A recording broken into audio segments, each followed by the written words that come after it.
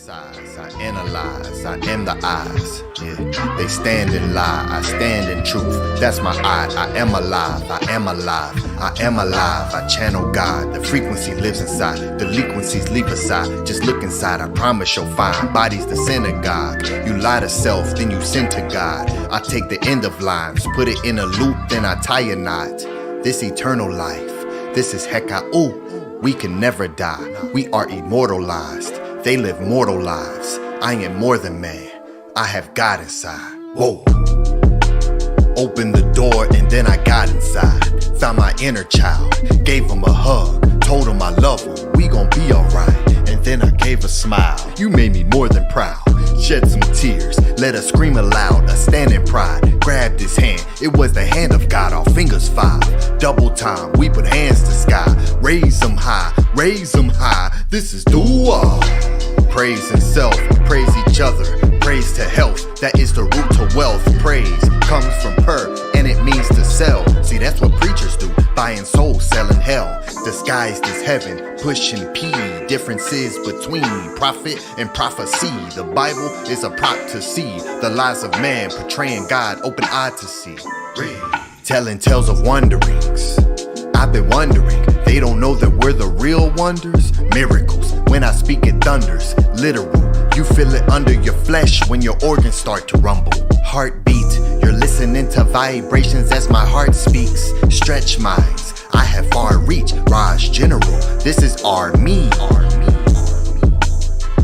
This is pinnacle, step on sinister. Everyone is demons these days. Trust me, once you step to us, you will not leave as you came. See, we ain't the same, raising names. Real fame comes from Ba. It means to speak, to say. I have lots to say.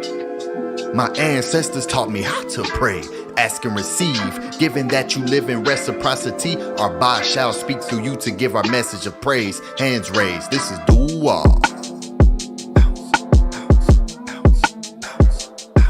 This is dua. Light body emerges Kaaba. Give me high five, hands up. This ain't a stick up, this is dua.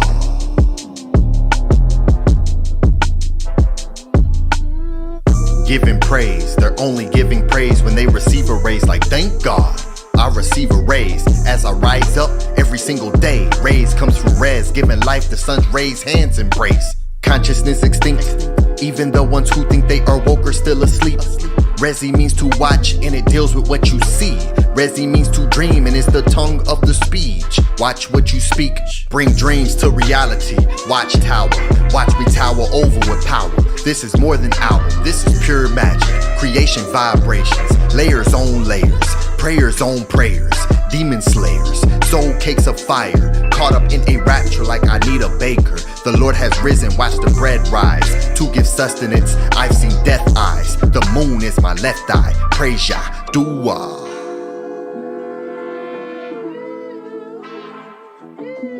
This is House of ATEN, I don't have a mask on, I'll tell you all what happened. I see they got the facts wrong, flow fluid. Walk with ancestors like Anpu is. Who's this? Greek named Anubis. Prove it. I see bodies walking around soulless, clueless.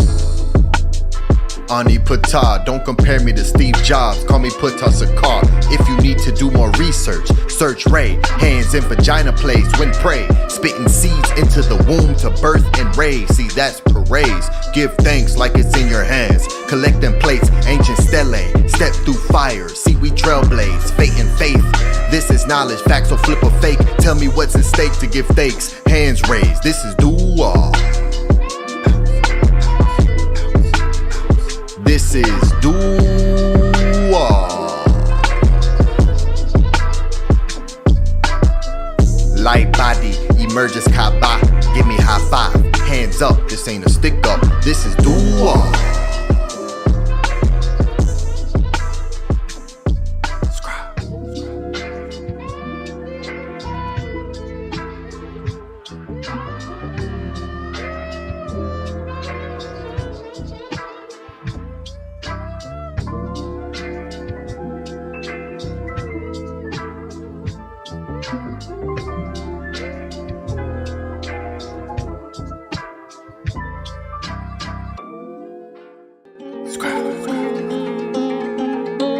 Scribal Sessions Volume 1. For the record. Open your eye in alignment with time and you'll see the truth like it's a physical thing. From the darkness I arise, so it's not a surprise when you learn of the light that I bring. As above, so below, I find a rhythm and flow as I grow with the pendulum swing. This is the matrix where everyone's faking they sleep here in life while we wake up in dreams. Shedding the skin like a serpent, this work makes it worth it. Attaining a purpose while searching internal, examine what all is in me. Most will not make it, their soul cannot take it. Reality shaking, you've seen what I've seen. Reap what you sow, with the weavers of speech, achievers, and this is the read 'em and weed 'em. You cannot read them, vibrations that none of them speak. Walk a meadow, netter, light is feather is heavy. To learn that your will isn't free. Netter willing, I continue to lead with my ebas. I'm sweeping my consciousness clean. Training in realms that are unseen. My aura is sunbeam, set fire to all of the fiends. Stand on my ATEF is all seeing. I we supply 93, that means we are supreme. Healing through tones on my senses, connecting in this year. Wealthy is health, this is green. This is illusion, reality veiled in delusion. Thoughts become intrusive, it's foolish to not know by now that it ain't what it seems. This is way more than belief. I see clearly the lies. My six senses of sight are hypnotized. No wonder everyone sleeps. Open your eyes. It's time to set off the alarms. The performance self-harm. Don't you know you're a star? God in human form, and you rise with the beast. More than man. Bread in my hand, that's the Lord in hand. Heard what I said, Lord, live in the man. Light is sought after, it's in the man. Come from the inundation lands. Light is sought after, it's in the man. Come from the inundation lands. We ain't the same man. Record keeper. Seeing the state of the planet, the damage, the famines expanding beyond your belief. I see they landed, they've handed the people a cannon and aiming it right at your feet. Blowing a hole where you're standing, creating the panic. The tactical planning is deep. Teaching you're only a man and that God is in heaven, the seventh outside of your reach. If you're the question, they'll call you a manic, frantic, erratic, depression, demonic. When you're teaching through the magical speech, they'll call you serpent, the one in the garden. Pardon my knowledge for having the knowledge and prowess to see. He really told the truth to Adam and Eve. You'll have distinction between good and evil if you eat of the fruit of the tree. Now you're a god, open your eye, cleansing yourself so that now you can see. They stole the stories and twisted them like it's a spliff. They put the fire to leaf, I put the fire to speech. I put the fire to heat. We don't do liars and thieves, they just desire to greed. This is my record to keep, this is my throne. You cannot sit in my seat. And I command it, I give more than 10 commandments. This is the law of attraction, and we have infinite stamina. My stage is where I'm standing. This is my art, God is in me. I only keep goddesses with me. They are the magical beings, they are the holy ones, birthing the gods. We're overcoming the odds. We are the even and odd. They're in the odds, we're in the all. Ancestors answer my prayers, forever grateful. I will forever say thank you. Inspiration to awake the sleepers. Record keeper, more than man. Bread in my hand, that's the Lord in hand. Heard what I said, Lord, live in the man. Light is sought after, it's in the man. Come from the inundation lands. Light is sought after, it's in the man. Come from the inundation lands. We ain't the same man. Record keeper, more than man. Bread in my hand, that's the Lord in hand. Heard what I said, Lord, live in the man. Light is sought after, it's in the man. Come from the inundation lands. Light is sought after, it's in the man. Come from the inundation lands. We ain't the same man. Record keeper.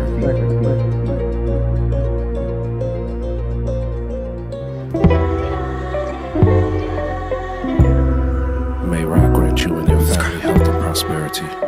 May your monument be established on the foundations of my heart, and may you rise and come forth as conscious light, like the divine Ra, who rise and shine forevermore in my heart. Hotel. I look outside in awe, I see our people double-minded. People meaning creature, don't ignore the signage. Voices lead, though flying silent. Observation with my eye open eyelid. Look outside in awe, I see our people double-minded. People meaning creature, don't ignore the signage. Voices lead, though flying silent.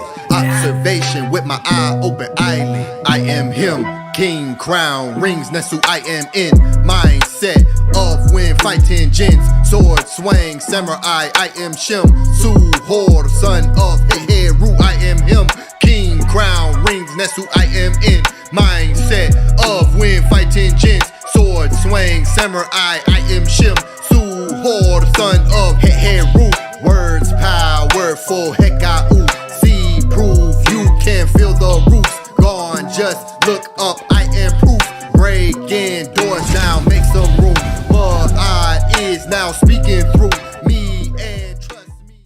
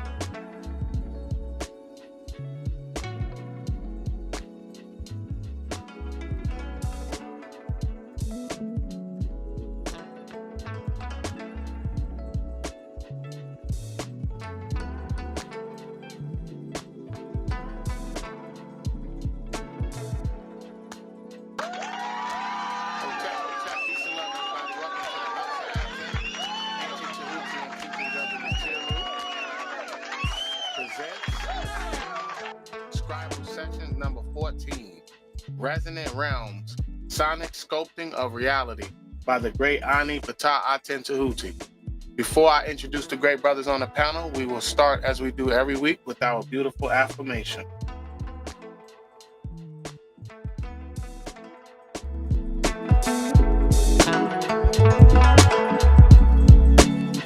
On the count of 3. 1, 2, 3. Unki Ma'at, Un Ns, Nintet or Set Ma'at, Min Hepapet Ma'at, Per Inhu Kui, Per Iku. I live for Ma'at. I exist within her. I do not speak in the place of Ma'at. Every day I advance towards Ma'at. My being is surrounded in darkness. I come forth as conscious light. Peace and love, everybody. I'm the mighty ATEF Rem Kim Ma'at. I'm the esteemed steward of the venerable house of ATEN. As a devoted disciple of the master teacher, the illustrious Tehuti Amenhotep Ra, I proudly undertake the role of the sagacious host for the weekly gathering within the sacred halls of the house of ATEN. Here we delve into the profound teachings that illuminate the path of Ma'at.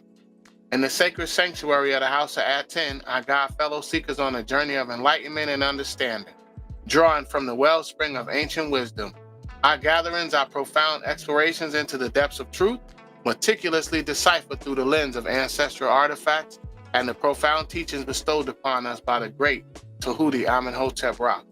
My commitment to the pursuit of wisdom extends beyond the confines of our weekly gatherings. As a true-hearted devotee of truth, I strive to embody the essence of Ma'at in all aspects of life, expressing unwavering love for my people. My soul resonates with the harmonious frequencies of the metal nature. I stand as a loyal guardian of Ma'at, steadfastly defending the sacred principles that govern our existence within the house of ATEN. Next, we have the mighty Menku Ra Mary Ma'at, is a student of the master teacher Saba Tehuti Amenhotep Ra and a follower of Ma'at. Menku Ra is the head, the festivities organizer in the house of ATEN, cultural enlightenment advisor and teacher, developer of the pathways of awakening, and a director and producer of documentaries, a researcher of ancient civilization, and a researcher of the knowledge of spell.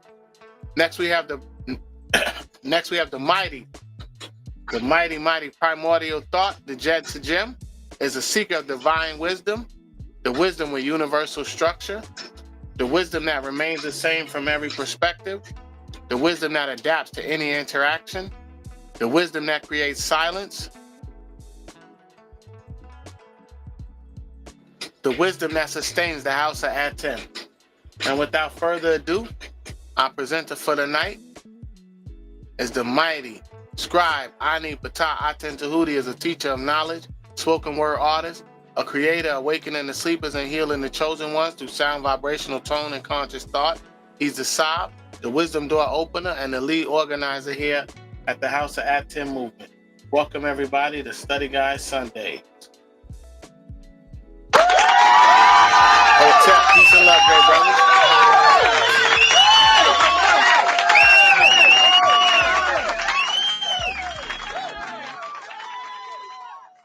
Peace, Menku. You look like you in 4K, bro. I can't hear you. You muted.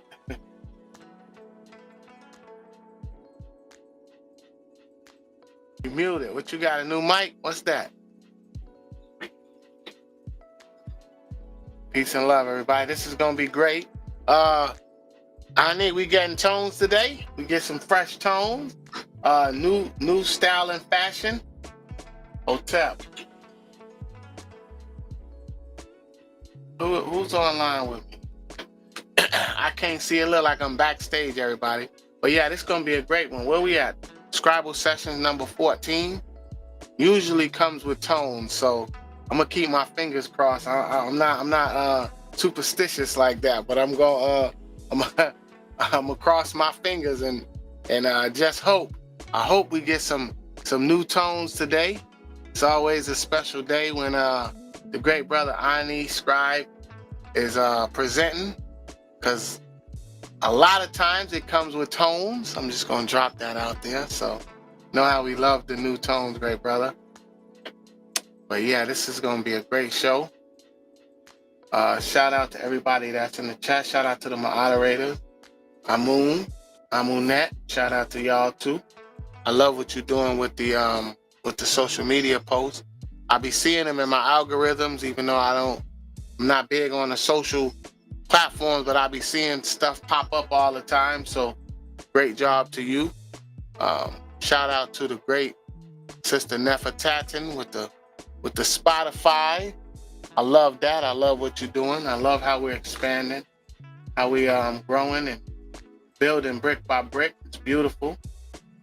Yeah, shout out to who else I see in the chat. Oh, the shout out to the great Sister Minty Hotep. How you doing, great sister? 1 2 Peace, power, blessings. What's up, great brother? You back? Peace. Can you hear me? I don't see you. I hear you. I don't see you. Hotep. Peace. There go ahead, Rue. Peace. Peace. Peace and love. Peace and love, great brother. Yes, peace and love to the chat. We You got a new mic, bro? What that was? That was a new mic you held up? Nah, I've had this for a while. It's a little Yeti joint. Yeah, but Okay. it's I used to just be off the computer joint, but now I got the Yeti joint. Yeah, you gotta expand. You gotta move it up, little by little. Yes. Yeti, that's a good one, I think. I think that's a good brand. They make cups and everything, like Stanley.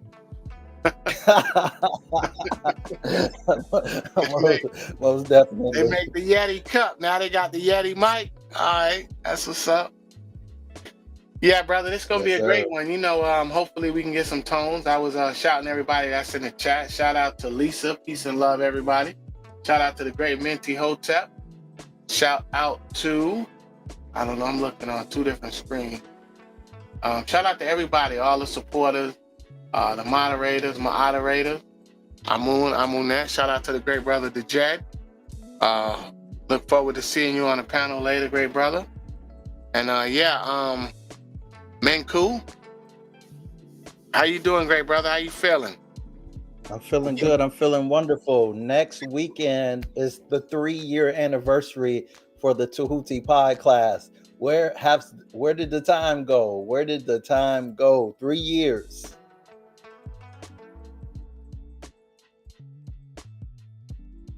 It seemed like it went kind of fast. Yeah, it seemed like yesterday, bro. It really don't seem like that long. I gotta send you that video. Can I send it tomorrow? Oh yeah, most definitely. You gonna send it to Ani? Yeah, I gotta send it to Ani. Yeah, I'll send it tomorrow. Yes.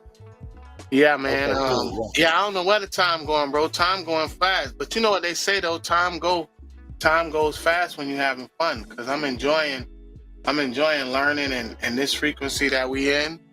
It's definitely a whole lot better than arguing and fighting all the time and disagreeing and contention. So, for this time to go fast and we're doing something positive and uplifting and, conscious, at least doing our best, it's a beautiful thing. So definitely, how you been feeling? You been good, brother? Yes, most definitely. It's 2025 is on the horizon. I'm ready for this new year. Everything good, everything beautiful. Just trying to play my part. So just looking forward to, what's to come next. You think it's gonna be some tones? You think Ani got some tones with Scribal session number 14? Definitely. Realm, sonic. I hear tone words like resonant. That's like a tone word, right? Resonant, then sonic. That's another like tone word. We just trying to put the clues together, Ani. We don't know if you got tones or not. I'm just going by then Scribal session, the SESHion. Right, that say tone. I don't know. I'm hoping, bro. I got my uncrossed. If I remember correctly, I think he said himself that he was gonna have some new tones for us tonight.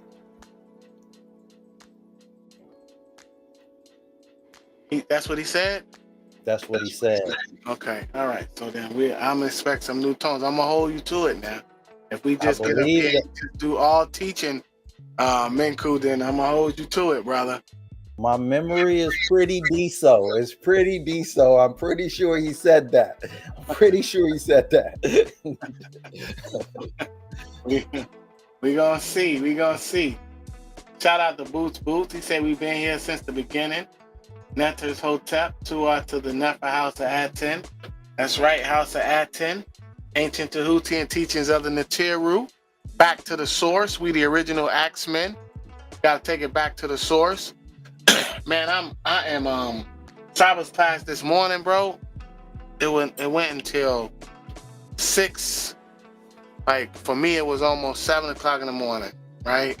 And I go lay down at 7, and then at 8:40, my son called me, Dad, could you come pick me up from the airport? I'm like, I didn't even get to sleep yet, bro. So I'm running off of, I'm gonna tell you what I'm running off of right now. I'm running off of, I'm running off of cream spinach, some protein, and I ain't gonna hold you. I had me a banana egg roll with some ice cream, you know, and some matcha. I'm running off of pure matcha right now. And I didn't really get no sleep because I got up, went and picked up my son, and I've been up since then. So I started talking silly, just mute the mic. If the tired silly talk just start coming out, and y'all be like, hey, what's wrong with ATEF? Just know that I am extremely tired, and you know, you ever get like that, Minku, when you be tired, you go to talking silly? Yeah, what they call that? What they call it, brother. You know, I don't know what they call it, bro. Oh my goodness. Then when I thought I was gonna get some rest, an old friend had called, and I had already told them to come to the house. So they came by, you know. It's good though. You know, I really can't complain because I used to stay up, you know, on a Saturday night doing other things. You know what I mean? Yeah. Things that wasn't beneficial or whatever, you know. So to stay up for the Matrix 6 breakdown, like, listen, I would have done it. I'll do it again. You know what I mean? So, and then now, for what we're doing at the House of ATEN, you know, Study God Sunday, and for Ani, you know, I can't go to sleep, and you know, I'm gonna be up. I don't know, I'm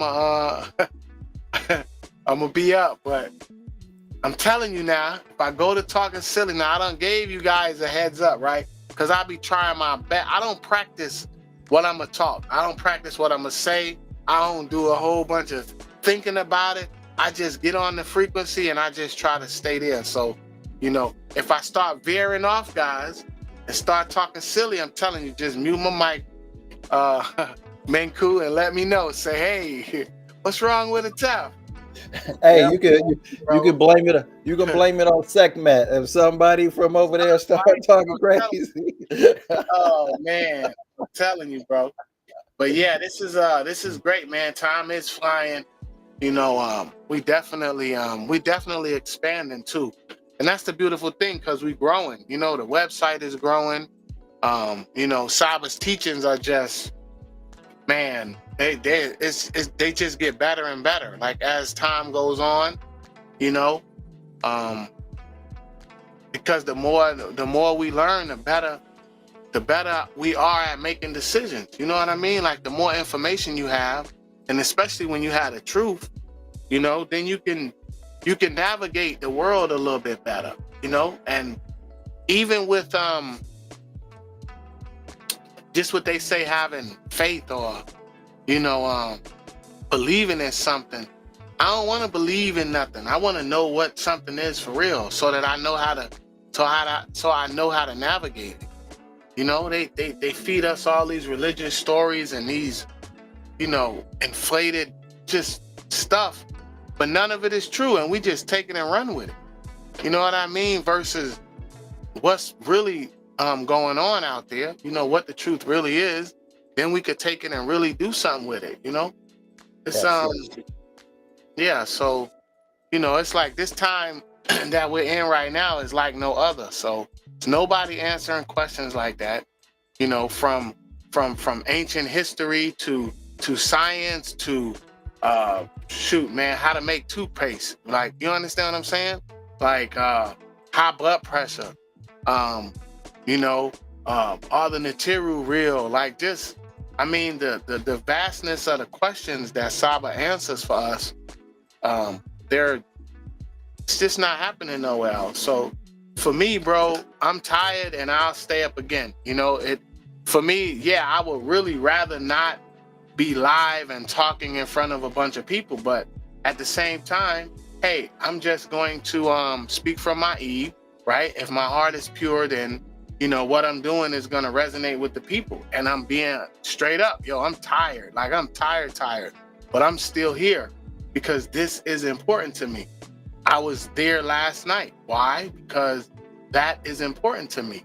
The information is important to me, but also supporting Saba, you know, supporting our teachers, our mentors, our, you know, where, you know, supporting where the actual guidance is coming from. You know, a lot of times in life, we take stuff for granted, man. You know, so many times in my life, when I look back at it and where I'm at now, you know, I don't want to say I feel guilty because I made it out, so to speak. But, you know, when I look back at it, I have to be grateful, man. When I look back and I look around and I see what's going on, it just forces me to be grateful. When I see where I'm at and when I'm acknowledging my responsibility, you know, like the great brother Dejed was talking about yesterday. That was how I interpreted his. He was talking, bro, for a minute. He talked one of the whole breaks, and it was beautiful because I was there and I was gonna come in, and I was waiting to like relieve him, but he was going, bro, and it was just about accountability, man, and discipline. You know what I mean? Like, but it's about being accountable to yourself, looking in the mirror and being accountable to you. You know, not what I owe you or what I can do for you, but being accountable to oneself, you know, and disciplining oneself, exercising, discipline, and growing. That's how I interpreted that. And it was great, man. I was loving it. And it's so beautiful to know this brother's, you know, soon going to be a new father. You know, he's adding and expanding on to his family, you know, and it makes my Eve proud and brings me joy, because the one thing that I know for a fact is that when I look at least in that situation with that brother, the life that he's bringing into this world, that they're bringing into this world, the frequency that they're on, you know, that's the type of children that I want to see being produced on that frequency. You know what I mean? Versus, you know, children being born in different circumstances that are not necessarily conducive to their growth and development in a healthy way. You know, so knowing that, you know, that brother is going to be the father and that wonderful sister is going to be the moot, you know, that brings me joy to my heart. You know what I mean? To say, okay, well, this is the kind of, these are the kind of people, this is what we're producing. You know, we're producing on that frequency. So it's a beautiful thing, man. I'm in a good space. Like I said, I'm tired, but I'm here and I'm in a good space, and people do what's important to them. And I'm glad everybody came out. Y'all know when SCRIIBE is going, y'all know what to expect. Y'all know it's gonna be very nefer. It's gonna be very very complete, very, very healthy, very very beneficial. Yeah, and Minku said we're gonna get some tones, so y'all hold Minku to it, because he says his memory is good. I heard him say he was dropping some tones today. Either he said it, I think he might have said it after our last study guide Sunday when we were building. I think he said he was going to definitely share some tones. So We definitely in for a beautiful, beautiful session as always. All the brothers represent so powerfully. And so, yeah, we want to also welcome Basatet has come into the chat. Nook Poo Nook is here. M. Monroe is here. Angela Gates is here. And so, welcome y'all to the Sunday Study Guide. We definitely are going to be in for a very powerful teaching today. Ani Patah will be here soon. But yeah, what you're saying, great brother, we appreciate you being here and all the sacrifice and everything that you've done to be consistent, growing yourself, holding your family down, holding down Saba, holding down the HOA. Everything that we're doing is meaningful and powerful. I was thinking about it today in my meditation. I was like, all the people that have gotten their RINs and are a part of the HOA, they one of us now. You know, they one of us, meaning one of Saba's students, right? And it's a beautiful thing how we're growing. Like you said earlier, it's very powerful. And yes, the Jets Jim definitely was feeling, he was feeling the alignment, he was feeling the energy and the break, because he was also, what set it off is he was quoting parts of the Matrix, and then based on the parts that he quoted, he started building on that, and how accountability is so important, because you know we are like in it, like we are, you know, learning about Ma'at, and we are being resurrected by Saba, but still we are, it is all around us, like the system, the Matrix is very real, is fully operational, and we are constantly having to, you know, acknowledge the reality of that. And so, yes, it's very powerful that we are a part, ATEF, of the leadership and what is going to happen next. And we are the ones to welcome in the new people who are going to come into Ma'at. And that's a powerful position to be into. And, you know, it's a very beautiful thing and a very powerful thing for brothers to be in the household and be holding their families down.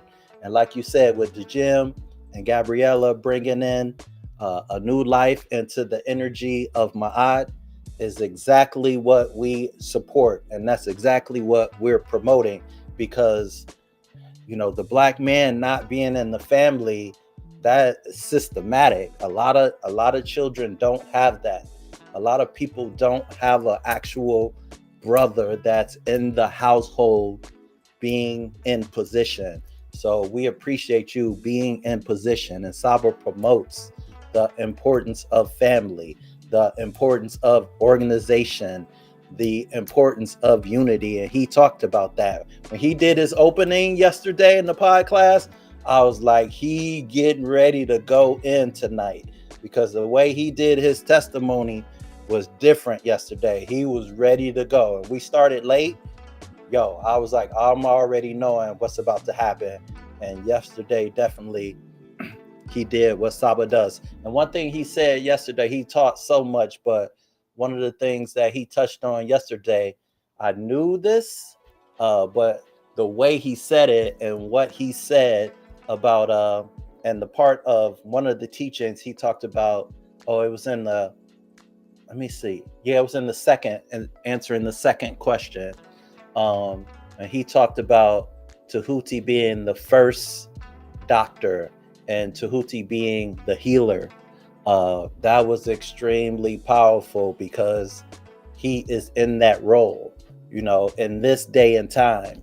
And so, you know, every week, I think the week before, or one of the weeks before, he talked about, he's reading what the Netaru said, and Tehuti is the chief of Ma'at. So him representing the Netaru is very serious to him, and he is repping to the utmost. So it's a beautiful thing to witness what is happening in this time, because oh, what a time to be alive during the time of the Septepian, the time of the Shimsu Hor. We weren't, when we learn how to time travel, we can visit that era. But right now, to have him doing what he is doing in this time, and him bringing more people into this energy, is extremely crucial. It's extremely powerful, and it's extremely important. So Henu Hotep to you, great brother, for being in the position that you're in. You're a true leader, so we appreciate you. To our great brother, just trying to learn something, grow and expand, and do my best to do my best. So I appreciate that, great brother. To our for the acknowledgement. I don't do it for that, but I definitely appreciate it, and you're right. And that was one of the things I noticed earlier about Saba was the promotion of the family. Whereas a lot of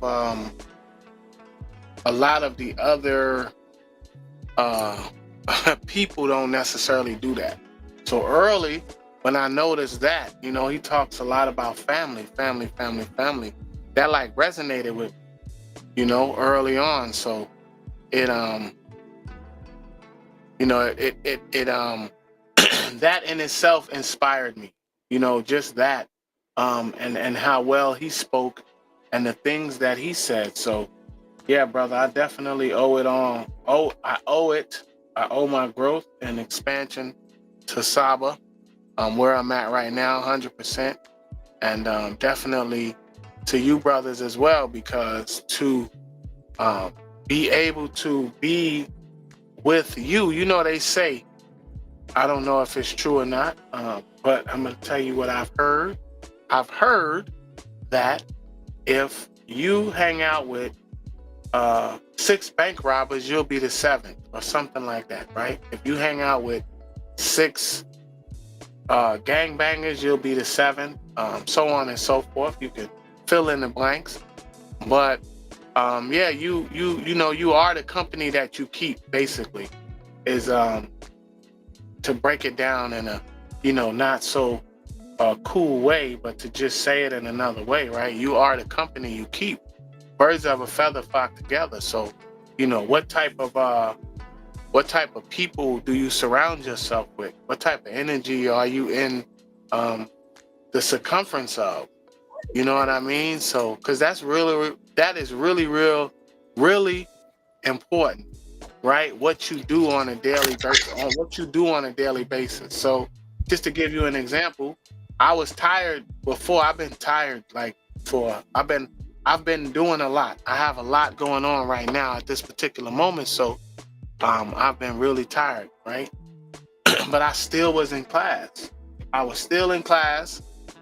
With Saba, I was still there, and I'm still here now. So again, it just goes back to, what are you doing? And I'm here waiting for my brother to come with a fire presentation, right? It's definitely going to be worth the wait to me, especially if you're looking for knowledge, if you want to grow, if you want something that's going to be healthy to your mind, if you want something that's going to be nourishing to your thought process, right, to your decision-making matrix, then I already know that my brother is going to come through with a fire presentation. It's going to be something that's going to be nutritious for my brain to process and digest versus arguing all day, right? So I'm kind of like tired, like fading a little bit, but if we was about to get into an argument, I'd be hyped up.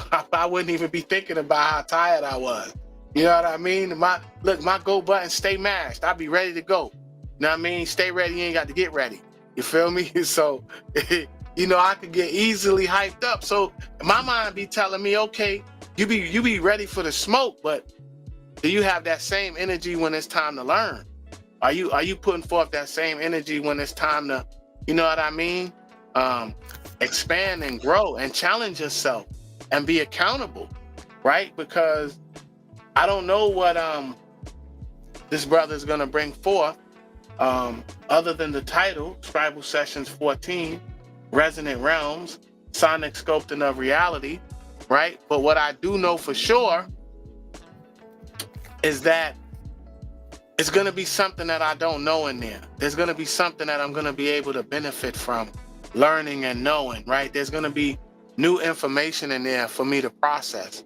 How do I know this? Because every single week that my brothers present something, I always learn, right? So again, right, what are you using your energy for? Are you using it to, you know, because again, like I said, if it's time to argue or it's time to go, man, I'm ready. It don't really take much. But do I have that same energy when it's time to learn something? You know, that's what the brother was talking about yesterday when he was talking about discipline and, you know, looking in the mirror and being accountable. Great brother the Jet, are you there, good brother? I see your little box on the screen. Oh, Tap, yeah, we hear you, brother. And we see So back up there.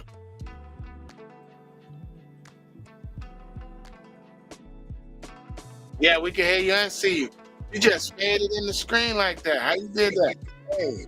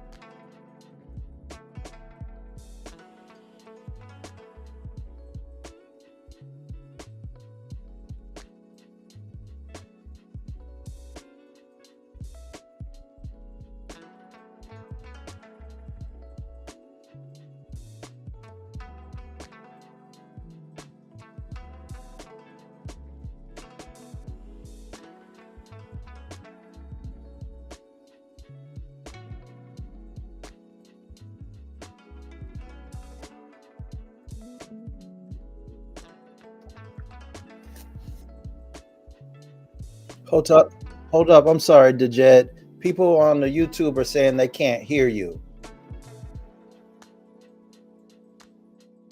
Yeah, they can't hear you. They can't hear you. So while we wait for Ani and for him to plug you in where they can hear you, I was just going to say, I was going to add on to what ATEF was saying about the people you surround yourself with is very, very like important, right? Because the people you are around says everything. It says a lot. And so in the Matrix, you know, if somebody does something illegal and you're with them, you're a party to the crime. And you can become a co-defendant with that person, or you can become accomplice. And there's an old saying that you are guilty by association. And so I once heard two things on this specific topic, and that was either you are teaching the people you are around, or the people around you are teaching you.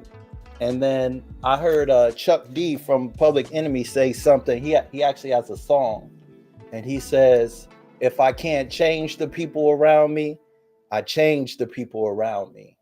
And so us coming into this energy of the House of ATEN and coming in the energy of Ma'at, come into the energy of the master teacher Saba Tehuti is a really it's a huge thing. You know, I remember Saba talking about, he was like, man, Ani just gotta be so happy. He just gotta be elated, you know what I mean, to have this happen, because Ani was waiting for this. He was like, he knew one day he was going, you know, he was there's another saying, birds of a feather flock together. and we are the bird gang. And he said he waited. He didn't name himself. He didn't give himself. Well, he was scribe, but he didn't give himself a rent. He knew that someone of importance, his rent was going to come from that, and he had already had a relationship with Tehuti. And however he discovered the Killer Priest podcraft, and once he met Saba, the rest is history, right? The rest is history for all of us. And so the people you are around is extremely important, because either they're leading you or you're leading them. There's no way around that. Like I won't say leading, but definitely influence, right? Because energy is unavoidable. It's there. You may ignore it or try and deny that it's there, but whatever energy you're in that energy. And I think Ani's class that he's about to teach is exactly about I think it's obviously sound, right? Is frequency, is vibration, light. When we bring in taught, when you're around someone, you're in their energy. Like they are influencing you and you are influencing them. You could be around somebody and not talk, and you're in that energy, right? A person can make a face, or their body language, or the tone of how they say things. That's all frequency and energy. Like there's in the hood, there used to be this saying, and sticks and stones may break my bones, but words that never hurt me. That's a lie. That is a lie. You know what I mean? Like when people talk about you and say things, words can't hurt. Like my father was like 6'6" before he transitioned, and him yelling at me was just as damaging as me getting a whooping, because he was 6'6". I was like, a little boy, you know what I mean? And he was a scary man, you know what I mean? So energy is everything. So for people to not understand the importance of the company you keep, you're not being wise if you don't understand how you're being affected by the people you're around.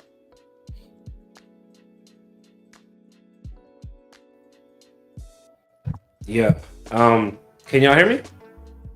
Let's see if the chat can hear you. Can y'all put a 7 in the chat if y'all can hear the Jim? The Jed Sajim? Let's see what people are saying in the chat. Yeah. I'm gonna say How we looking for the next Pathways to Awakening event? Netter Minku. Nook said, thought we was having a moment of silence. What? Angela Gates got some emojis. Nook said, I'm innocent through Ma'at association. Nook said, the pen is mightier than the sword. Oh, okay. We got some 7s. They can hear you. Yeah. Hey, thank you for bringing Minku. Thank you for reminding me of that statement. I got a different layer of download of when you mentioned the old saying, sticks and stones will break my bones, but words will never hurt me.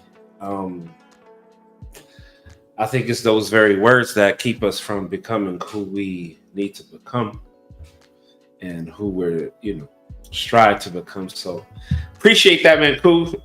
You just added to the class. So I'm gonna just say, Tua to that for sure, because I'm very familiar with that saying, and you just brought that back to my attention, to my cool. So Tua to you for that. Like I said earlier, I know the the chat didn't hear me, everybody who's watching. I realized that vulnerability for me creates reality. Being true to myself. Certain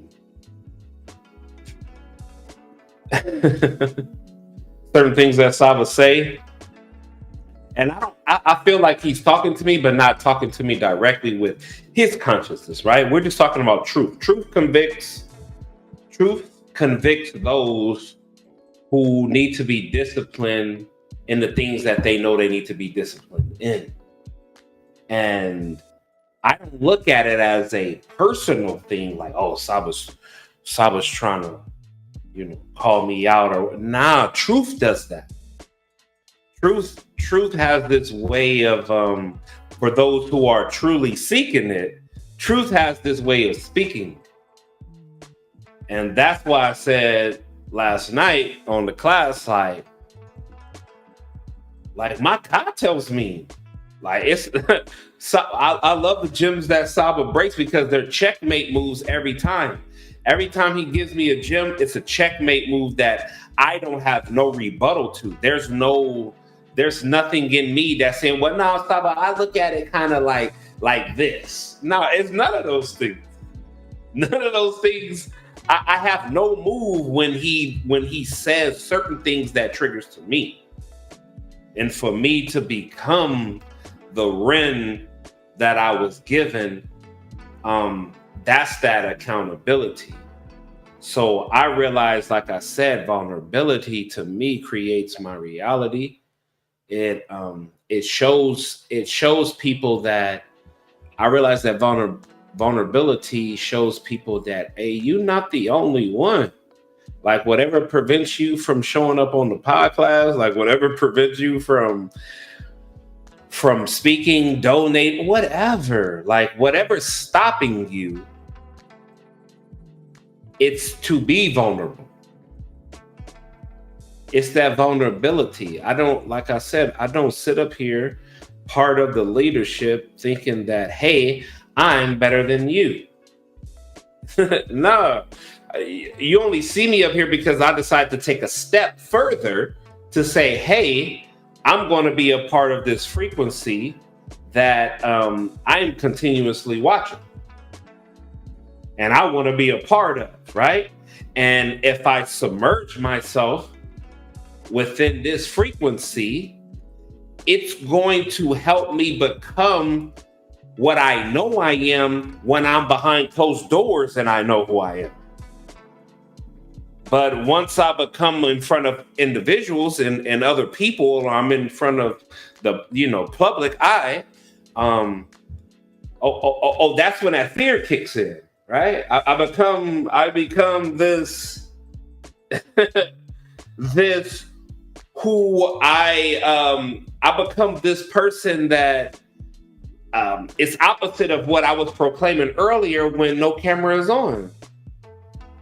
And that's the vulnerability that I was showing. Go ahead, man. I think I see you. I see your hand raised. Go ahead. I just want to say one thing. You know what? One of the biggest illusion is, and Hinu Hotep to you, great brother, for taking the steps forward that you're taking. When I was coming into this energy and with Saba and watching him on the Killer Priest podcast, and then, he had said, if you want to do classes with me, message me on Facebook. I was messaging him forever and he wasn't answering, but I didn't stop because I knew I wanted to learn more and I wanted to be more than I was.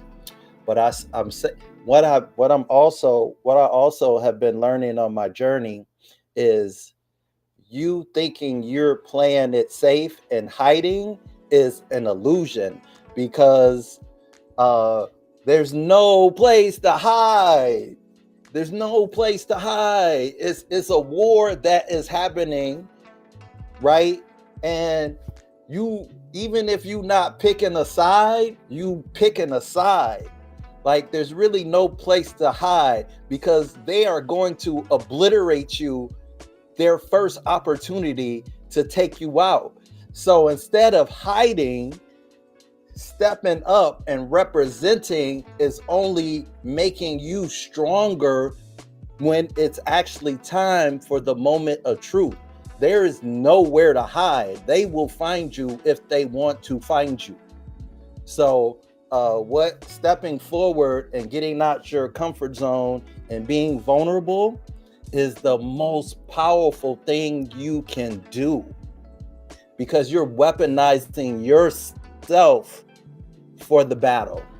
And once I came to terms with that, I can live with that. Whatever happens from here on out, I can live with that. Hey, that's facts, because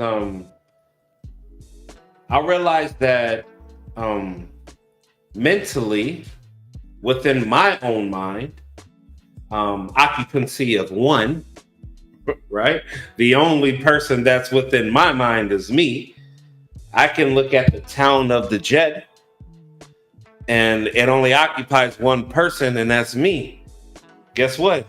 No one's coming against me. No one's holding me accountable. I can say whatever I want in my own mental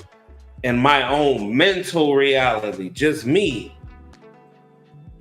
But if my vision of what I'm speaking involves others who I want to inspire and be, then guess what?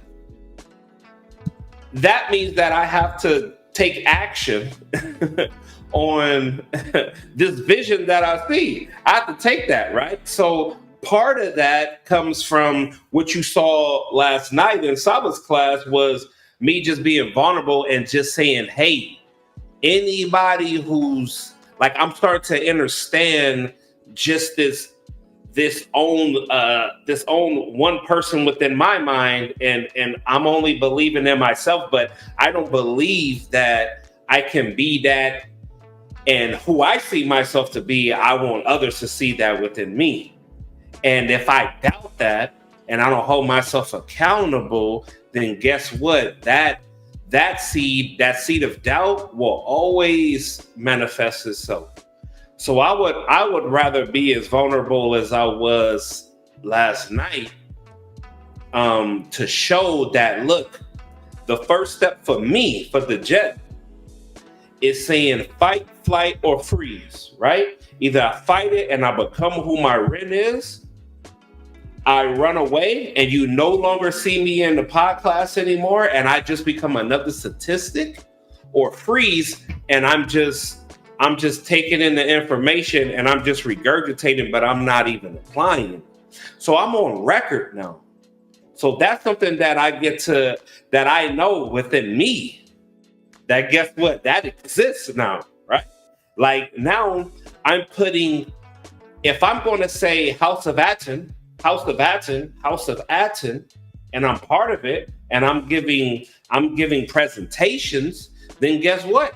Now, from what I said yesterday, it gives me fuel to be accountable now, because now that's on record. So if anybody who's going to doubt the House of Aten, I'm on record saying, hey, I'm aware of A, B, and C. Now what am I going to do with it? And that's going to be my fuel. I didn't do that for nobody else. Nobody. That's my fuel to say, who is the jet, Sajimad Hemtipau, who is going to become? Who's that?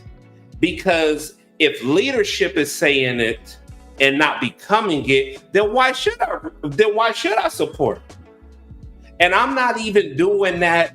I'm not doing that to convince others. I'm doing that to convince myself. And I feel like if I put that energy in, then I know it's going to have an effect. And I don't care if it's not the effect of those who've been here these past, since Saba started. I don't care if it don't have no effect to them, because to me, if it doesn't, that's because they become numb of the atmosphere. I want it for those who are literally watching and feel a particular way and saying, well, dang, if he went from this to this, then it's inspiring, because you got to respond to the energy. No difference between we responded to the energy that Saba brought to the table. It's only brought so many, right? For those who really came out and said something, right? I'm not talking about the ones who's hiding. I'm just talking about the ones who actually come out and say, giving homage to Saba. That energy, you gotta respond to it. Somebody gonna respond to it. It don't matter if it ain't if what one has expected to respond, but they're like people like us, we responded to Saba's energy. I don't care where you found Saba at, you responded to it. And that's why we here, right? So I look at that and say, okay, well, the Jet, guess what? You have to conduct yourself in a way to where there's, without a shadow of a doubt, somebody got to respond to it. And somebody got to be like, yo, Tua.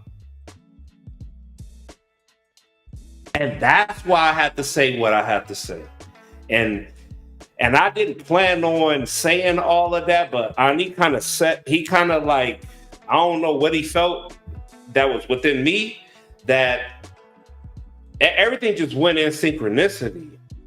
And I'm telling you, man, I watched that movie 4 times and I'm writing quotes down and I'm like, man, things that I see in layers that I need to put in visuals and I need to put it in a way that I'm seeing it, and maybe my words may not be enough, but I have to paint this picture of how I'm visualizing. And if that impacts someone who's watching who we don't even know, then that's the energy I want the House of ATEN to draw. I'm trying to draw those who are very silent and unaware and don't know where they want to go. And that's why I said, like, you know, when he broke down in the intro that you mentioned, Menku, them intro gems that he mentioned about being born into something that has the frequency and that is big, and then realizing that it's a lie, and then now you become an individual. Can you get past the trauma, the PTSD of being a part of something that was unionized, even though it was speaking falsehood? Can you join something that has the same concept of union, but is speaking truth and is speaking my eye, and this is the source of where people got things from?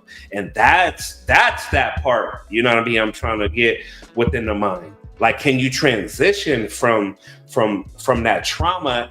If your trauma came from a complete family, but yet it was complete chaos, don't live the rest of your life with no family and then being on yourself. No, family still works.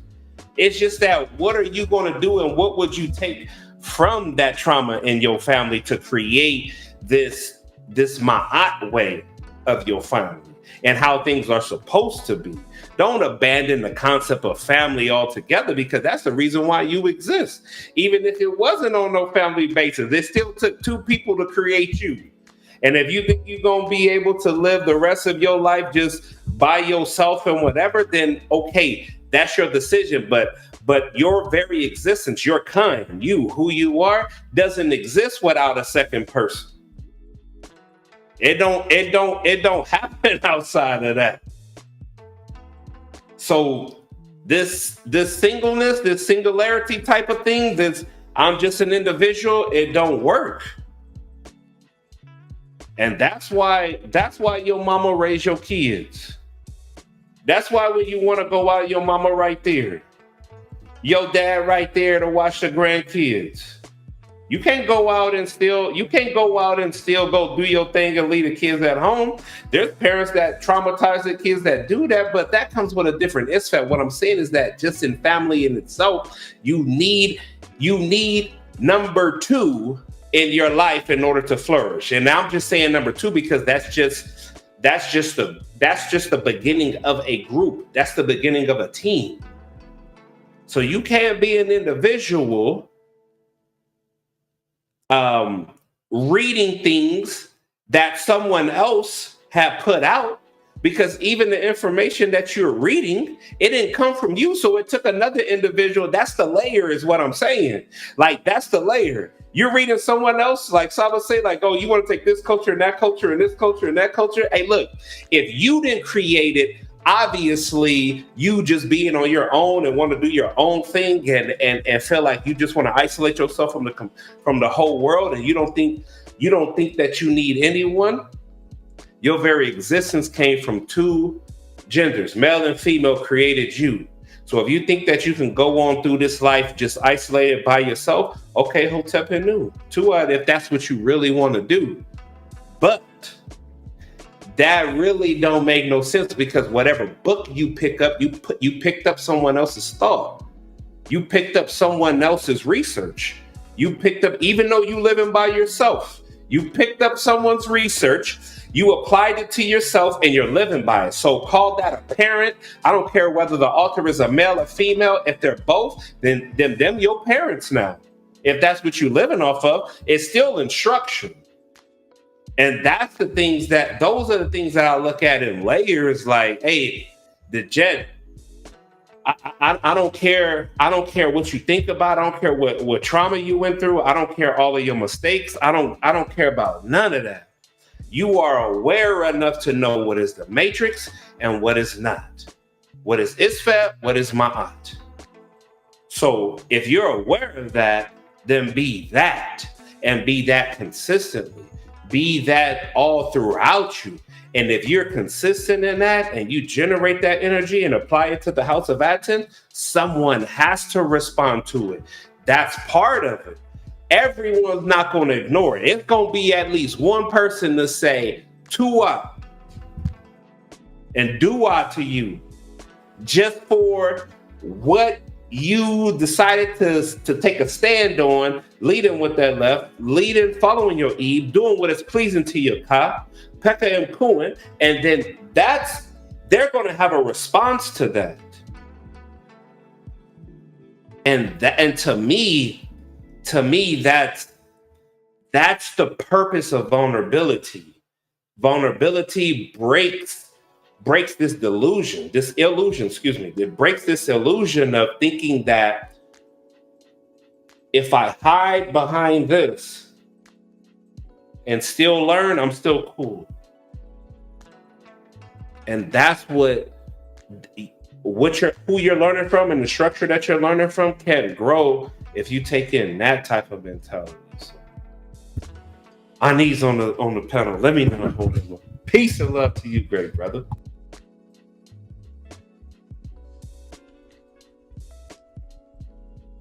Hotep Ma'at, peace and love, great brother. Hotep Henu to you, Tua, for holding the panel up, great brothers. Appreciate that. Hold on, let me come back to the control room so I can see. Okay, yes, Hotep Henu, Ankh Dejet Usir, to the great House of Aten, the great supporters here. Peace and love to everyone. If you all are here, please be sure to hit the like button. Like the stream, helps the algorithm. Share this to your social platforms so we can get the teachings of Ma'at out. Let me check my chat here. Make sure everything is proper.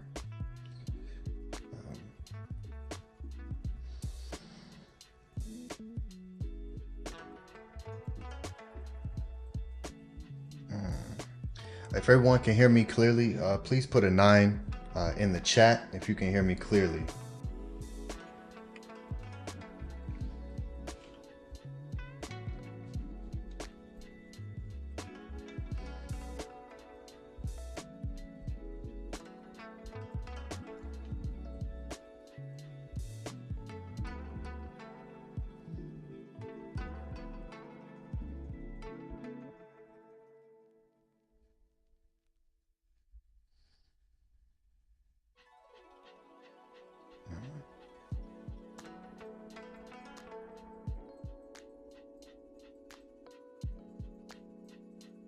We have 9s in the chat.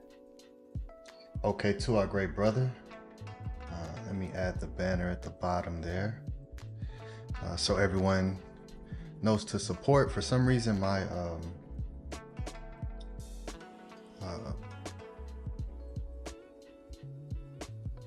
chat isn't showing as it should. We can see it now on, I can see it right now. It popped up for a second, then it went away on the YouTube. Your chat popped up. Okay, to our great brother.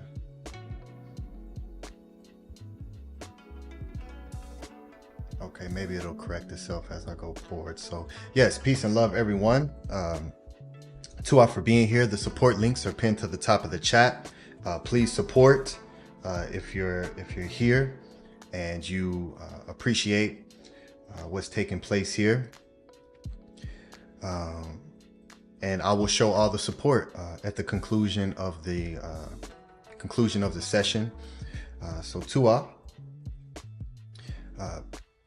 yeah, I heard you great brothers. I know, yeah, I'm gonna have some tones for y'all. I didn't say they're gonna be my tones, but I'm gonna have some tones for y'all. Some very special tones that I included within this presentation for everyone, which is wonderful. So, all right, let us begin. Wish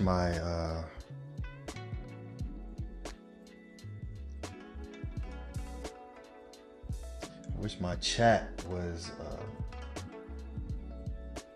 working correctly.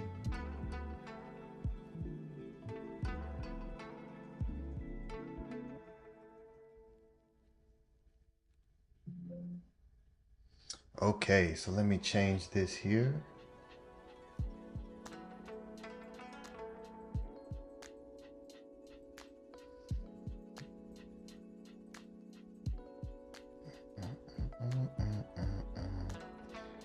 All right, so here is the support links for those who are watching on your TV screen or computer screen. If you would like to just scan the QR code, then that would absolutely work nefer. So Tua everyone for supporting. All right, let me see who's here with us. All right, peace and love to Aminette and Amun. Hotep Henu to both of you, our great moderator and social media manager. Peace and love to the great Minty Hotep. I see you, Hotep Henu. To the great Lisa, peace and love. Boots, Hotep. The great Nukpu. Peace and love, great brother. We have Basa Tut Maka Ox Effect. All right, Hotep Henu. M. Monroe, peace. Angela Gates, Hotep Marie. All right, so let me come here.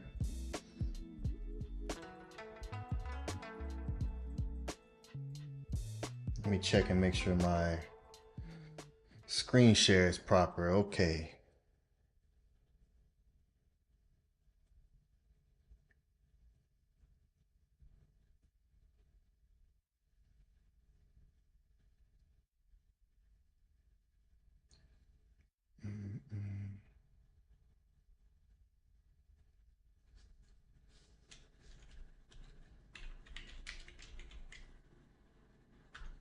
I don't think, oh, there it is. Turn my tones up. There we go. All right.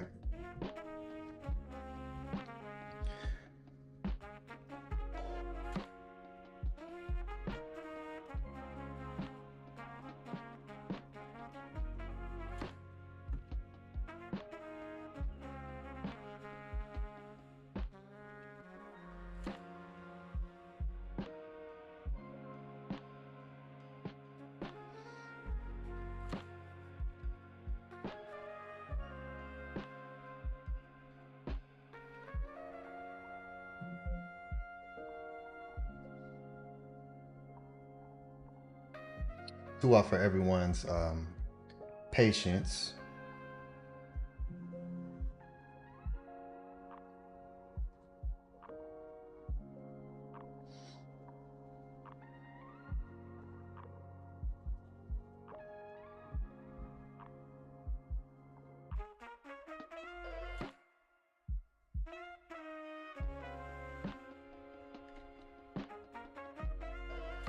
Let me add one more thing and I should be good.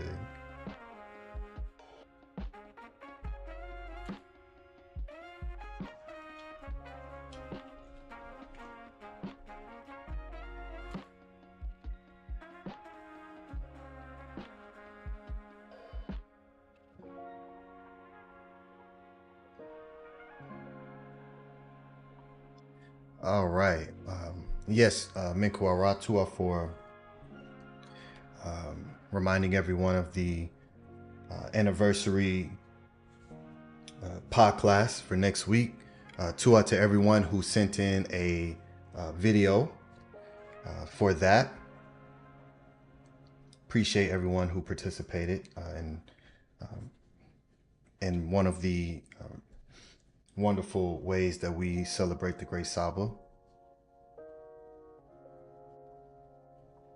Let me make sure that is all right. So here we are. Resonant Realms, Sonic Sculpting of Reality, created by PTAH. Okay.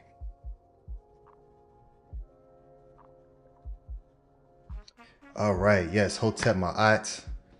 Peace and love, everyone. Tua for being here. Tua for your attention. And giving your time and your presence to this particular session here. And to the House of ATEN. It's a beautiful thing. I'm very thankful and grateful for everyone who participates and who supports these classes that we give, being that Ma'at and the beautiful system of reciprocity that allows for continuation of growth, being present within the foundation of our movement that I'm very proud to be a part of, and recalibrating the matrix and going back to the source, right? The root of what the matrix is, which is Ma'at, Mat. So here we are at another Scribal Sessions, class number 14. I am Ani Pata Aten Tehuti, and with where I am working to, with some of the things that I'm putting together as far as the creations that I'm working on, there's a lot that goes into putting together what it is that I have within my EP and producing it. It's not easy. I know it can be made to look easy at times, but it's extremely challenging because there's a mixture. There's a mixture of many different things that have to go into one pot, and those ingredients have to work with each other, and that takes, it takes a lot of time, energy, and effort. And with what it is that I bring forward, I always want to and always will, with what it is that I'm bringing forward, for it to be of quality that I'm happy with. One thing I always have stood on, and always will, because I represent that just within my own self, and that's quality over quantity. And to produce quality, It takes a lot. And so I'm working on many things in the back that I'm excited to bring to everyone when the time is right.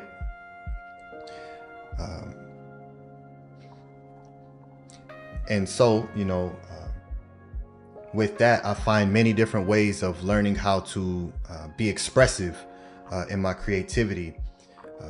And as one who produces, it's important to learn the different tool sets that we have access to begin creating. That's something that's so important to me to lead with,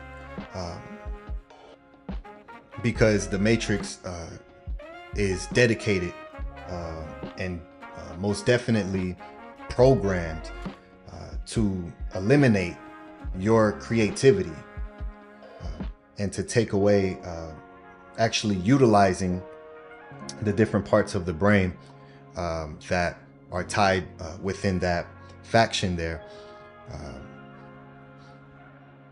And it's something that is extremely detrimental to us as a whole. And when we find outlets to begin taking your experience, your life, and find ways to produce it for other people to experience, it's a very intimate thing. And, you know, through my KHUNUM sessions, I've given classes on music and tones and vibration, because it's not one thing that can be taught on or explained in one class if it's 12 hours long.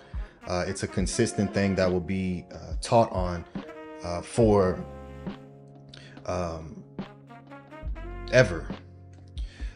We definitely have to reprogram ourselves to understanding what sound is, what vibrations are, what makes up the fabric of your reality, the different tones, and what we can do with them, and what the Natiru taught about what they did with them and how they were able to do these miraculous things that, you know, later become your miracles, with the ability to control and refine sound vibration. So no matter what where one may think that they are with the understanding of some of the basic stuff that we know about sound, and, you know, the thoughts create reality, and, you know, you speak into existence. And even with that, someone who may say that will also utilize that same speaking to put themselves in a self-bondage by simply not knowing the tone or the frequency of the words that you're using, that immediately connect you to the concept that word is representing. So, you know, I'm here to teach on sound and teach on words and the importance of that, and becoming more exact in your speech, becoming more thoughtful in the words that you use when you're wanting to put across a thought. And with that, you know, takes a lot of practice. It takes a lot of exercise. And that's what makes something practical, right? The continuous being able to practice it and utilize it in your actual ankh.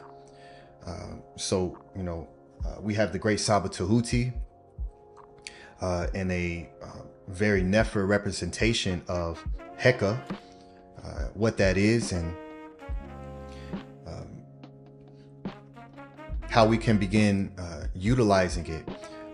And the original Neter Tehuti who documented and made sure that we had access to writings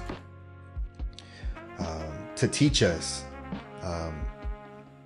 the secrets of the fabric of what makes up this reality that science today is just beginning to touch the surface on some of the things. And even within this presentation here, this class here,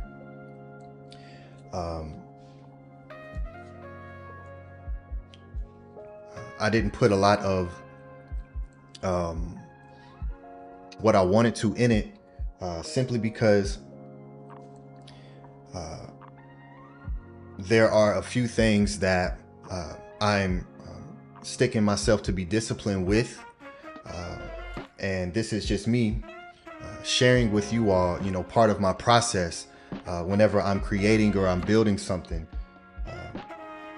and the reason why I'm able to bring forth multiple things in multiple areas is just because of some simple things that I do that allows me to do so, and it's a learned thing.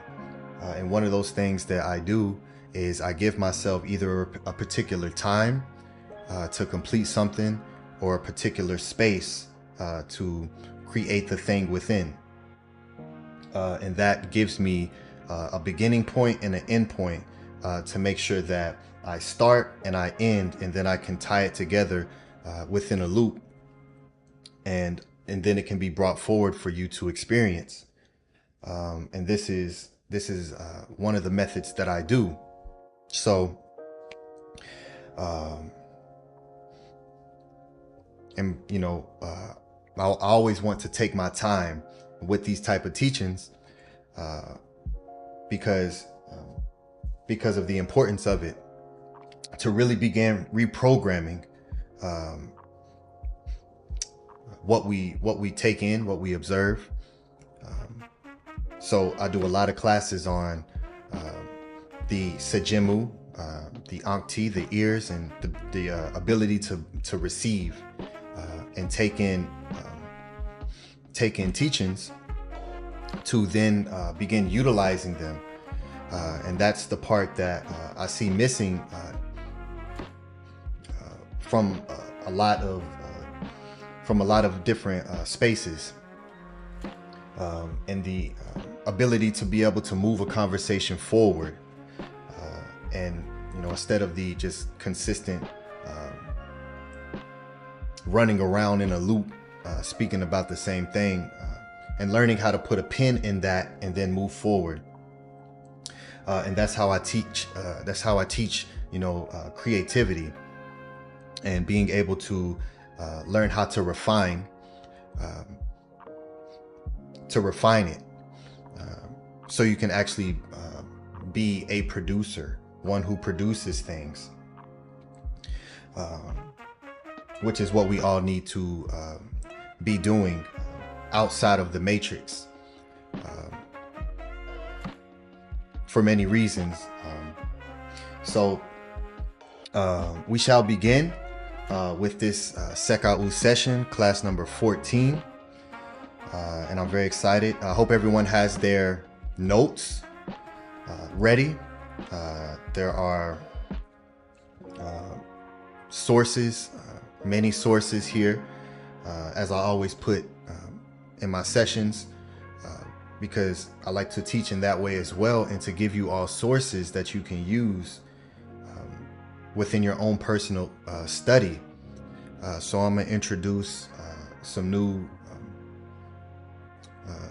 sources to everyone, some writings that aren't, you know, publicized, you know, the thing that I do to bring forward that which is a lot of times hidden or not easily accessible. You won't find with a Google search, and you may not even find just through reading the English language. So yes, let us begin. Let us begin here. So, everyone put a 9 in the chat if you're ready. If everyone is ready for us to begin, everyone show love.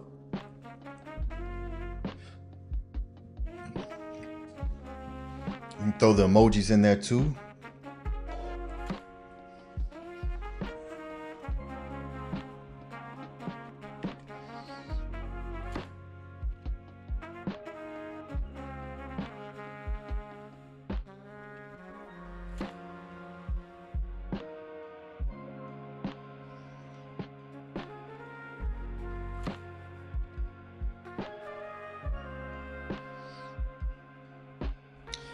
All right, wonderful.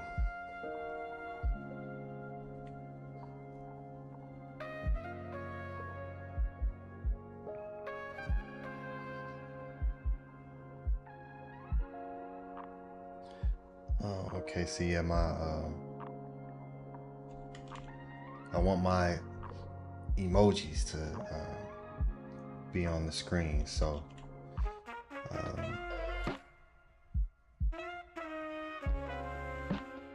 Let me do one quick thing here. See if this will.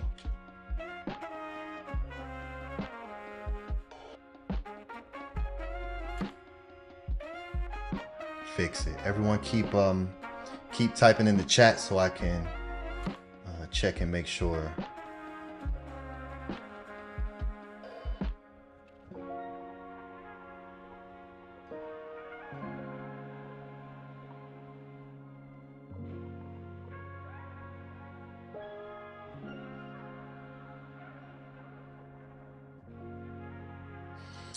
Okay. All right, there we go. I think it's all right. Give me some more. Send me some more. Send me some more flames in the chat. Owls and fires, and light the chat up. Let me check and make sure here.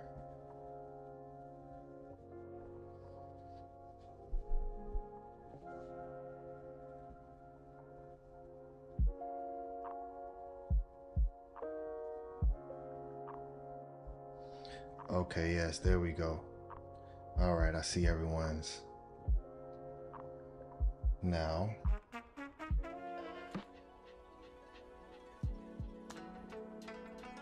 Okay, let me copy that there.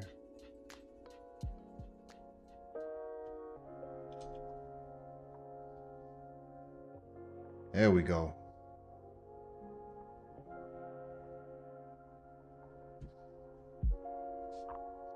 All right, Tua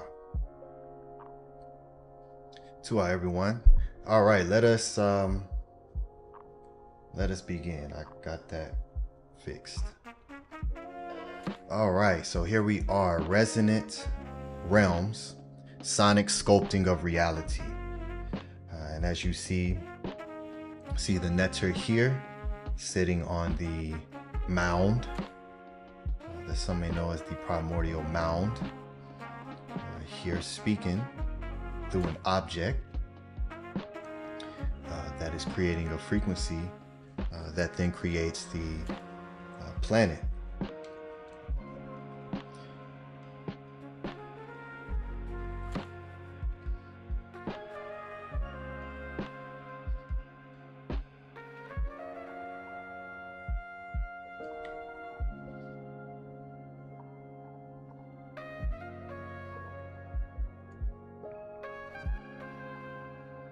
Okay, here we go.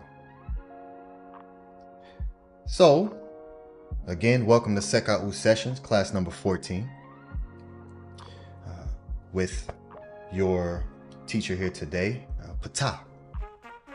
The very first documented articulation of sound creation is rooted in the writings of the scribes of Ma'at. How often does one have the rare opportunity to access the source of such detailed accounts of a people who lived by these writings daily in their personal lives here on earth? This topic is one that is so important for the many reasons that I have erected within previous sessions. The belief that rests within the heart is the foundation for what one experiences. Being that we live within a matrix that was created based on this knowing, it is imperative that we consistently sculpt ourselves within this fact to begin returning back to our original state as creators. I am here as a voice of the Netter, as I bring forward you all the tones of the Netter. And as I showed in my first music class, the original definition that's attached to music that creates the muse goes into what the Greeks call philo, Sophia, the love of knowledge, and teaching and bringing forward, and as an actual instrument that I went into depth in utilizing the organ of the Ebe, the tongue, to bring forward and to create, to erect. So as I stand before you as an instrument, utilizing my voice, all that I bring forward for you to visually experience and for you to audibly experience as well is all instrumentation of a symphony that I put together in many different ways. So expanding the common modern day concept of music, what that is, rhythm, flow, rhyming, and the many beautiful ways to be expressive in tone. So this is a representation of that, the Naket Karu, which means Naket is a word that means to be strong. And Karu, of course, is voice. One of the many words for voice and sound, the Karu, which is the name of the membership of the House of ATEN. Those who are within the House of ATEN are now a voice, a Ker of strength, right?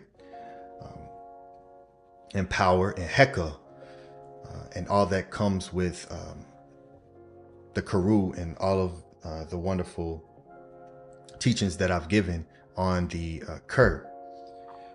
And so here is a dictionary that everyone can utilize, and it's an online dictionary, and it's fairly simple to begin using. I actually find it extremely simple to use, more so than any other dictionary. And being that it is online, you can type in words and letters.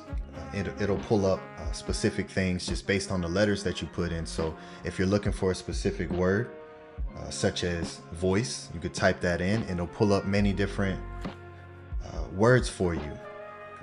And this is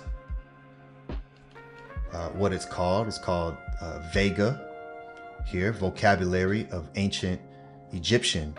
So if you just type in Vega Egyptian Dictionary,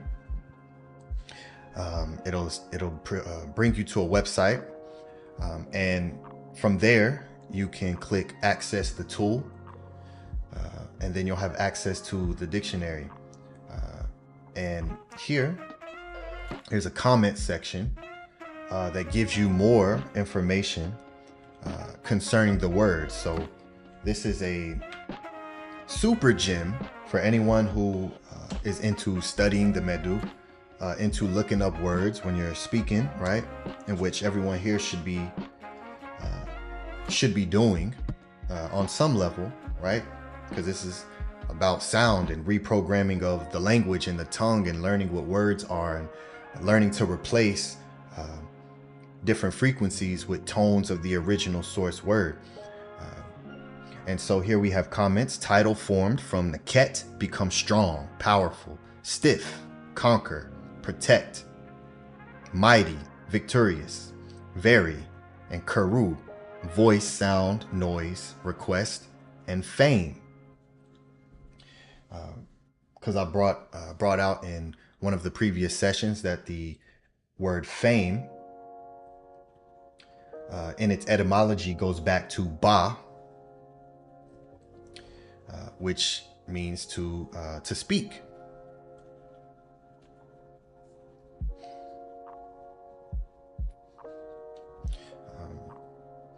So that's a beautiful way to again recalibrate our relationship with these words. So just like as I put in dua,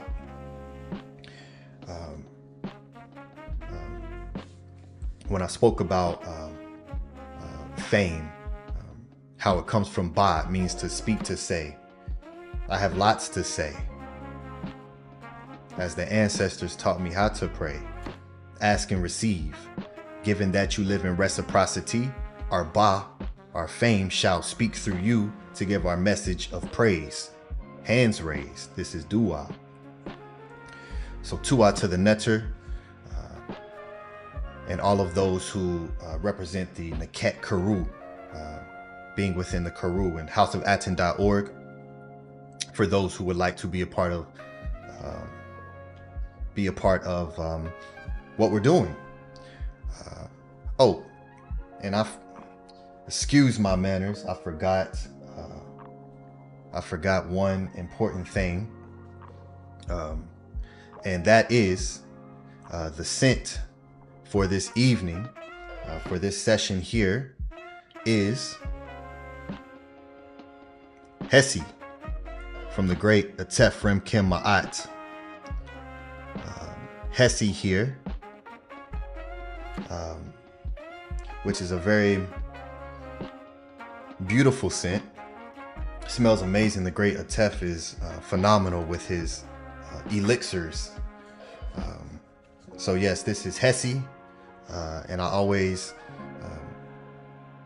keep scents with me, and I attach scents to different things that I'm doing to create a memory with it. So Hesi, shout out to the great ATEF Remkem Ma'at, and Hesi is a word that means music. So it's fitting. So Tua, great brother ATEF. All right.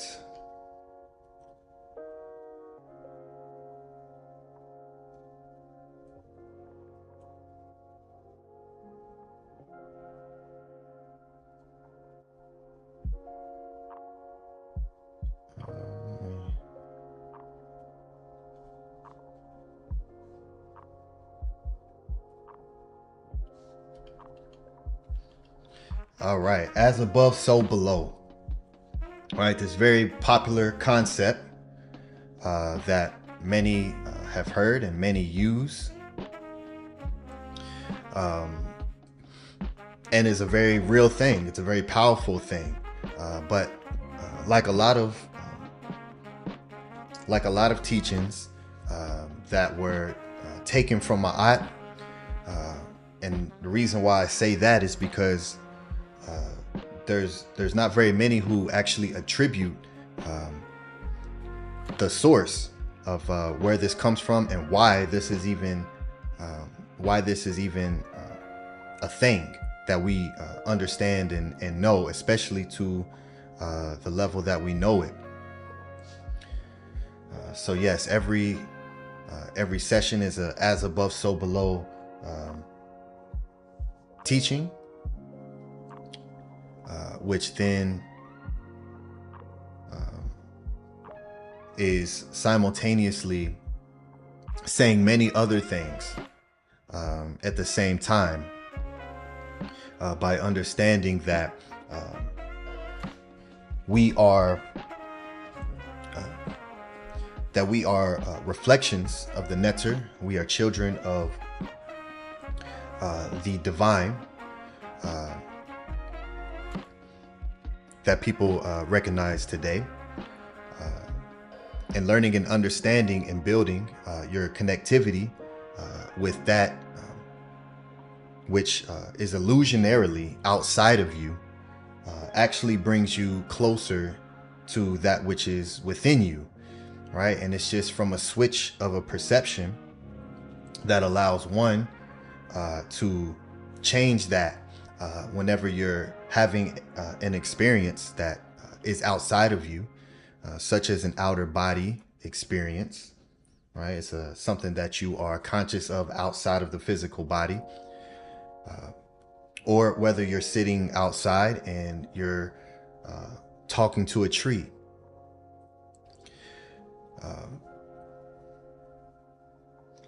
Which builds a closer relationship with you and that which is inside of you,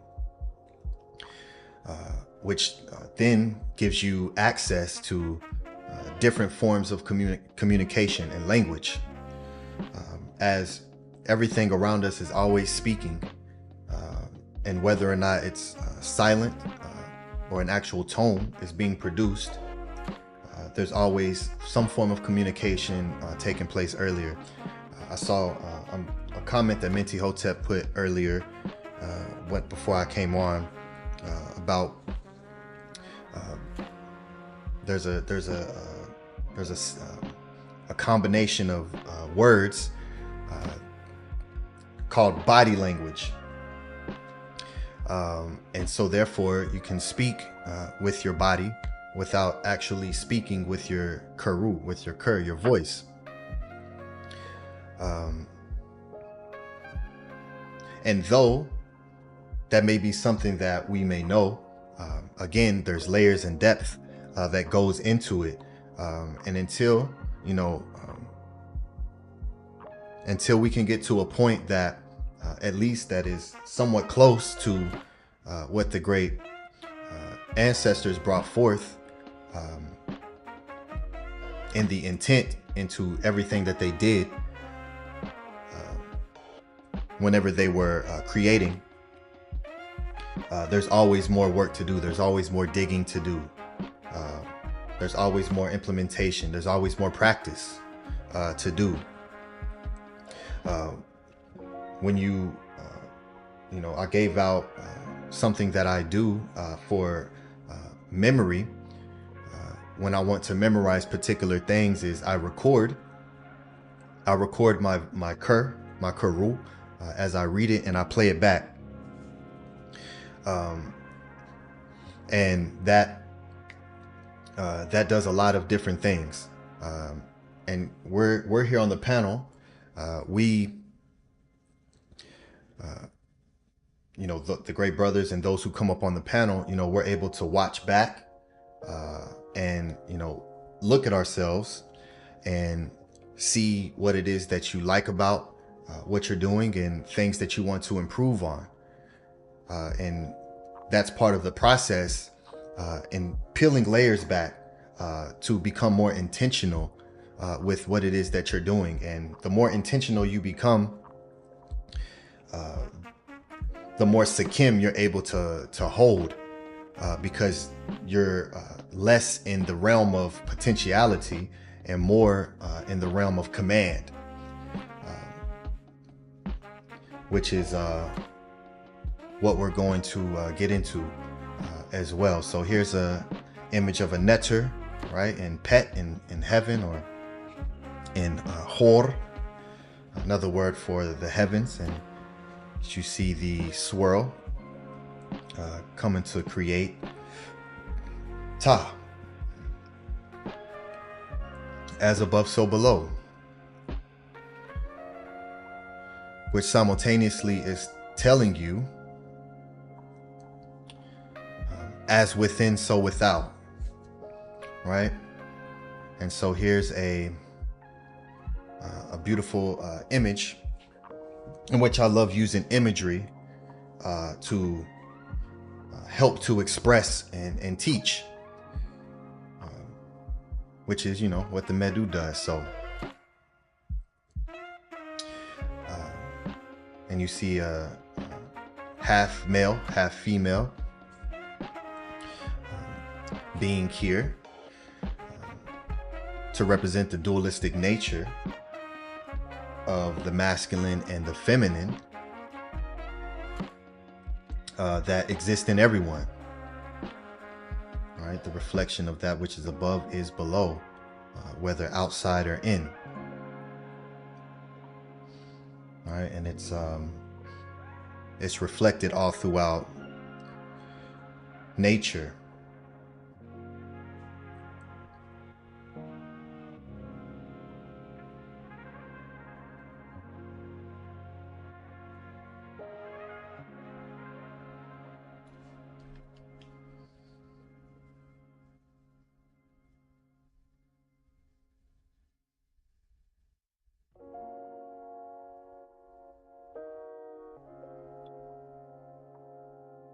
This dualistic concept, let me expand this out. There we go. This dualistic concept, everyone knows, was first taught by the Shimsu Ma'at, as above, so below. The reflective nature has been lost in modern times and distorted. We always overstood the beautiful connectivity to everything around us, and this is why, when creating a language, the tones utilized to give a sound to a concept are reflective of itself.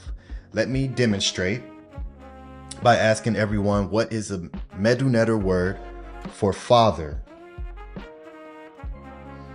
And I'm going to, what's a Medu word for father that everyone should know, as I will introduce you to a new word. So what is this word that we know as of now for father?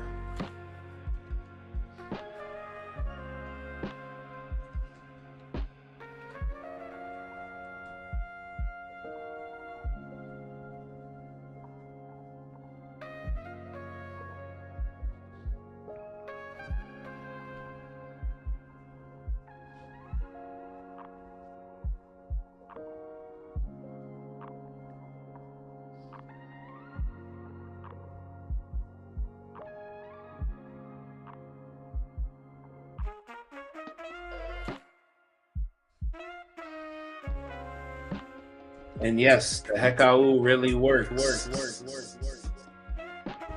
All I'm offering is the truth. All right, let me check the chat here. Okay, wonderful. Amunka says ATEF. Amanet, ATEF. Angela Gates, wonderful. Minty Hotep, ATEF. Big Vapes. Hotep, good brother. ATEF. Nookpoo, ATEF. Oh, he's doing some new words. Moo, Baba. Absolutely. All right, yes, so ATEF, right? Like our great brother here in the leadership of the House of ATEN. So yes, let me now introduce everyone to a new Medu word for father to take with you, right? As you see here, the Vega, the vocabulary of ancient Egyptian. And here we are, we have Ut or Utu, begetter or father, right? Utut, which then is the word for semen, of course, right? To beget. Probable is participle of utut, to generate, to conceive, or to bring into the world. So here we have this wonderful word, ut, utu. That is a word for father, to beget or to create, to bring something into the world through the utu. The the Father or the begetter or the creator, the one who fashioned all things. All right, so we'll get into the importance of why this word is to beget, semen, father, to create, to generate something, to produce.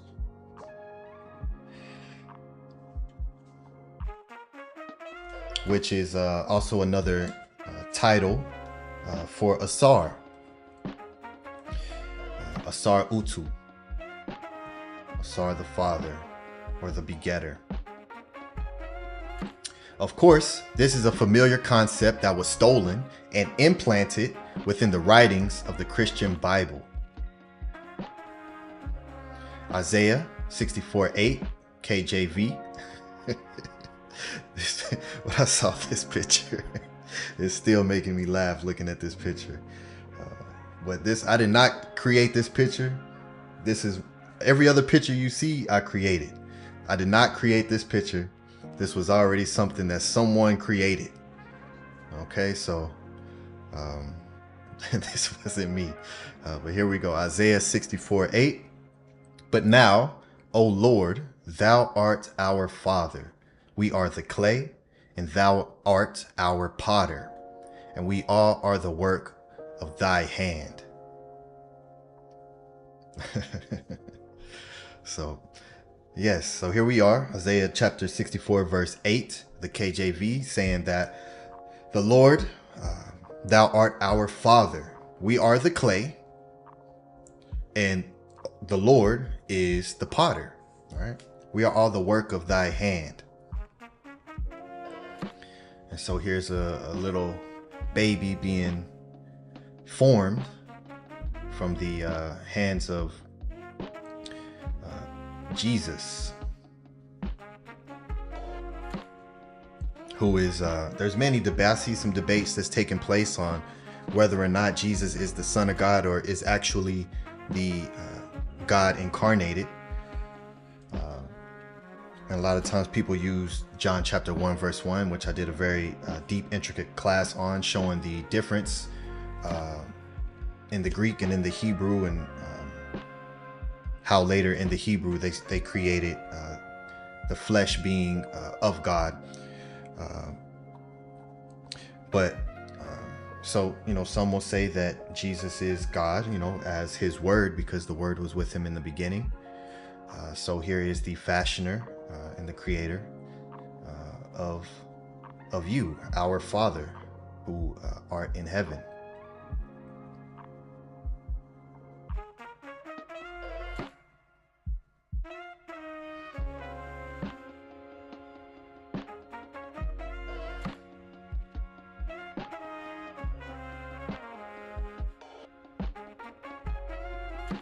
Let me check and make sure that was okay. Yes.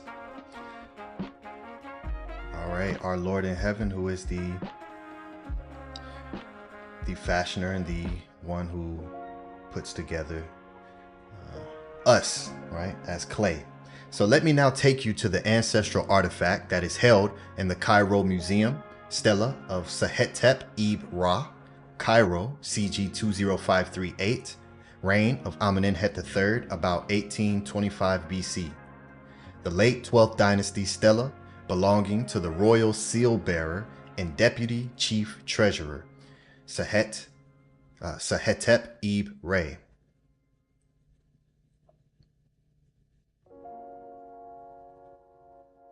And here it is.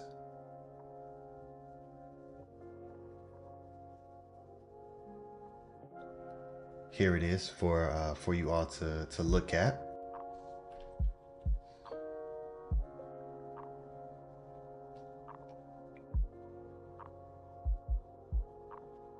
This is the front, or this is the front side of it. And shout out to this person, whoever this person is who took this picture. This person takes a lot of great pictures, so I like to credit the ones who actually take these pictures. And here we are here. This is from Archaism and Innovation, Studies in the Culture of Middle Kingdom Egypt, edited by David P. Silverman, William Kelly Simpson, and Joseph Wegner, from the New Haven Department of New Eastern Languages and Civilizations, Yale University, Philadelphia, University of Pennsylvania, Museum of Archaeology and Anthropology, 2009. So this breaks it down, showing what is what here, the verso and the recto. And I'm going to be reading from this section here, the loyalist instructions, some seba'it, from again the great Hetep Ibre.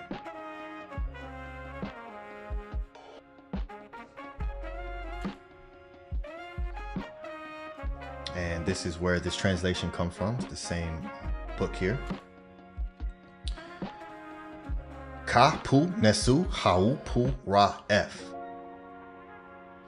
The king is a life force, and his utterance is abundance. His utterance is abundance. So,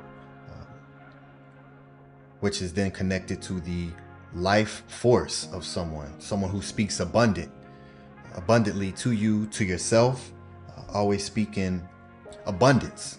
It's another reason why there's something that is, just as there's wealth consciousness, there's poverty consciousness as well. And it's deeply implemented within the language that we speak, and how we speak to ourselves. And one of the ways that I attribute to poverty consciousness in speech, right, the opposite of utterance is abundance, is the negation of giving yourself the opportunity to do more than what you may think you're capable of doing. And that word can't, by saying I can't do this particular thing, you're now negating your ability to actually be able to do it by simply uttering the tones of negation, and by always keeping in mind that the words that we speak, the tones that we use, is rooted and based within the Ib, the Hati, the heart, which is the mind. Everything that you speak is just a reflection of that which exists within your Ib, which of course then ties you and weaves you directly into the power of belief, and the power to believe in what it is that you're saying. And if you're saying that you are something or you are not, it's based within a belief that then creates the reality for you. So even if the thing isn't actual, if you believe that something occurred, then that's the truth for you. That's your reality. That's your truth. Which is another reason why I don't put any power behind when people say this is my truth, or that's your truth. And because your truth can be completely based upon something that is erroneous and false. Your truth doesn't have to be the overwhelming actual majority of what that thing is supposed to be, which is more in the absolute of what the truth is. But when you utter something, you're uttering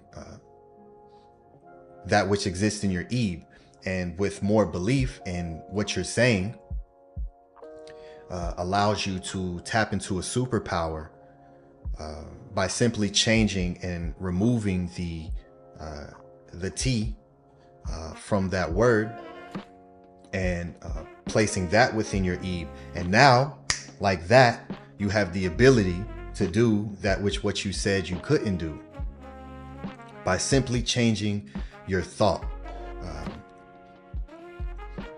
which then effectively changes your speech. And so now you open up the doorway for abundance to flourish. The king is a life force, the Nesu, and his utterance is abundance.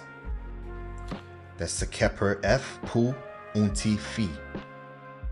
Whoever will be a somebody is one whom he created.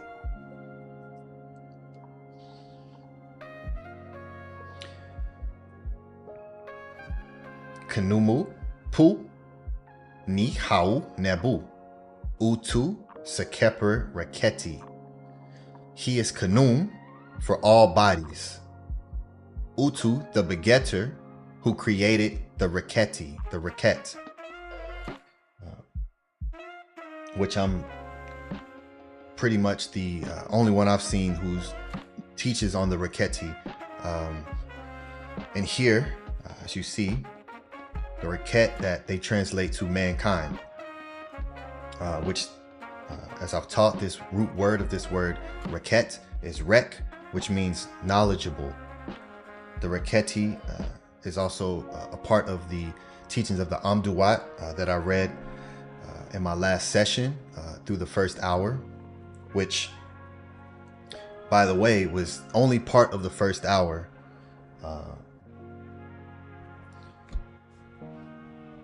There's much more within that first hour that we have to go over before moving to hour 2.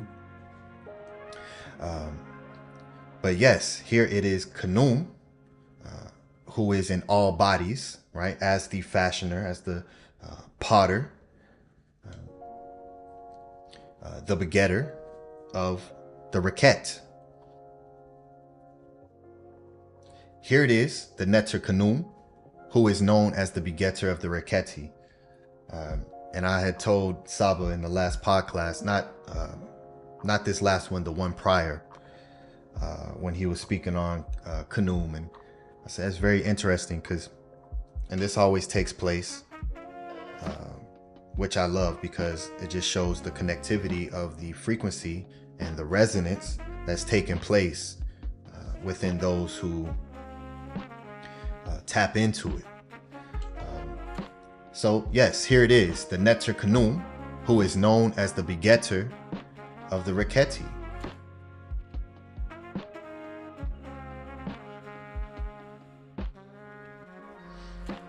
Here's KHUNUM, to create, to shape, to build. That's supposed to,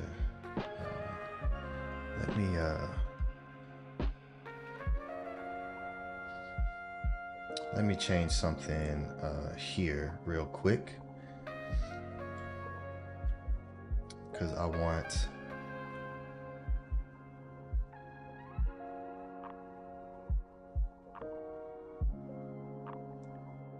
I need to make sure that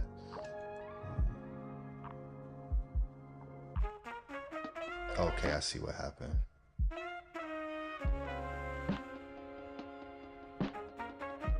We build the plane as we fly.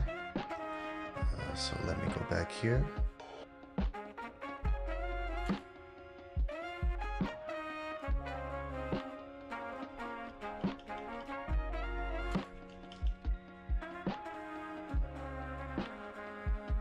Okay.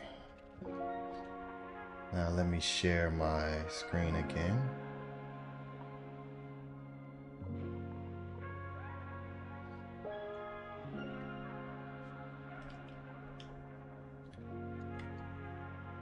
Okay, there we go. KHUNUM Pu Ni Hau Neb Utu Sekeper Reketi. And here we are. KHUNUM, to create, to shape, to build, and to construct. KHUNUM here. So the actual shaping and the construction to create. is the word KHUNUM, which is why it's the Ren of KHUNUM here. And so this is, again, Ren. Your Ren is a word that represents something and represents the netter. So his name is KHUNUM because he's known as the creator or the shaper of mankind, the one who builds the flesh of the humans, right? The begetter of the Raketi. And so this is what creates KHUNUM's name. Refers to the divine act at the origin of the creation of gods and men, but also the construction of temples or the erection of obelisks by the king. So the actual construction of a temple, the Het, right? Which again is the beautiful teaching of the temple of the actual building and the body being a temple, right? The Het, you being the Per as well, and fashioning that, right? A deep dualism within that, and the erection of an obelisk, right? Which represents the Tekken, which is another name for Tehuti, and the name of the balance that's represented as the tongue of the scales, the piece on the actual Makai, the scales that keeps it balanced. That's the Tekken. And of course, fertility and erection, which means the actual creation of something, bringing something into existence, is erecting it.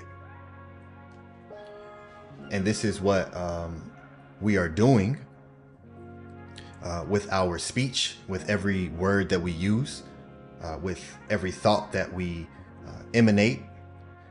You're using it to create or destroy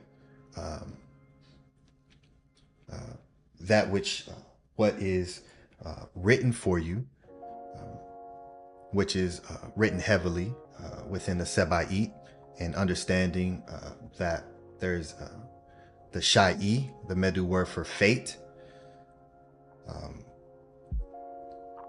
as well as the works that you put in, the Kinmu that you do. What are you Kinmu? What are you creating? What are you shaping? Because you are always shaping, whether you're conscious of it or not, which is part of this, the spell of the hypnotism and the trance that many people are put in by the use of this heka from those who are on the opposing side of Ma'at. I heard the great brother Menku speak earlier about preparing self and the weaponization that's needed to protect for the war, for the battle. And I also put that within my classes, my sessions, to always keep it at the forefront that we are in a battle. No matter what the illusion of the matrix gives, no matter how calm your particular environment may be, or you may be in your own world, but there's absolutely a war going on, which is another reason why I place such a focus on sound, tone, words, language, thought, so you can actually prepare yourself and train, because this is all training. So note the name of the god KHUNUM, literally the one who shapes, in reference to the potter's wheel, which is Nehep, on which he gives life to living beings. All right, and so here is Nehep, one of the 7 forms of the Kinamu. And Nehep, which is to exercise the potter's craft, to fashion a pot or figure or man. All right, this wonderful word Nehep, which I also broke down in my Flower of Life class how it is a word for flower, and the Neheb. But yes, Neheb is the actual fashioning on the potter's wheel, right? That then gets attributed in Isaiah 64:8 as the Lord is fashioning the clay of the people, right? So as we understand the Utu here and the ability to beget, right? And you see the phallus here, the erect phallus, right? The actual erection to, which means to bring something into existence. Existence comes from that root word sta, or seta, which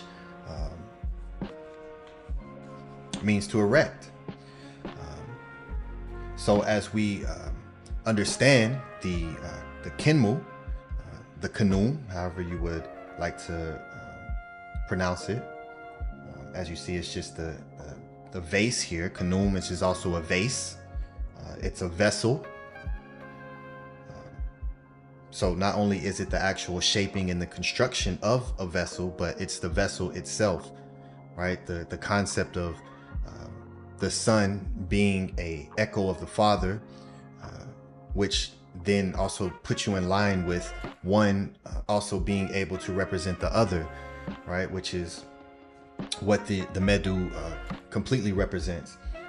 And I've showed in my class on fusion with Asar and Ra, and they actually fusing together, which takes place either in the 6th or the 7th hour of the Amduat.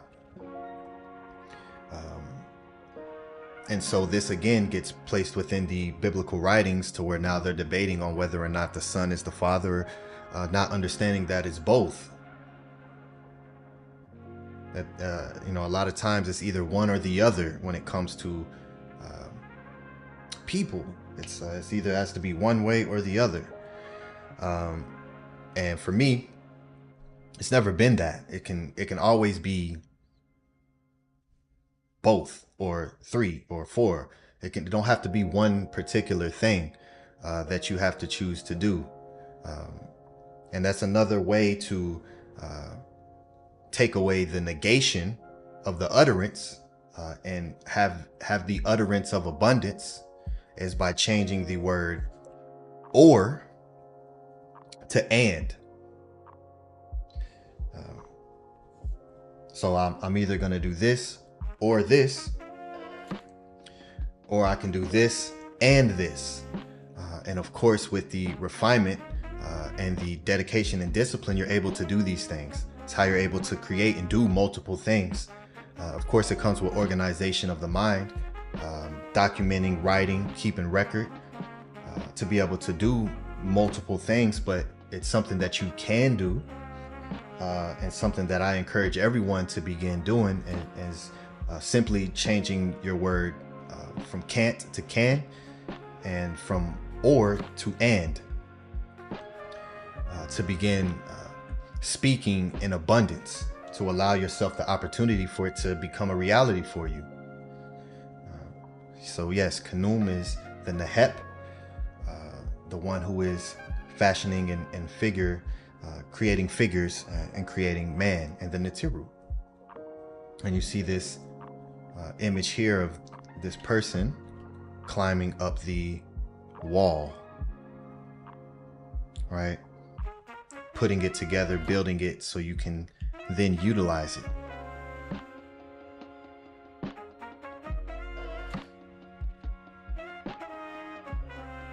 So at the temple of Het Heru of Behutet Dendera, who is KHUNUM seen fashioning? Right here, which is, here's the glyph above his name, which is Ihi, or Yahi, because this single reed leaf can be a I, a E, or a Ya. as well. Right here, Yahi. Yahi, which is the word for musician or assistant player. So as a musician, you are Yahi.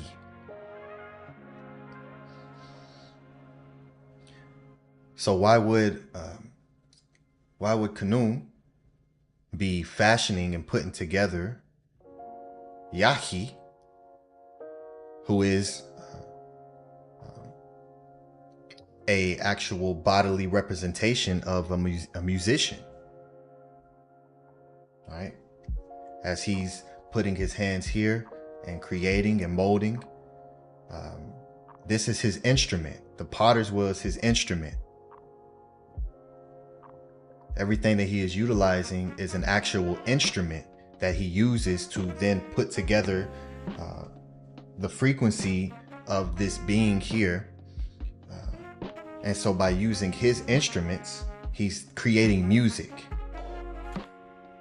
right? As the musician, as a child, when you're at the height of creativity, because you're not programmed. So this is a beautiful depiction of KHUNUM creating, right? This word, which means to shape, to create the musician through his instrumentation of the Nehep.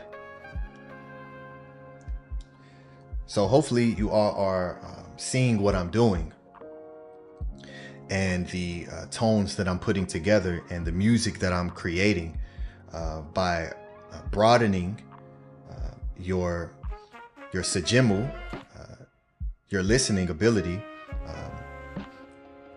by utilizing your ma'ah, your sight, and through the tone of my voice to expand parts of your consciousness to have a greater relationship with tone and music.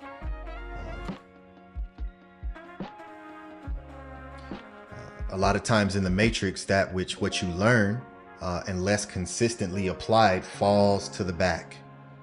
And once something falls to the back, you're no longer it's no longer at the forefront of your consciousness. So as you're speaking, you're not in the mindset that I'm an instrument. So every word that I speak needs to be a representation of the frequency that I want to create, because you are creating with every word that you speak, with every thought that you think, and that is the music that you're creating, right, from the actual beating that's taking place within your chest, that we know as the ib, which is a word for the mind. The mind beat. It's beating at a particular frequency and tone, and it's all based on what it is that you actually put within you and what others put within you, right?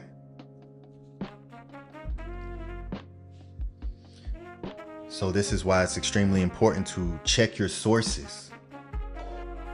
Check and validate your source before you allow someone to place thought or sound frequency within you, because it then shapes you, it molds you. So you have to be very calculated in everything that you listen and you watch, which is why media of today is so destructive, and why the youth has such a difficult time in many different things that can be spoken about in different classes. But the source that is fashioning the youth is ISFAT, disorganization. And so it creates a lot of problems in many different ways. So for those of us who are here within the House of ATEN and are taking in the teachings of the Netter and listening and reading to things that which build you up you then become a reflection of that. And so for those who know, who truly know and see this played out every single moment of every single day of your life, it then begins to tell your story without having to directly speak with you, because it's a different language that one speaks and understands. And so this is what I'm doing with these sessions, is expanding everyone's speech and language ability, because for us to really be able to take it to the next levels, we definitely have to improve in some of the basic things that reflects in our speech. And so we start with just the small things, and then we build up from there. So dua hinu to Yahi and KHUNUM here for teaching us about music through their imagery.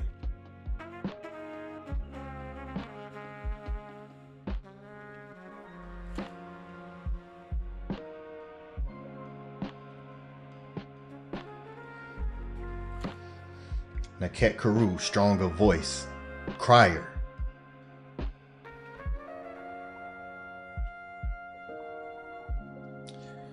This word KHUNUM means to join or to unite.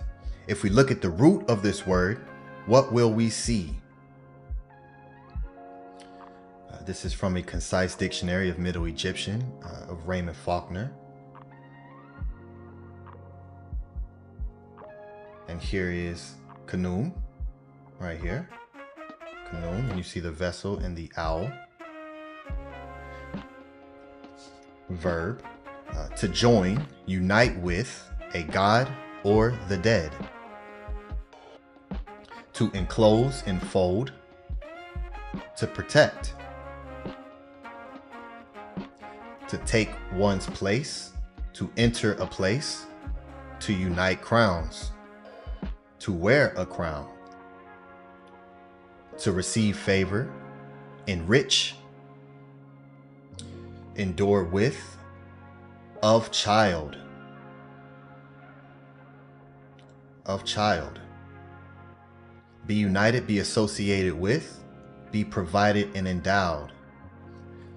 So yes, the kinmu is a word that is also a word to represent a child. So KHUNUM, the same one who is actually fashioning the child, is fashioning himself. KHUNUM. As above, so below. As within, so without. One and the same. That which what comes from you is a part of you. What else does kin? The root word of KHUNUM, right? The kin here. Kin, which is dekin or uji, kin. Beat time, musically. The keeper of the beat. The one who keeps the beat. Which today is known as a metronome. There's metronomes that is a keeper of the beat. So whenever you're creating music, it's at a particular tempo, which is the speed in which the frequency is produced. And there's a deep science in when it goes to tempo, you know, fast songs, slower songs. There's tempos that are studied whenever it comes to many different things. It's so many different things. The science that goes into sound, that these artists and these engineers and these producers know and study whenever they're creating these tones, and why it's so hypnotic and why it has such a control on the planet a one song, especially in today's time with social media,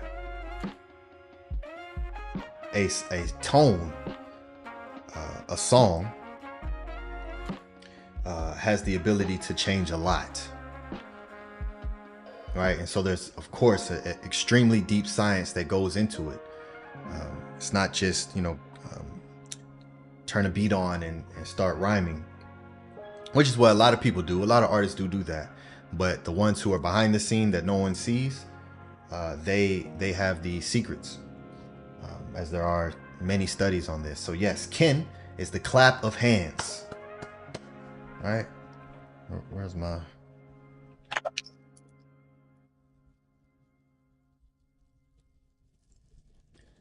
That's the kin.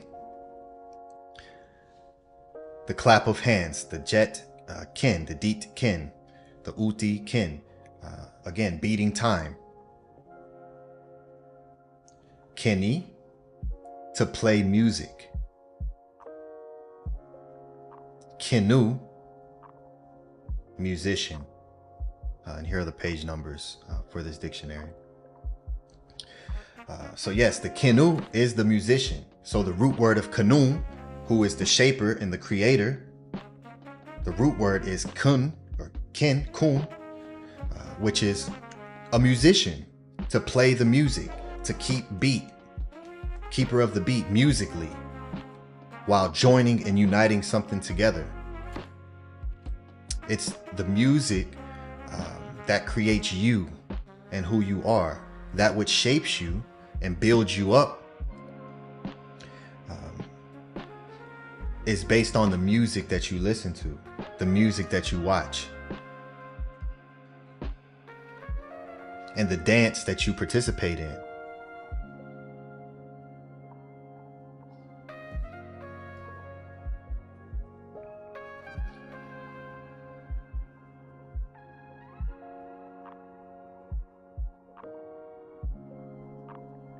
And so kin, of course, also means speech and utterance.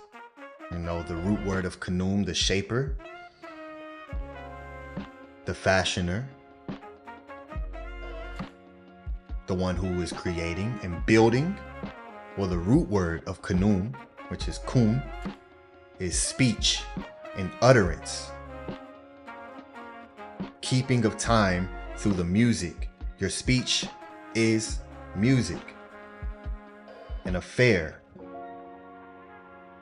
Exaggeration. Kin in ibaba. What we have here, kin in mejet or medut, a saying or a proverb. Kin nefer, benefactions.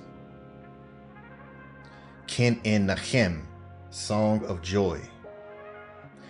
So yes, the kin or the kun is speech, which is also music, which is also that which what creates and shapes you and the ones that you give it to, especially the children, especially the young ones, the youth, who are just sponges and just take in and soak up all that you say and all that you do, which is why leading by example is such a important teaching method.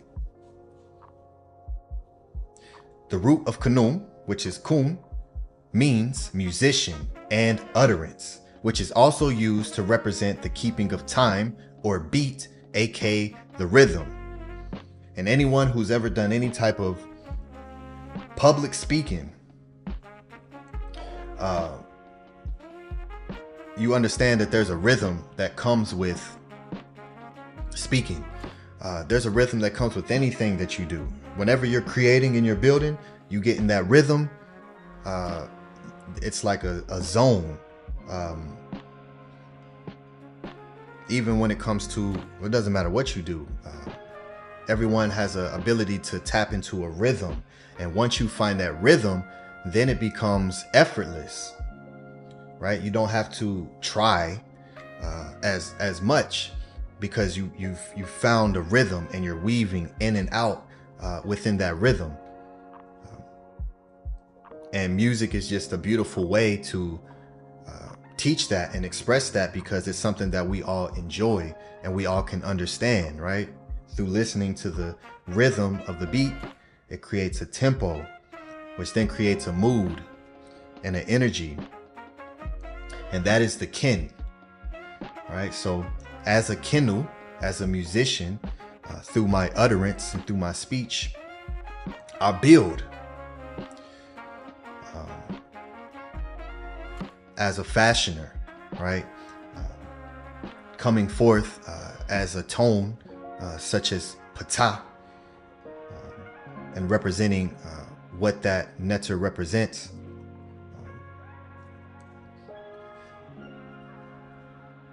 It's extremely important for me to take my time and dig within what we have and bring it forward little by little, teaspoon feed, so we can actually make it applicable and start to really rewire these words, because I'm pretty sure before any Seka'u session, no one would, if someone was to ask you what is music, that someone would say anything other than some form of sound through a song, right? And now you understand that music is the actual shaping of something. You are a musician by utilizing your speech and using it to create. And of course, with the rhythm, that's a space that cannot be taught. And here we are, rhythm.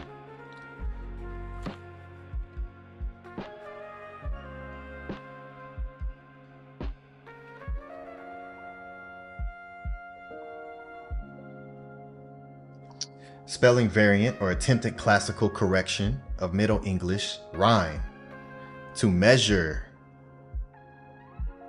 meter, rhythm. Also, agreement in end sounds or words or metrical lines. Rhyme, a rhyming poem. Rhyme, verse. Rhythmus, a movement in time. Right. Measured flow or movement. Rhythm, proportion, symmetry. So rhythm is symmetry, something that's symmetrical. So when we look at ma'at, when we look at the medu, when we look at even just from the symmetry is a rhyming, right? The symmetry is the actual rhythm of the creation itself.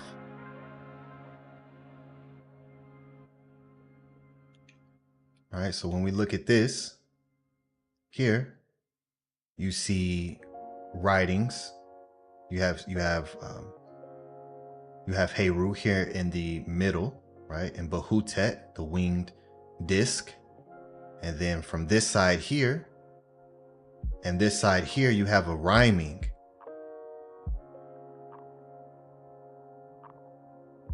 The symmetry of here, you see Behutet right here, Neb, Pet, Ankh Dejed Usir.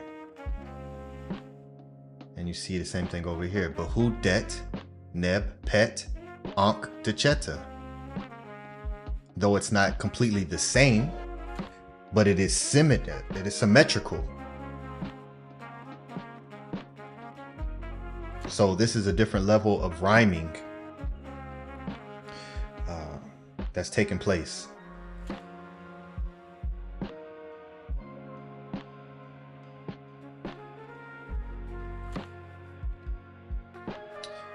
Arrangement, order, to form and to shape, wise, manner, soul disposition relating to flow. Right? That flow, that rhythm, which is in symmetrical order, which then is a form and a shaping. Of course, then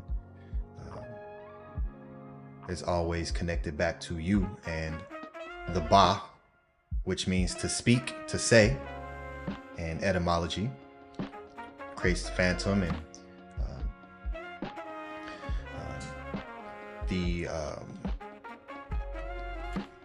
all of the wonderful teachings of speech that go into the Medu.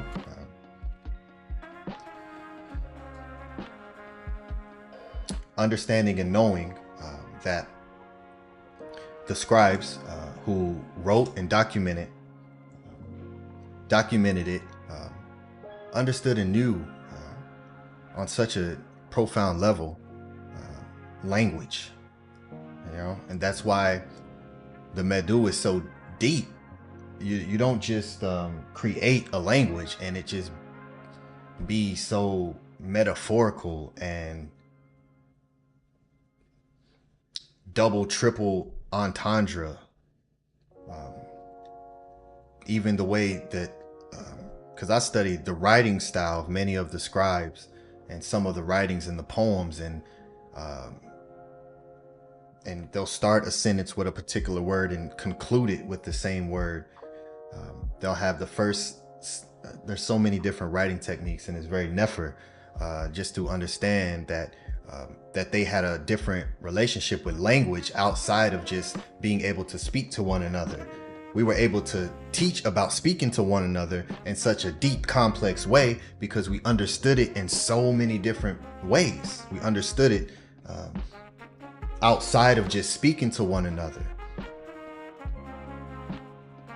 So when we then begin to teach about the Chet as speech and utterance, we already have a concept of sound vibration utilizing itself to be create something that is firm and to erect something.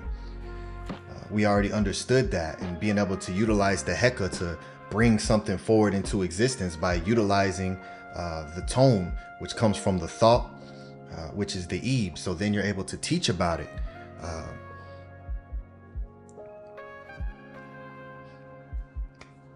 So dua to the great PTAH.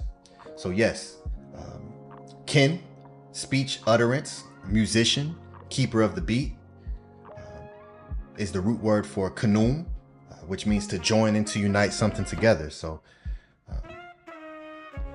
hopefully you all are following. This now brings me back full circle to the word for father that I introduced everyone to,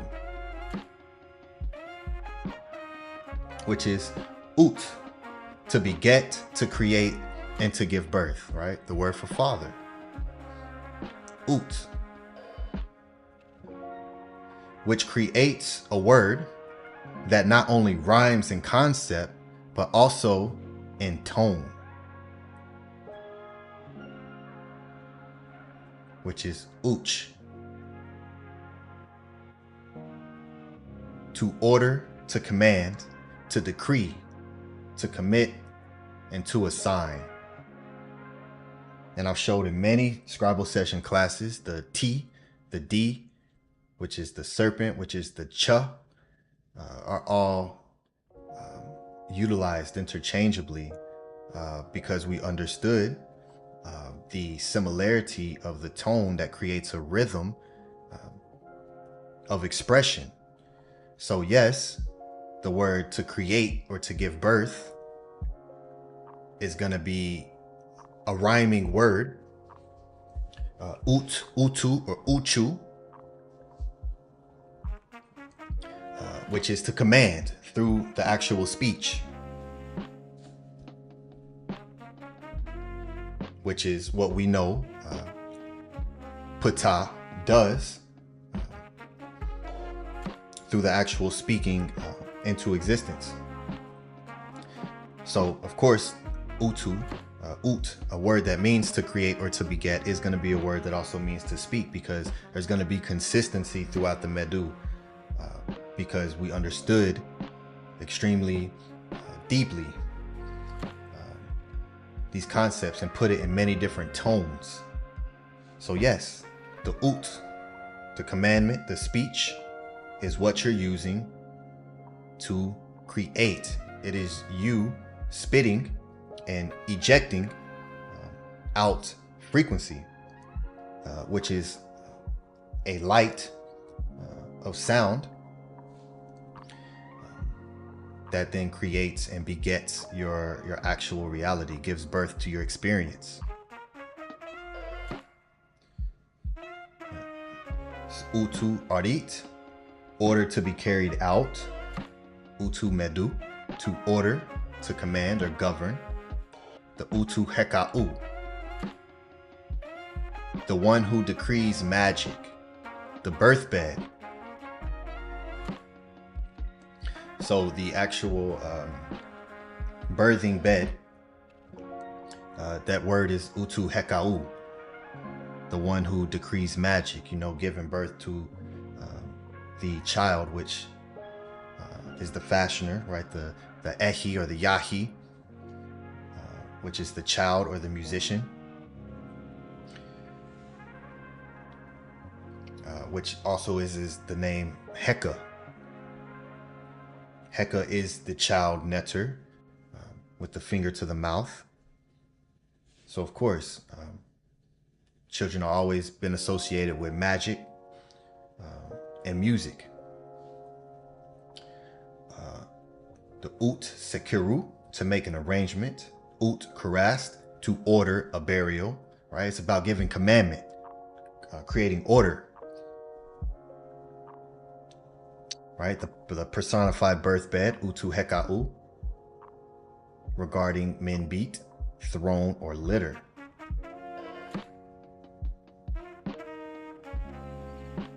And ut, act as a pilot, to pilot someone, right? Which is what I'm doing. As if we're all within the House of ATEN plane, I'm right now in the pilot position, Utu, ut.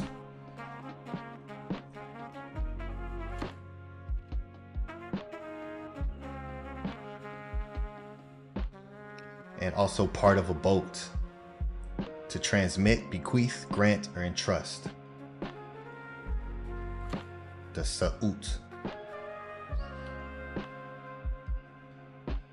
So just to bring us back full circle from the very beginning in the Utu and the father, the begetter, and me showing KHUNUM being associated with the Utu as within the Sehetep Ibre Stella, and showing how KHUNUM, the creator of mankind, is the begetter of the Reketi. That begetter is the Utu, and that Utu, which you see him fashioning with his hands, is also simultaneously telling a story of the Utu, which is the commandment, the speech, which is being placed within the building and the fashioning up of Yehi, which then is the musician. So the music that's being played and the tones that are being produced to create the Natiru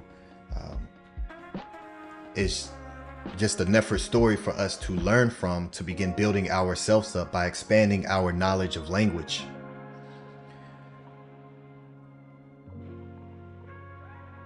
Uncle Jaseneb. The word for father, or to beget, creates the rhyming word that becomes interchangeable in the English, which is the word to command. For those who are students of the TEHUTI'S pod class and or the Seka'u sessions, you have been taught the feminine aspect of this in the Medu, which demonstrates this same method being used for mother, speech, and seed, rooted in Met. Right? Met, phallus, or Met, which is words or speech, and Met, which is mother. Which of course is Ma'at, and then creates matrix, the womb. So just as I went through, I took everyone through the pathway of teaching you the father's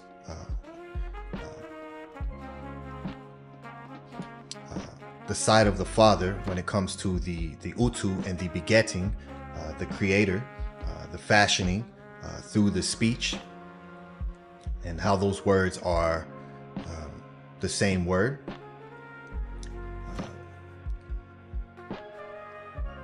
While dualistically on the same side, we also have met and mother, which then of course goes back to begetter or phallus, and met, speech, matter, and of course mother. So both father and mother are words that branch off into creation, into speech, and into begetting.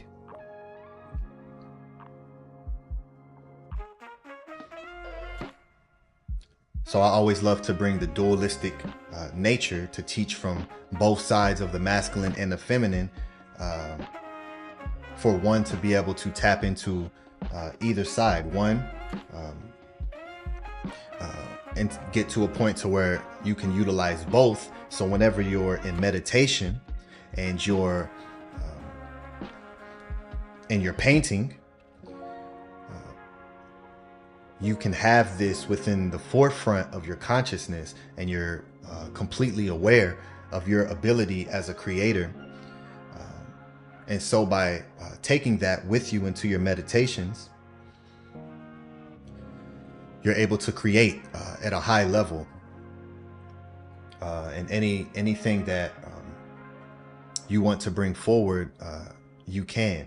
And it is a consistent thing that has to be practiced daily, consistently, or else it will not be at the forefront. You will revert back. There's a very thin and fine line between being asleep and being awoke.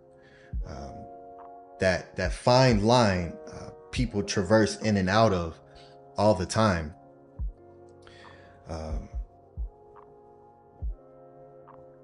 So yes, dua everyone. I hope you all appreciate what it is that I'm bringing forward so far. Please utilize those links if you appreciate and you've learned anything new, or if anything has assisted you in your own ability to be able to build yourself.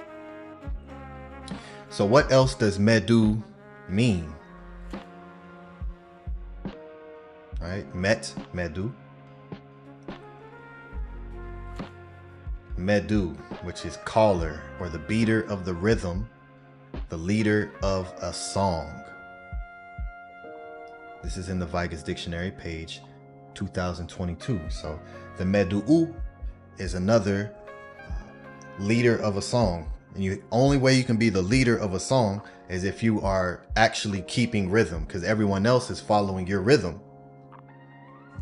So if you're the leader, if you're the Medu'u, and you lose rhythm, the whole song falls apart.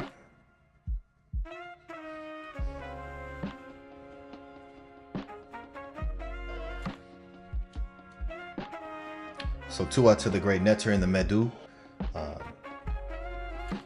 of the Utu and the Medu, which again are two words that rhyme. I can,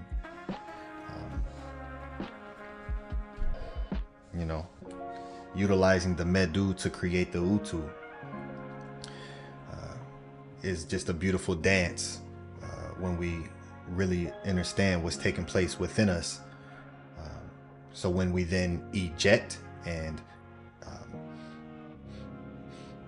bring forward, you're fully aware of what it is that is taking place. So being that I have shown you the rhythm between father and mother in the Medu Neter language, with its connection to speech, is this attested to in the writings themselves? All right, of mother and father. Is that actually attested to in the Medu, within some form of writing.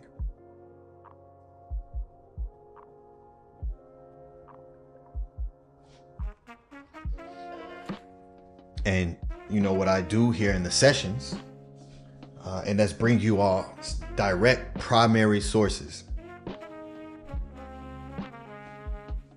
So whenever I speak about the netter, whenever I speak, period, it doesn't matter what the topic is, I'm not going to speak unless I know what it is that I'm saying. But just specifically when it comes to this here, I'm only going to speak what it is that I can prove when it comes to what's within the Medu. And of course, going with what the great ancestors wrote themselves and what they said themselves. And this is the part that's always missed whenever it comes to these other teachers, these spiritual teachers. And there's a lot of great teachings. There's a lot not so great teachings. But what really solidified the difference for me was the ability to be able to reference a culture that to me was the highest advancement of human civilization within the thought consciousness, within morality, the followers of Ma'at. So it's important for me whenever I speak about a particular thing that I can show it, and that's part of my role as the scribe. So writings of father and mother being attested to together within the same topic that I have here, and speaking about sound and the Natiru of creations, which are more than one, right? So here we are.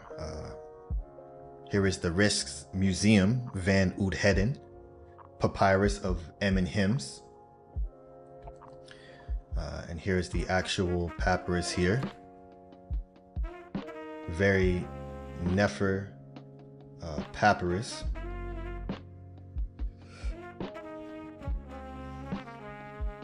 That is never spoken about. And so, of course, this being in a hieratic, which is very difficult to point out, but of course with study comes your ability to be able to recognize. So I always look for the Medu transcription, which is here. And here is the Het, which is another word for chapter.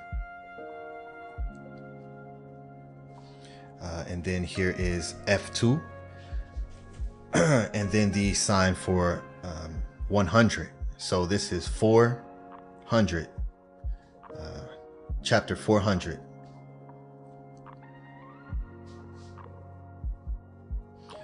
And I'm going to not read this entire thing, just a particular part from it, which is, I think, skipping like that.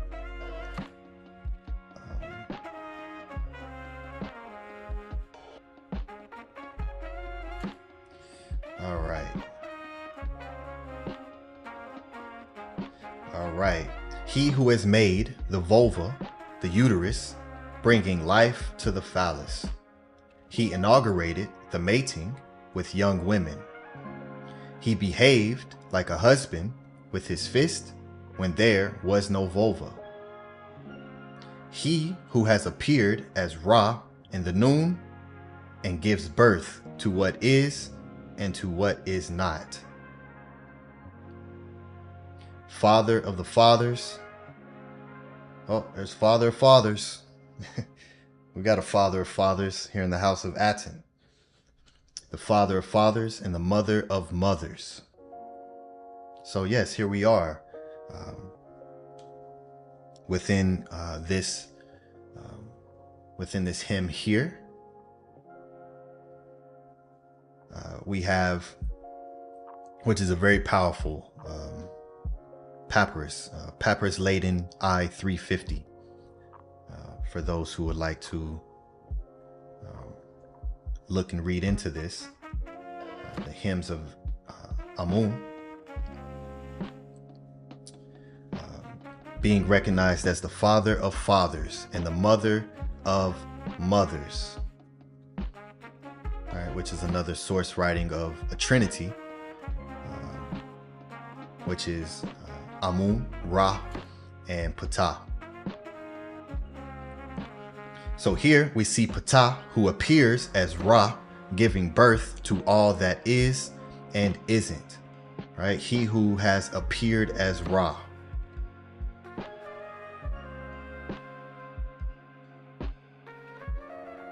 He is titled Father of Fathers and Mothers of Mothers.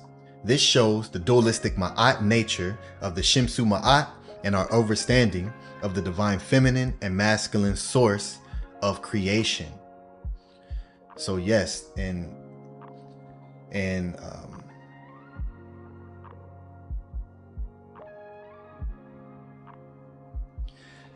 today's time, you know, these type of teachings will be completely misconstrued, and I've seen people do it. But this is the beautiful thing about being in a space where when breaking the matrix,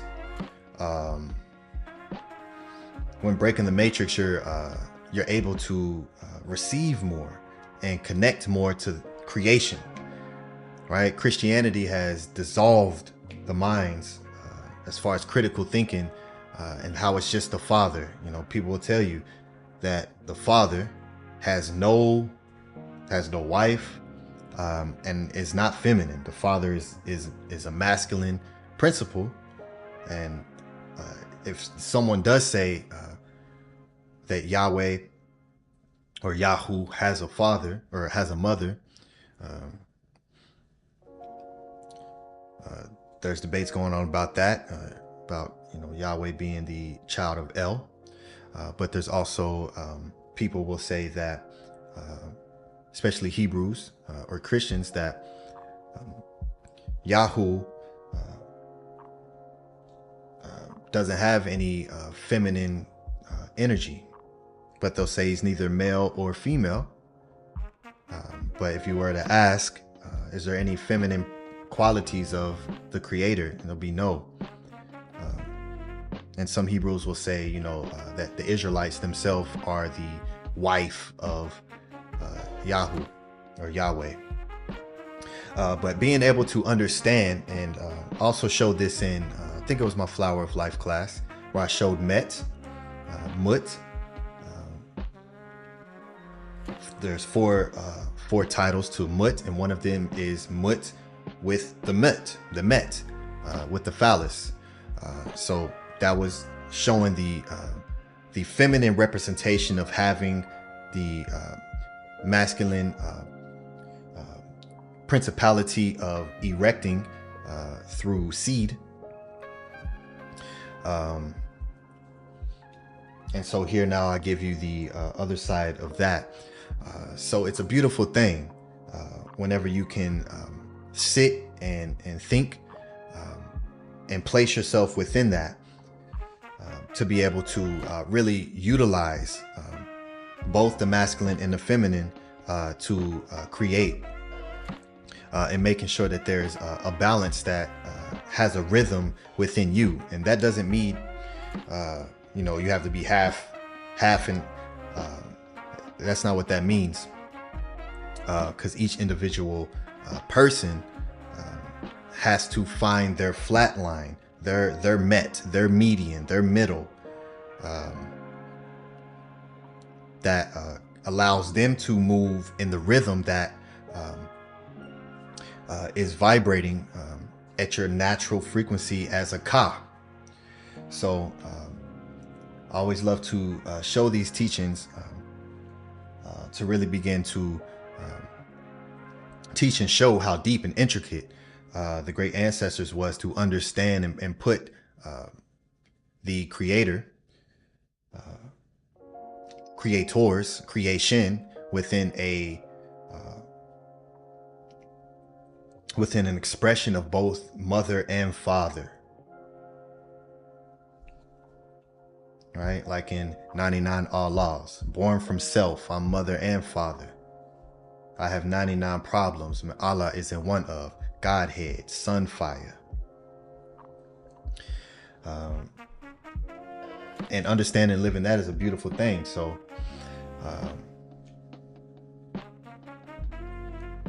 yeah, so here we are in the papyrus laden I-350, showing which was around let me, because I have it here, but it's very small. I want to say 13th century BCE.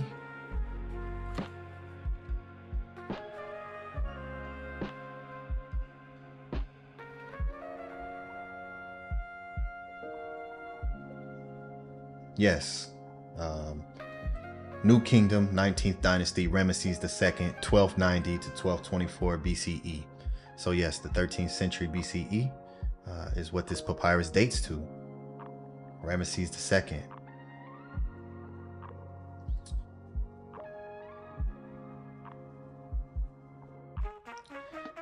Let me show you another attestation of this fact.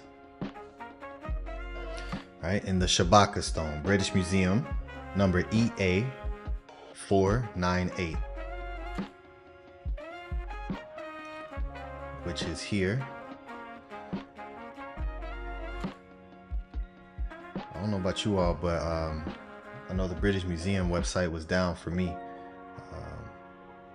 today, but it's one reason why whenever I'm doing my research, these images I actually save and I put in folders and I document and I label them and I name them so I can look them up and research them without having to be on the internet. It takes a lot of time and discipline to stay organized within that, but it pays off. So here is the Shabaka stone here, a 3D rendition of it. All right, so there's writing all across the top here and then here, and it works its way over, and then it was later used as some type of grind stone, which is why all this is covered up. So let's read from here. Ancient Egyptian Literature, Volume 1, page 54. Speaks to Horus and Set, it is he who dries your tears. Ptah, the Natiru who came into being in Ptah. Ptah on the great throne, Ptah Nun, the father who made Atum, and Ptah Nunet, the mother who bore Atum. Ptah the Great is heart and tongue of the Natiru, of the 9 Neter, the Peshjed. Nefertim at the nose of Re every day. There took shape in the heart, there took shape on the tongue, the form of Atum. For the very great one is Ptah, who gave life to all the Natiru and their Kas.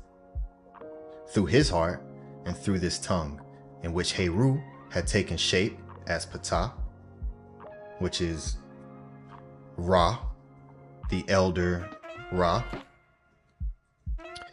in which Tehuti had taken shape as Ptah. Alternative rendering, heart took shape in the form of Atum, tongue took shape in the form of Atum. It is Ptah, the very great, who has given life to all the Natiru and their Kas, through this heart and through this tongue, from which Heru had come forth as Ptah, from which Tehuti had come forth as PTAH. And so here we are again, PTAH being acknowledged and recognized as the great mother and the great father who beget ATUM and who also bore ATUM.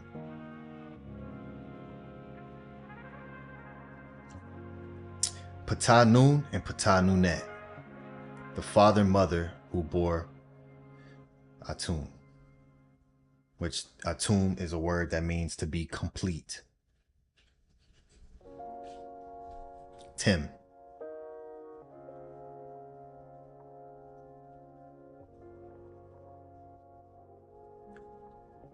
The masculine and feminine principles represent complementary forces essential for balance and harmony in creation. Masculine energy often symbolizes strength, action, protection, and provision, embodying external and dynamic qualities. Right? The actual external. Feminine energy, on the other hand, reflects nurturing, intuition, creativity, and receptivity, emphasizing internal and sustaining qualities. Right? The feminine or female actually means to be received, to suck in. Together, these aspects mirror the duality present in nature and the universe, where creation relies on the interplay of opposites. This union is often seen as a reflection of divine completeness, right? The ATUM, with both energies working in concert, right? Working in concert. What is the name of the thing whenever you're putting together tones to produce for any particular crowd? Right? That's a concert. And so now the energies of the divine masculine and the neter feminine, right, work in concert with each other to sustain life, growth, and evolution. Understanding their roles highlights the need for mutual respect and integration, fostering wholeness in individuals and communities. PTAH carries the tones of this as both heaven and earth, mother and father. All right, here's this Nefer image again, shown after the teaching of the mother father as PTAH Nunet, PTAH Nun, the begetter of ATUM.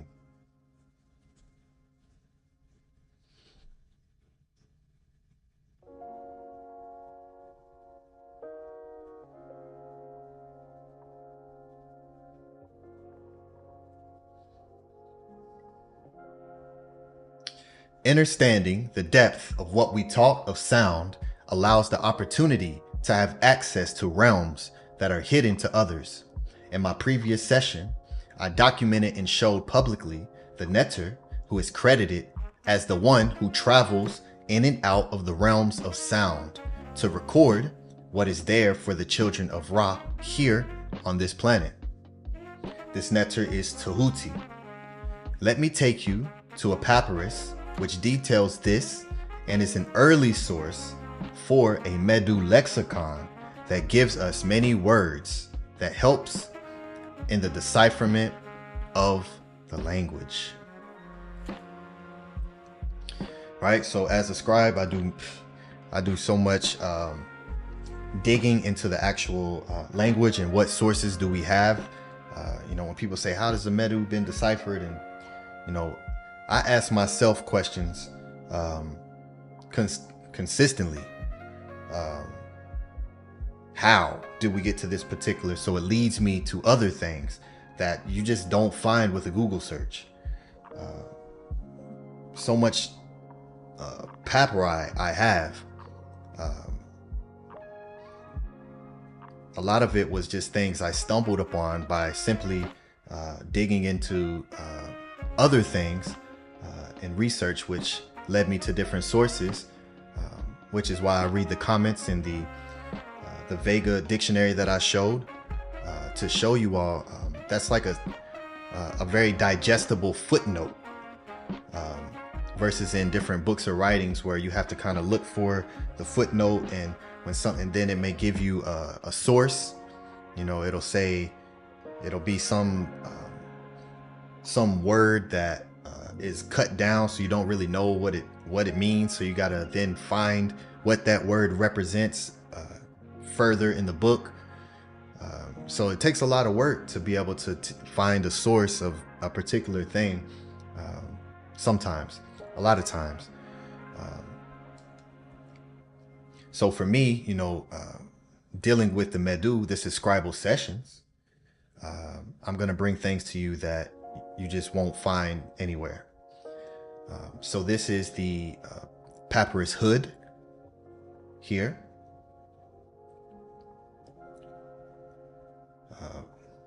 Which again is a very important piece of literature for us in learning what certain words are, how they're spelled in the Medu, and what it's connected to.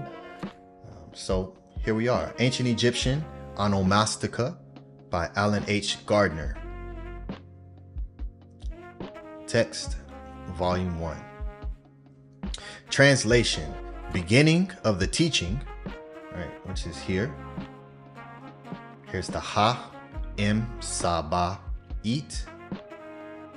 This is a Saba Eat, right, which is what I bring forward.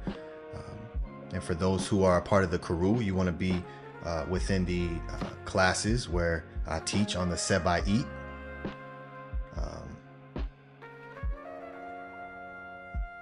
Please join the KHUNUM and join us on Fridays. If you want the recording, just reach out to me. All the classes are recorded. So you will, some of the Seba'it you all may be familiar with, and there's others that I know you're not familiar with. Beginning of the teaching for clearing the mind, for instruction of the ignorant, and for learning all things that exist.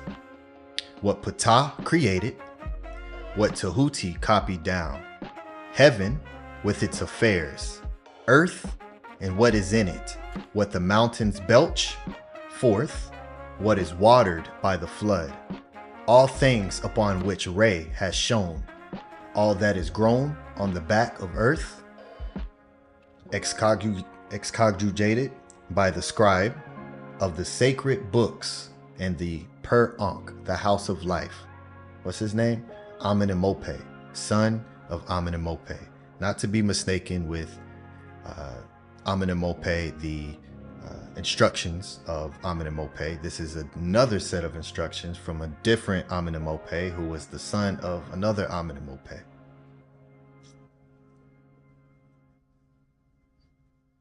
A scribe of the Per Ankh, the house of life, which is what I've deemed the Ma'at fundamental class. It is the modern day Per Ankh. So yes, within this writing here, the Seba'it of the instruction for the ignorant and for the learning all things that exist. What Ptah created, what Tehuti copied down. And so then it goes into all the words and for all these things here, all of what Ptah created. So it may start, start with Pet, the heavens, and it'll go to Aten,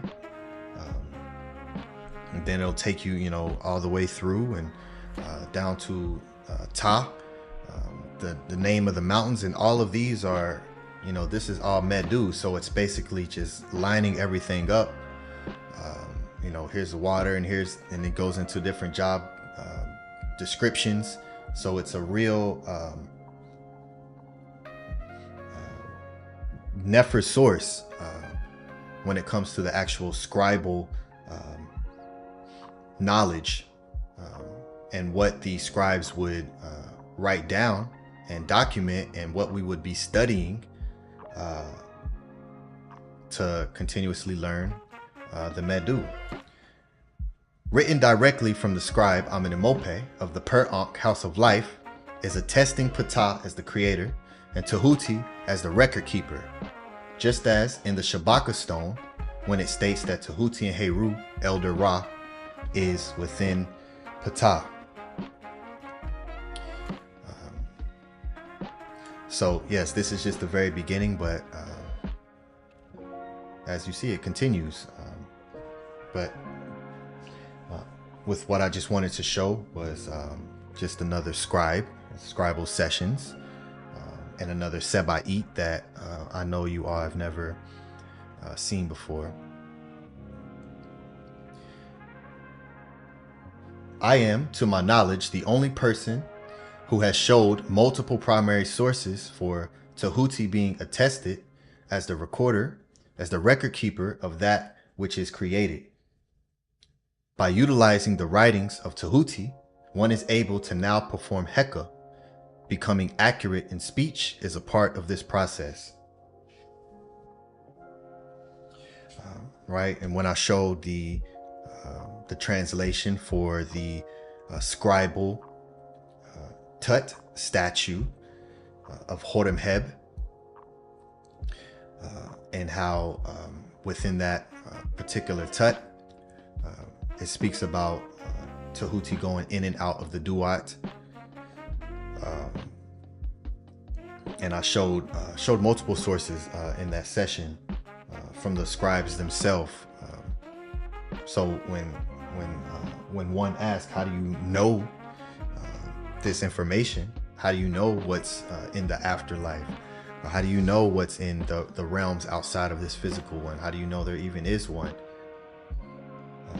Outside of just your own personal experience and being able to traverse in and out of, but being a representation of the scribes,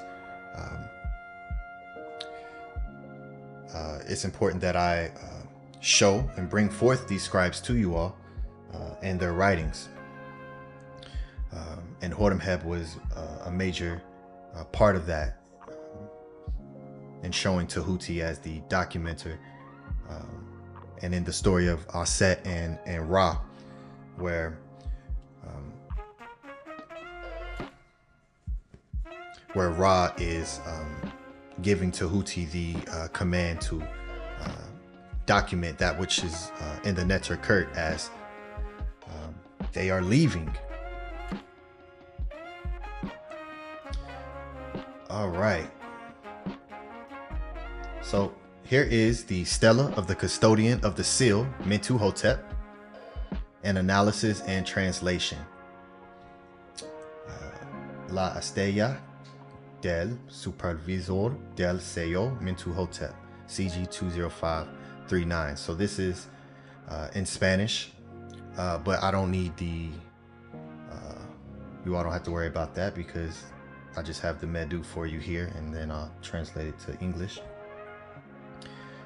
Here we are, the Jedu, Per, Senu, Hotep, M, Per, U, N, Ren, F, Sesh, N, Tehuti, Nes, F, Aka, Ret, and then, or here's the Ret here, and then the Kau, and then Meat, and then Mecca, which is, right, the scale, the Makai, Senu, N, Nesu, M, Nehech, or Nech, Hor, Ren, Oahu, Ib. He who caused the two contendants to go out satisfied by means of the speech of his mouth, on whose tongue is the writing of Tehuti, one more accurate than a plummet, which is the Tekenu, or the Tek here, the Tekken, right here. Tekenu, which is the plummet, the same name as Tehuti, Teken, the equal of a balance. So here on the right, on the tongue, is the writing of Tehuti. By means of the speech, you're able to create hetep within the two contendants, Heru and Set. So they go out satisfied by means of the speech, because on the tongue that's used to create the actual sound, the language, the spoken language, are the writings of Tehuti.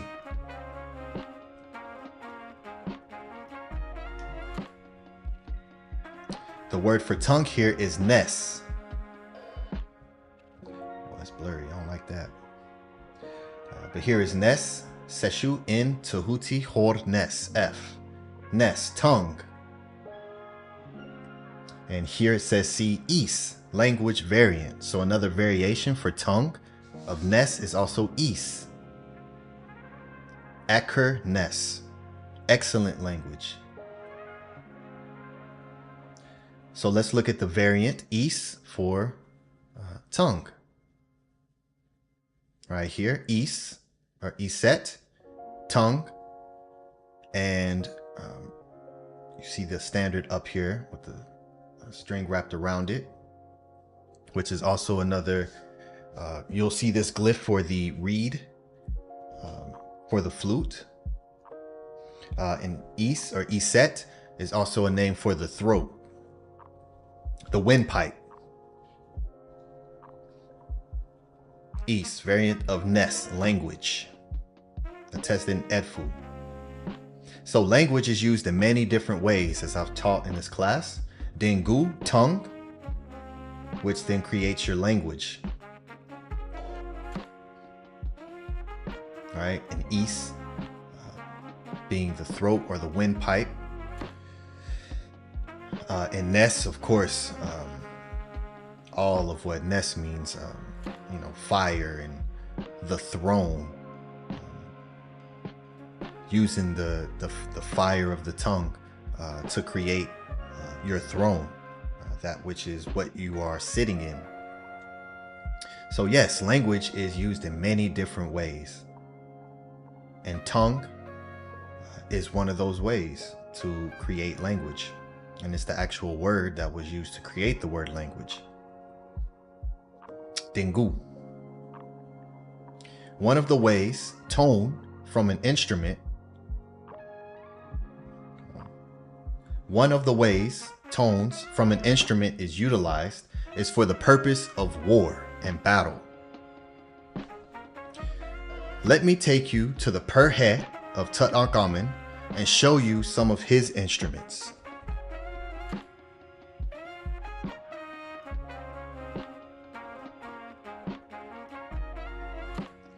Here is the trumpet of Tutankhamun. Here, and then this is the wooden filler. So this would go inside the trumpet to help it keep its shape, as you see here, which is in the depiction of a water lily.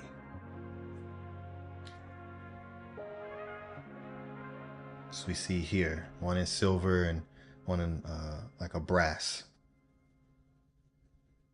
And you see the etching of the lily, right? The Nehep. And you see the sistrum here, the shaker. And you see what the actual shape of the piece of that the shaker is on are serpents. You see 3 serpents here. The sistrum, which is the word Sekem, which is what you saw Yahi holding out in his hand. As the musician, he was holding this in his hand.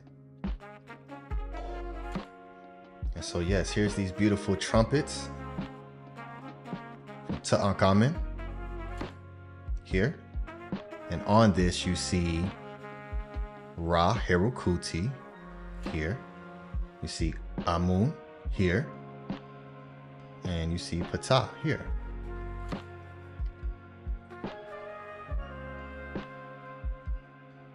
On the tip of the actual horn of the trumpet. Very Nefer.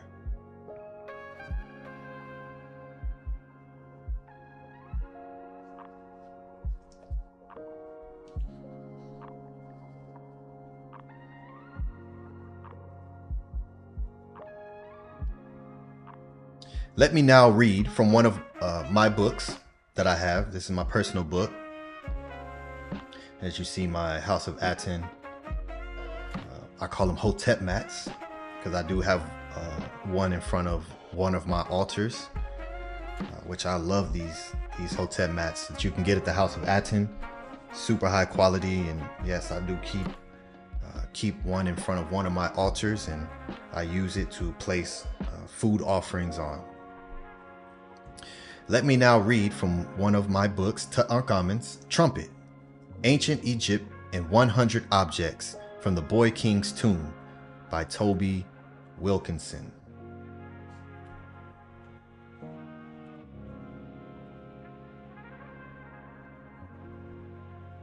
So this is from the book here.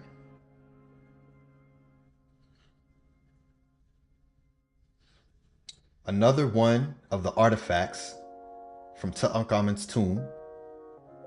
Hold on, let me I know that's probably real small for you all, so let me see if I can make it larger.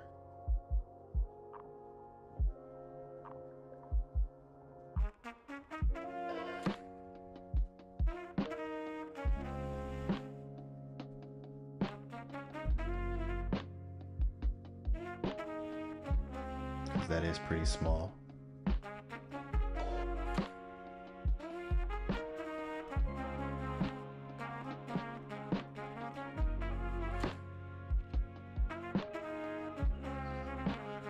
To everyone who is supporting the class, for those who are maybe came in late, the links are pinned to the top of the chat.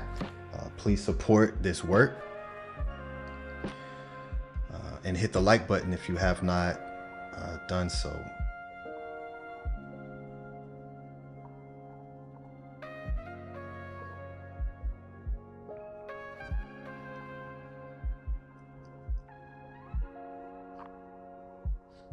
It's kind of messed up my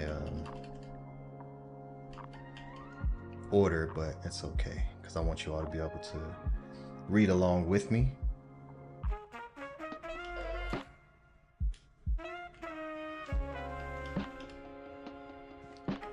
All right, can you all see that and read that? Put a 9 in the chat if you can, if that's large enough for you all to read along with me.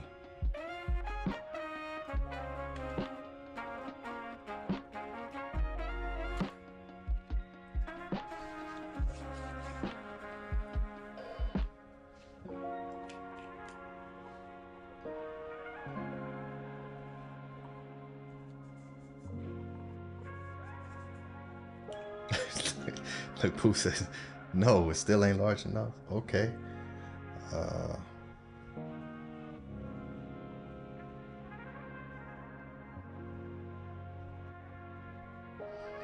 Okay.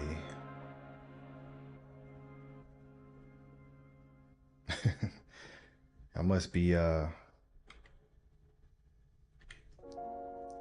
small screens. Okay, so let me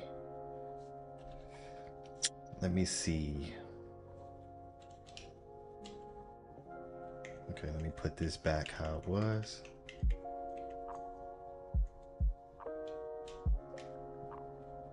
And then I'll just do this.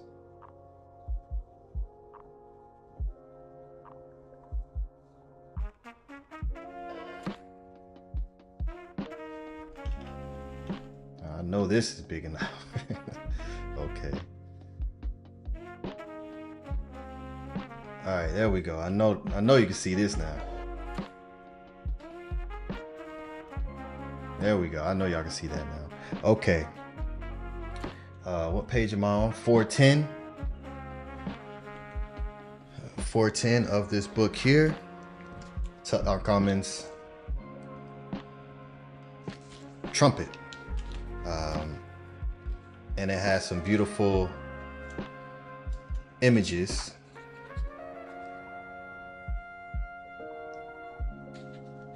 It has some beautiful images in this book as well, for you to look at some of the artifacts, but it's mostly, you know, just words describing a lot of what was in TUTANKHAMUNS per head. So it's very nefer. All right. And there's the trumpets right there.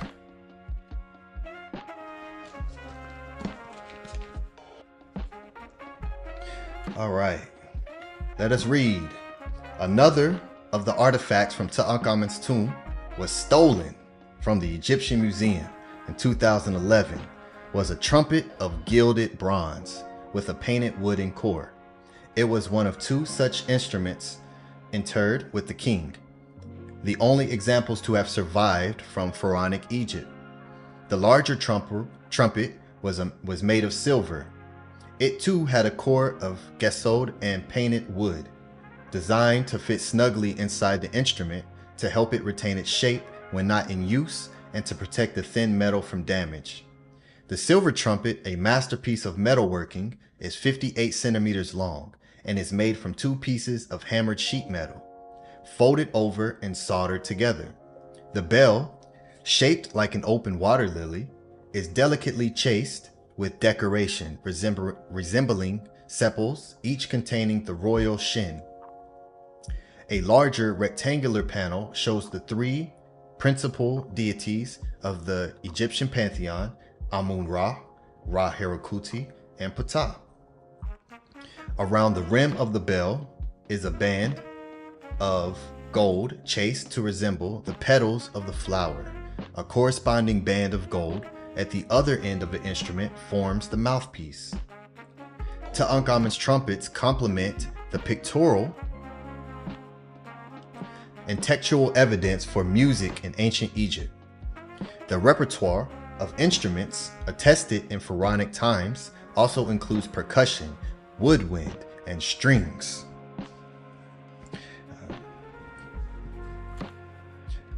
Music was evidently a feature at banquets and religious festivals, but also in a more mundane setting, farm workers and winemakers carried out their tasks to the accompaniment of rhythmic songs. So not only was it just we used music in banquets and different festivals, farm workers and winemakers, just like now, I don't know how many of you all may be doing something sometimes when I'm doing my research or I'm putting together something or I'm organizing. I definitely have tones playing, and you hear the tone I have playing now.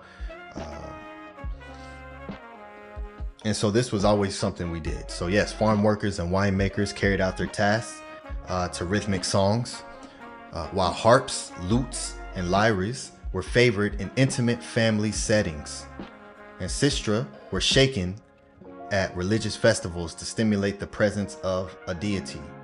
Trumpets seem to have been used primarily in military and ceremonial settings.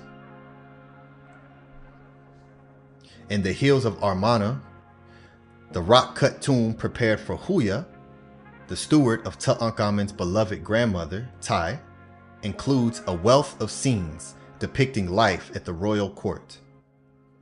One tableau commemorating T's visit to her sunshade shows a trumpeter holding his instrument and its wooden core as he stands in front of a group of royal attendants. At Thebes, fragments from a battle scene dating to the reign of Tutankhamun include a depiction of bound Nubian captives, their ropes held by the king. Behind them, a trumpeter turns toward the infantrymen and standard bearers and blasts a note of triumph. The aftermath of the same campaign may be shown in a rock-cut shrine at Gebel el Silsila. A trumpeter plays while Egyptian and Nubian troops perform a leaping dance, and the Nubians sing. Grant to you, King of Egypt, light for the 9 bows. Your great name is in the land of Cush, your war cry in all their places.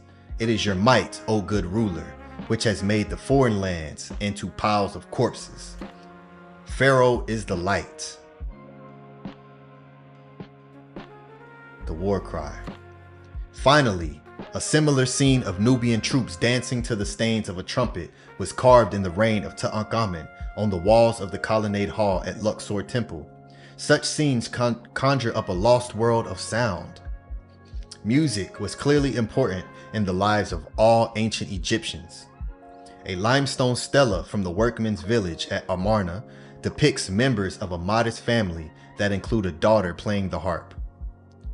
Yet in the absence of any musical notation, the nature of pharaonic music remains unknown, meaning the actual writing, the notation of the tones,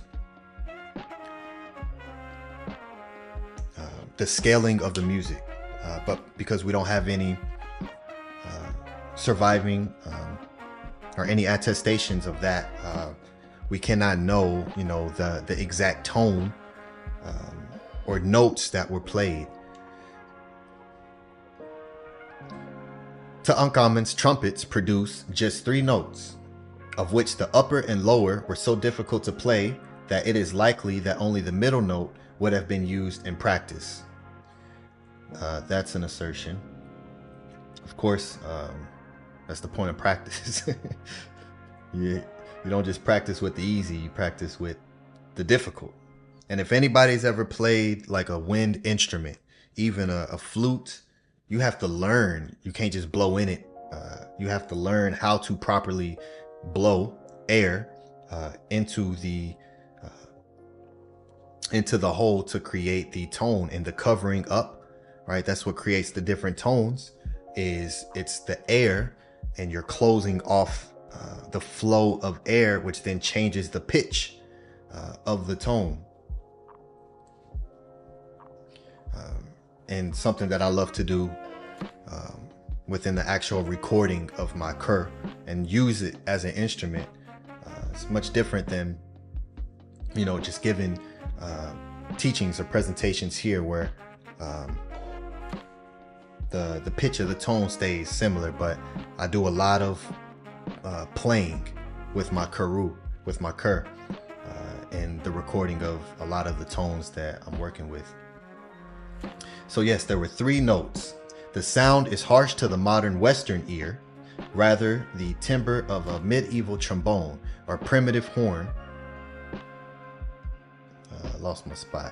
primitive horn, than that of a trumpet or a cornet. The tunes the ancient Egyptians played remain elusive, a solitary reminder that even after more than 2 centuries of excavation in the Nile Valley, many details of pharaonic civilization escape us. As the archaeologist of Amarna, Barry Kemp, has put it, beyond the limits of academic research is a whole range of lost experiences. Study of the material remains left by the ancient Egyptians, epitomized most spectacularly by the objects from the tomb of Tutankhamun, reveals much about their daily lives, their geography and history, government and religion, but the human experience of living in pharaonic Nile Valley can never be recovered. In another rock-cut tomb at Amarna, carved for Akhenaten's steward, a large scene over 5 registers depict units of the palace guard. Each of the top and bottom 2 registers show a detachment of 10 soldiers. Their different nationalities, Egyptian and Nubian, Libyan and Asiatic, illustrating the multicultural character of Tutankhamun's Egypt. The middle register is blank, but for the single figure of a trumpeter on the far left of the scene, holding his instrument to his lips.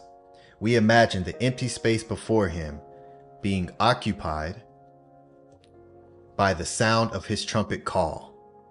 It is remarkable tableau, unique in pharaonic art, indicating both that sound exerted a powerful grip on the Egyptian consciousness and that we can only dimly discern the contours of the past.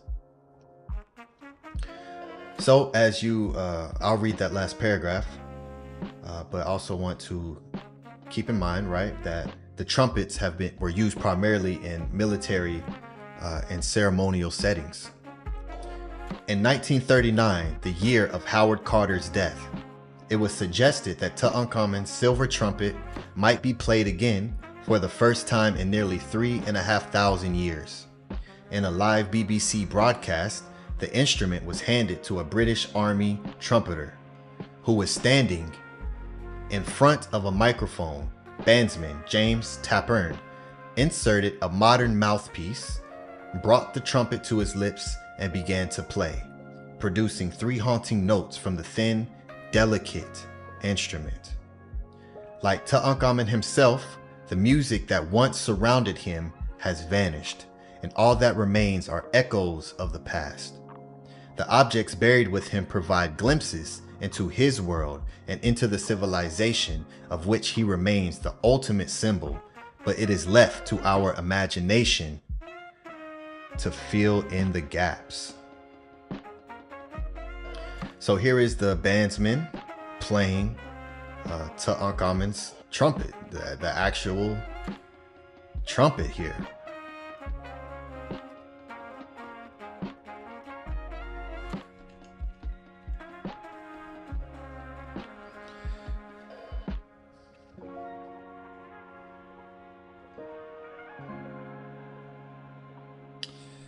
So let me go back. So as we see within this writing here,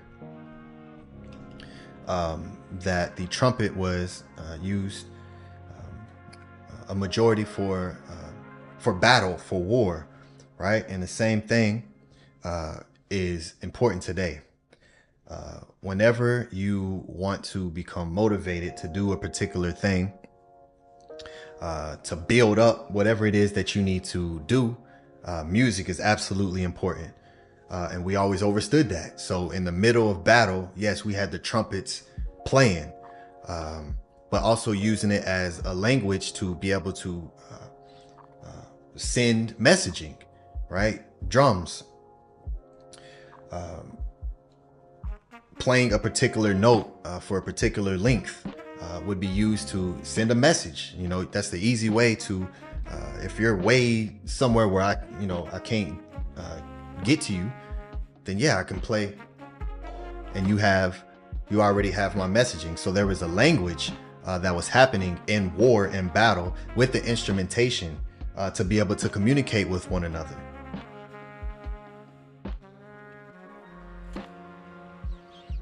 So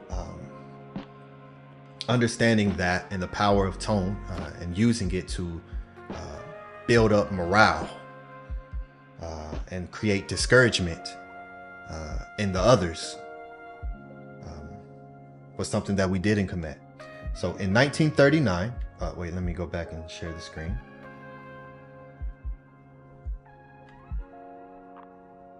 Oops. Let me switch this here.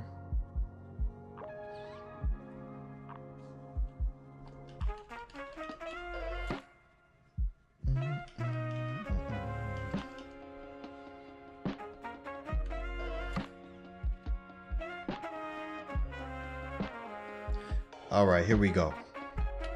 So in 1939, there was a live broadcast of these exact instruments being played. Would you all like to hear the tones that were produced when the BBC created this broadcast and played Tutankhamun's trumpets over the radio, over the waves of the radio, the actual trumpet itself? Would you all like to hear what Tutankhamun's trumpet sounded like Well, at least with it being as old as it is, and as delicate as it is, and you know, after this, after they performed this, it definitely damaged it. So yes, put a 9 in the chat if you all would like to hear.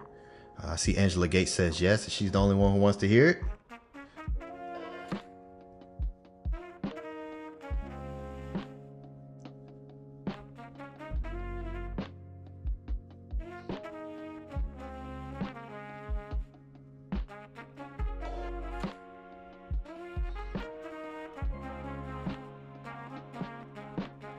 Maharu says to learn how to learn the trumpet in London, they show you once and then you try. If you can blow, they will teach you. I failed.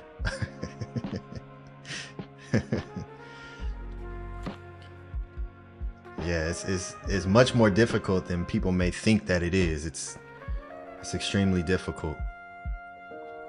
Okay, here we go. I see some comments now. Nutpoo, Ironheart Ra. Hotep to you, Ironheart Ra. It's a new name. Peace to you. I like that name. Amunet and Amun says yes, or the sin. Wonderful. Maharu. Okay. So let me fade out the music.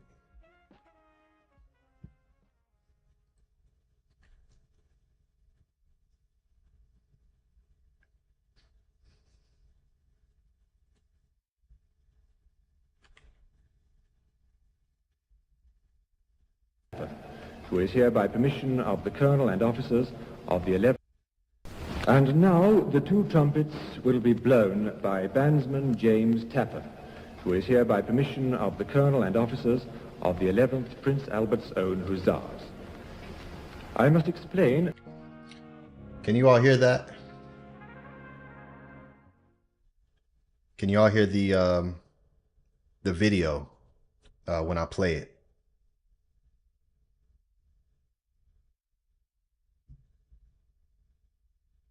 Okay, wonderful.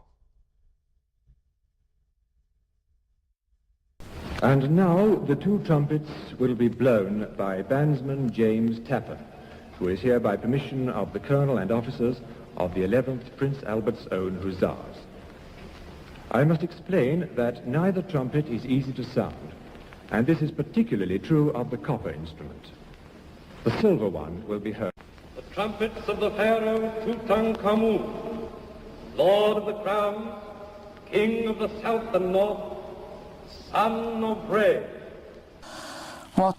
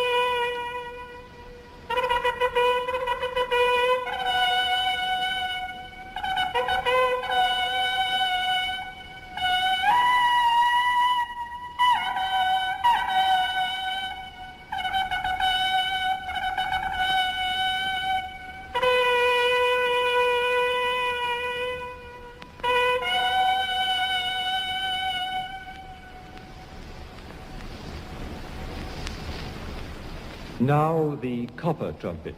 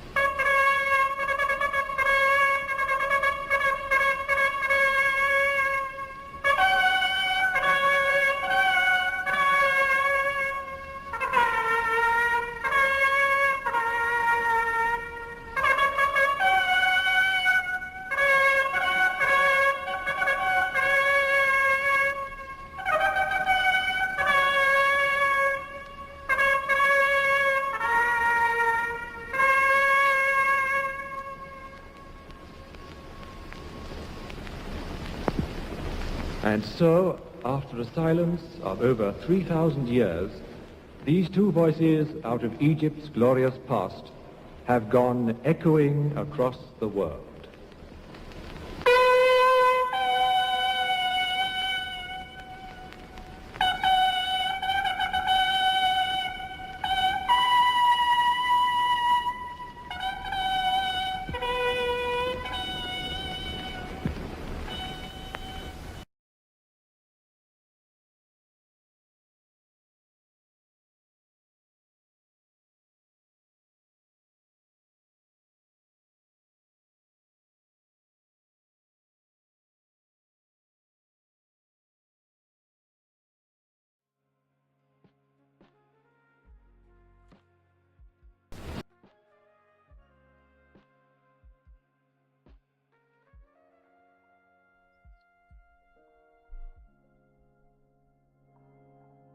All right.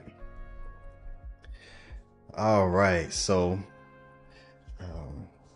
yes, as we just experienced the actual tone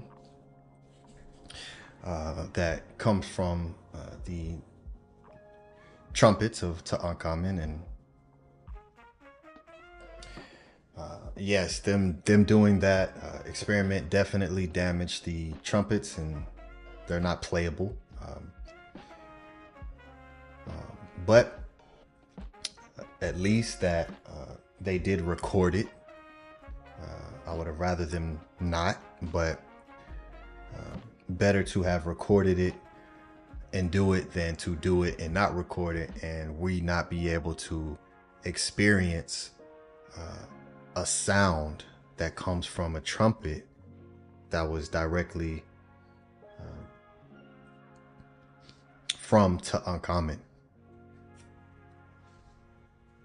There's nothing like that exists on the planet. So that was a once in a lifetime thing.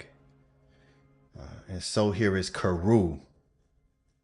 Dua Hotep to the great KHUNUM, the House of ATEN, houseofaten.org, if you want to be a part of what we're doing and be able to come into my private classes where I teach on the instructions, different Seba'ite literature of the scribes, and just ask anybody who comes to the KHUNUM classes, you know, the depth that I go into when it goes to the Medu and showing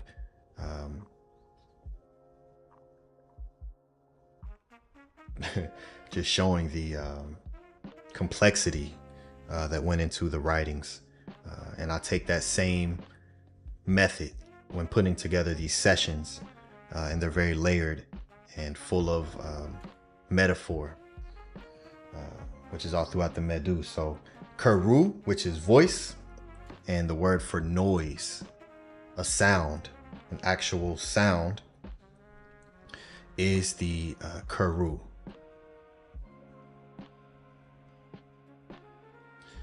Which KHUNUM then also is a word for war. KHUNUM. KHUNUM is a word for war, as we utilize the KHUNUM, the voice, as you with the battle cry, and utilizing the actual instrumentation of sound and music in war and battle for many purposes, for communication and for morale, discouragement of the opposing side. So just as we continue to learn about the importance of your Ker, which a word that rhymes with Ker in the Medu is Gur, which means to be silent, as in the great one of our great brothers here at the House of Aten, Ampu. His name is Gur Ma'a. His name is Gur, which is a title that was attributed to Amenemope, as well as Esker Ma'a, which means to be truly silent. So the word Ker rhymes with the word Ger, which creates a dualistic, symmetrical expression of silence and sound, which is taught within the Perm Haru. Speaking in silence, I maintain an exact balance. Verily, my forms are inverted. So yes, we use the Keru to heal. We use the Keru to build and create, but it's also something that is utilized within battle. And each and every one of us are in a war at this very moment with the Matrix, Isfet, those who push death culture onto our children, onto us. And so this is, I utilize these sessions as a war cry, as I teach about how this is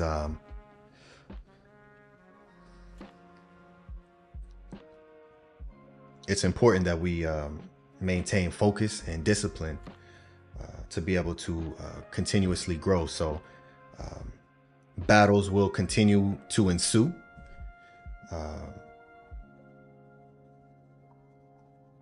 And it's important for us to be ready for that, and understanding that the Ker, as a Keru, as a warrior, you have the power of the Neter, the power of Heka'u with you by utilizing the teachings.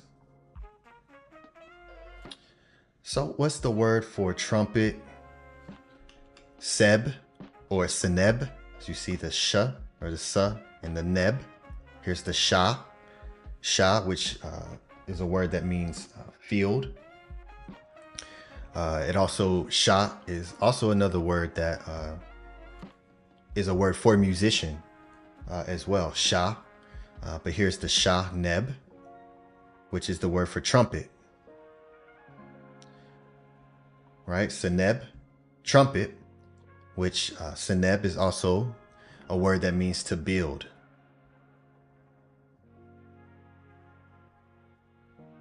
To build.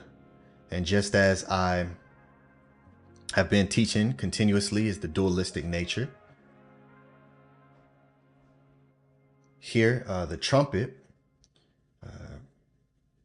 suggests seeing a megaphone in it, given the association of this word with verbs such as as, call, invoke, or the jed, to say and to speak. So yes, the instrumentation and the utilizing of instruments has always been connected with the voice, as you are an instrument. What tone and frequency are you producing? Are you creating one to build? Right? Seneb, another word that means to be healthy and strong. Seneb. And Seneb also has its dualistic nature, which is to overthrow, to cause to fall, to destroy, or to overstep. Because that which is built can also be destroyed, and some things have to be destroyed to be able to make space for the new thing that you're building.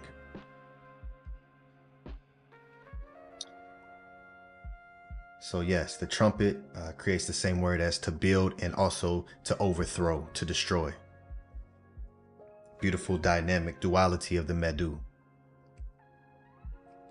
To build, destroy. Hinu Ptah for creating the Neter Kert from your Ebe. Dua Tehuti for keeping record. Chapter 82. So I read in many of my Seka'u sessions. Formula for taking the form of Ptah. Eating bread and drinking beer, excreting from the rear, existing alive, in Inu. Words spoken by the estate manager for the treasurer, Nu, true of voice, Ma'a Koru. Born to the estate manager for the treasurer, Amenhotep. True of voice, Ma'a Koru. I have flown up as a falcon. I have cackled as a goose. Negeg, neg, to cackle, coming forth from the egg, Again, dealing with the crying, the sound of the cackler as a goose. I have alighted on that far side of the mound of the great festival. My abomination, I will not eat it. Excrement is my abomination, I will not eat it. Abomination of my ka, it will not enter my body. What do you live on then? The Natiru and the Aku say to me. I live and have power on ta, on bread. Do you really eat? The Natiru and the Aku say at me, I have power, Sekim. I eat it under the branches of the Ima tree of Hethor, my lady, who makes offerings, who makes bread, beer, brew, and inu.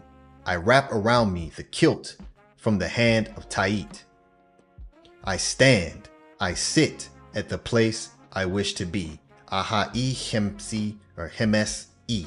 I stand and I sit at the place I wish to be, which is a masculine and feminine, as I've taught in the previous Sekau sessions, and hemes, which is to sit, or him, which is the word for woman, and aha, which means to stand erect. This is standing and sitting is the masculine and feminine working in conjunction. So I sit and I stand at the place I wish to be. My head is that of Ra, Tepi M Ra, as I read previously in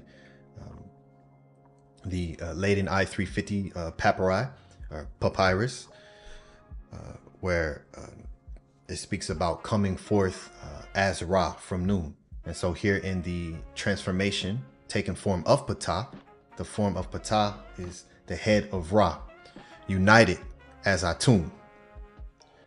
The four of Ra are the offerings of the earth 4 times. I have gone out. Nes-e im Ptah. My tongue is that of Ptah. My throat is that of Het-Heru. Page 194. Chapter 82 of the Purim Haru.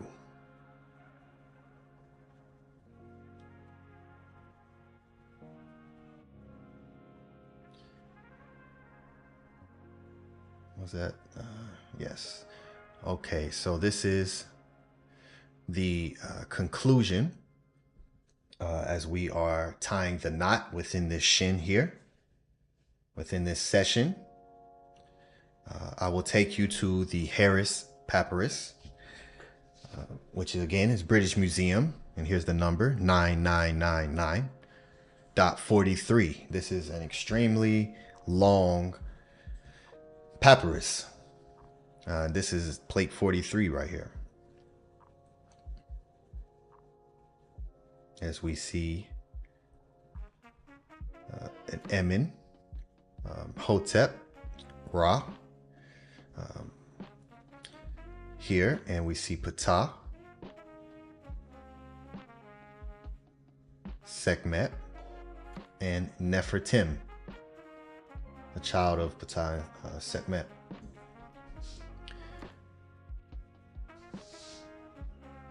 And so here's 43, plate 43, and this is plate 44. And here is the transcription, again, from the hieratic to the Medu. Just so you have it. All right, Papyrus Harris. And here we are, Ptah the Great, south of his wall, Lord of the life of 2 lands. And this is, a translation of this. So this is translating all that there. Over Ptah, over Sekhmet. Sekhmet the Great, beloved of Ptah. Over Nefertim. Nefertim, protector of the 2 lands. Before the king, I tell the prayers, praises, adorations, laudations, mighty deeds, and benefactions, which I did for thee in thy presence, O Resi Ini Beth. Prayer to Ptah, recital of the king's benefactions. The prayers, praises, adorations, laudations, mighty deeds, and benefactions with King Usur Mare Mary Amen.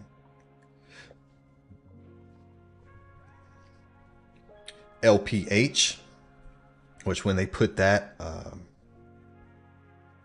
that's just to represent Anku Jaseneb. Let me see if I can.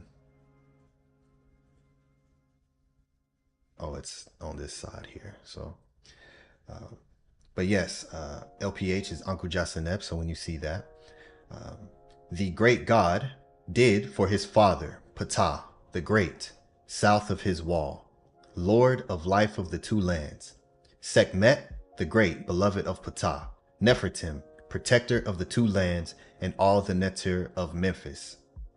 Said King Usur Mare Mary Amen, the great Neter, to his father, the august Neter, Ptah, the great, south of his wall, Lord of life of the two lands.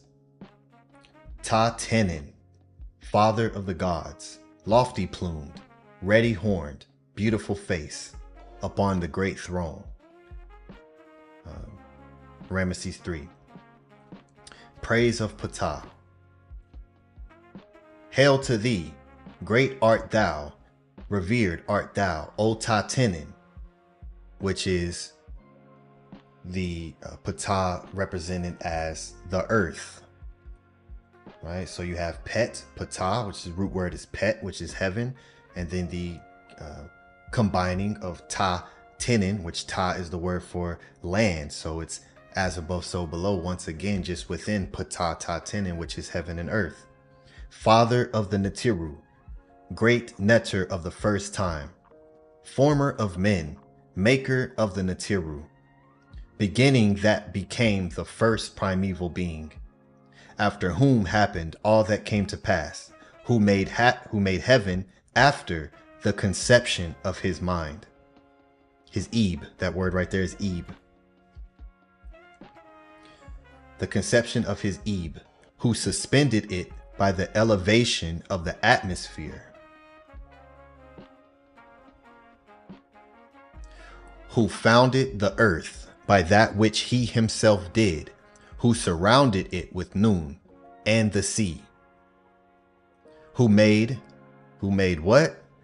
The nether world, who satisfied the dead and caused the sun to come to prosper them as ruler of eternity, Lord of everlastingness, Lord of life, who fills the throat and gives breath to every nostril, who preserves alive all men by his sustenance, lifetime, destiny, and bringing up are under his authority. Men live by that which comes out of his mouth, maker of offerings for all the Netiru, in his form as Nun, the great, right? Ptah Nun, Lord of eternity, everlastingness is under his authority, breath of life for all people, leading the king to his great throne in his name, King of the two lands. I am thy son, whom thou hast installed as king in the place of my father. In peace I follow thee. Thy plans are before me.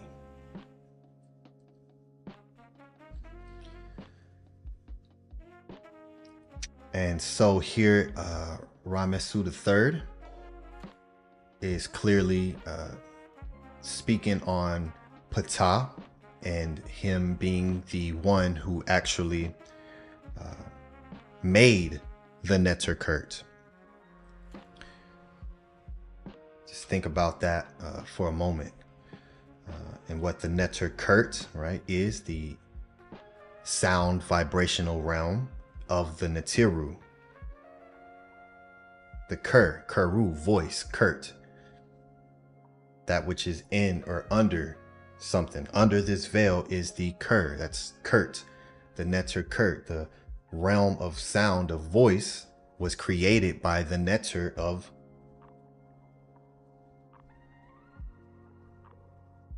And yes, the Hekau really works.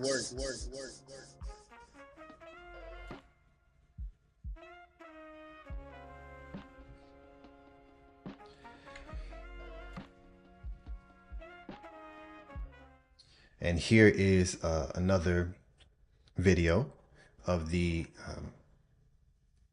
playing the trumpet. This isn't the actual trumpet. This is a recreation of it. So let's listen.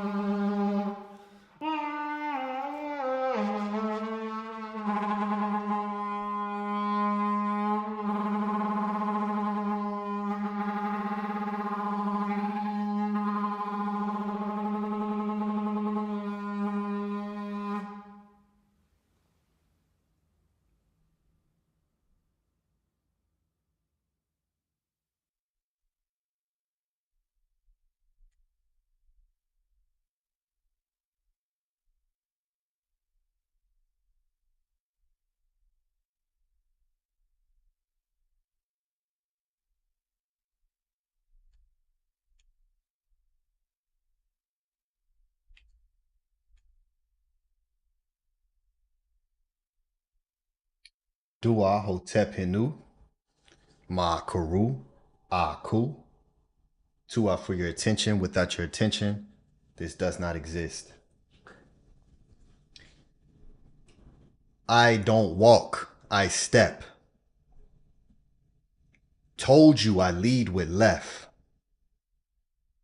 Amen, Amentet, creating hidden space. If you can't fathom being outside the planet, then don't ask where I'm from.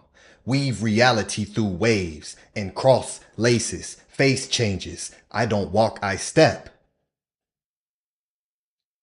Merge dimensions if we cross spaces. No space for crosses, false prophets, and the shameless. False doctrines, false politics, and the brainless. I done tried to tell y'all this the late call. They've doctored up the scars from the surgery. Peacemaker, right on pace with the ending to start.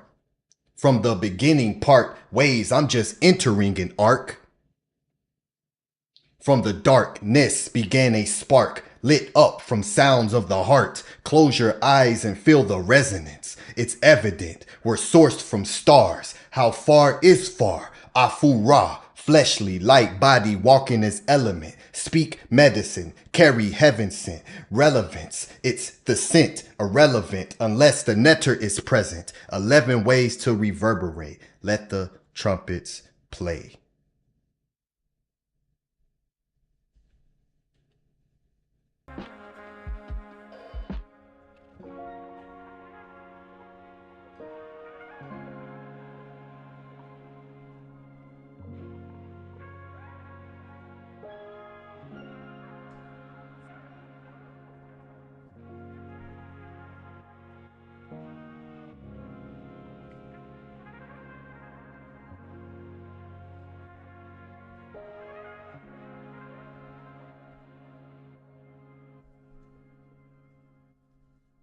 Dua Hotep Henu, Ma Karu. Peace and love, everyone. Tua, again, for your attention.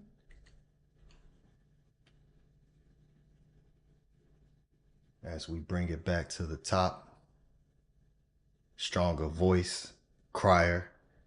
This is the war cry. May you all take and receive. Through resonant realms, sonic sculpting of reality, created by PTAH.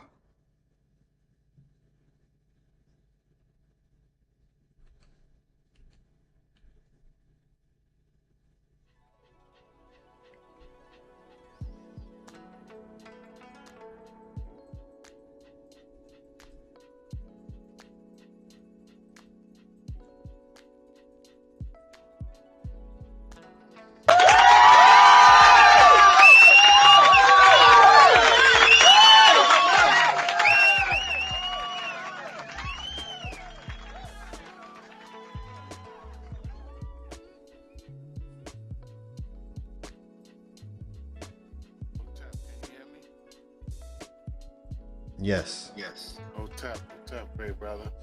That was phenomenal work. As usual, Scribal 14, Scribal sessions number 14. Great brother. I stepped away for like 2 minutes. I'm a little bit delayed. But yeah, that was phenomenal, great brother. As always. I love it. I love it. And I feel like I got the message, even though I told y'all I'm tired. And I feel like the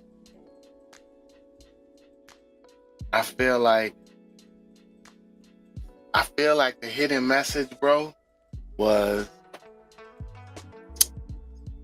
being the hecker. Like being careful with what you say and being so disciplined with your words that you actually, I don't know, kind of manifest. That was beautiful, brother. I love it.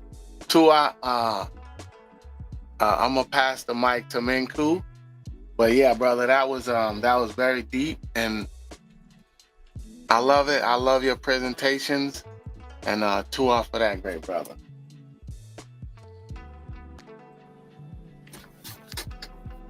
Nini Ka, great brother. Tua Henu to you. Hotep Henu. First of all, I want to say it's a huge relief, and it's a joy to see you actually be able to teach on music, which we all know you're so passionate about. So it's beautiful that you took some time, you made time to teach on what you love, and to do it in the Heka chamber of Ma'at and the ancestors made this even more powerful. Trance. Cuff, you might need to go on mute. We can hear you, great brother.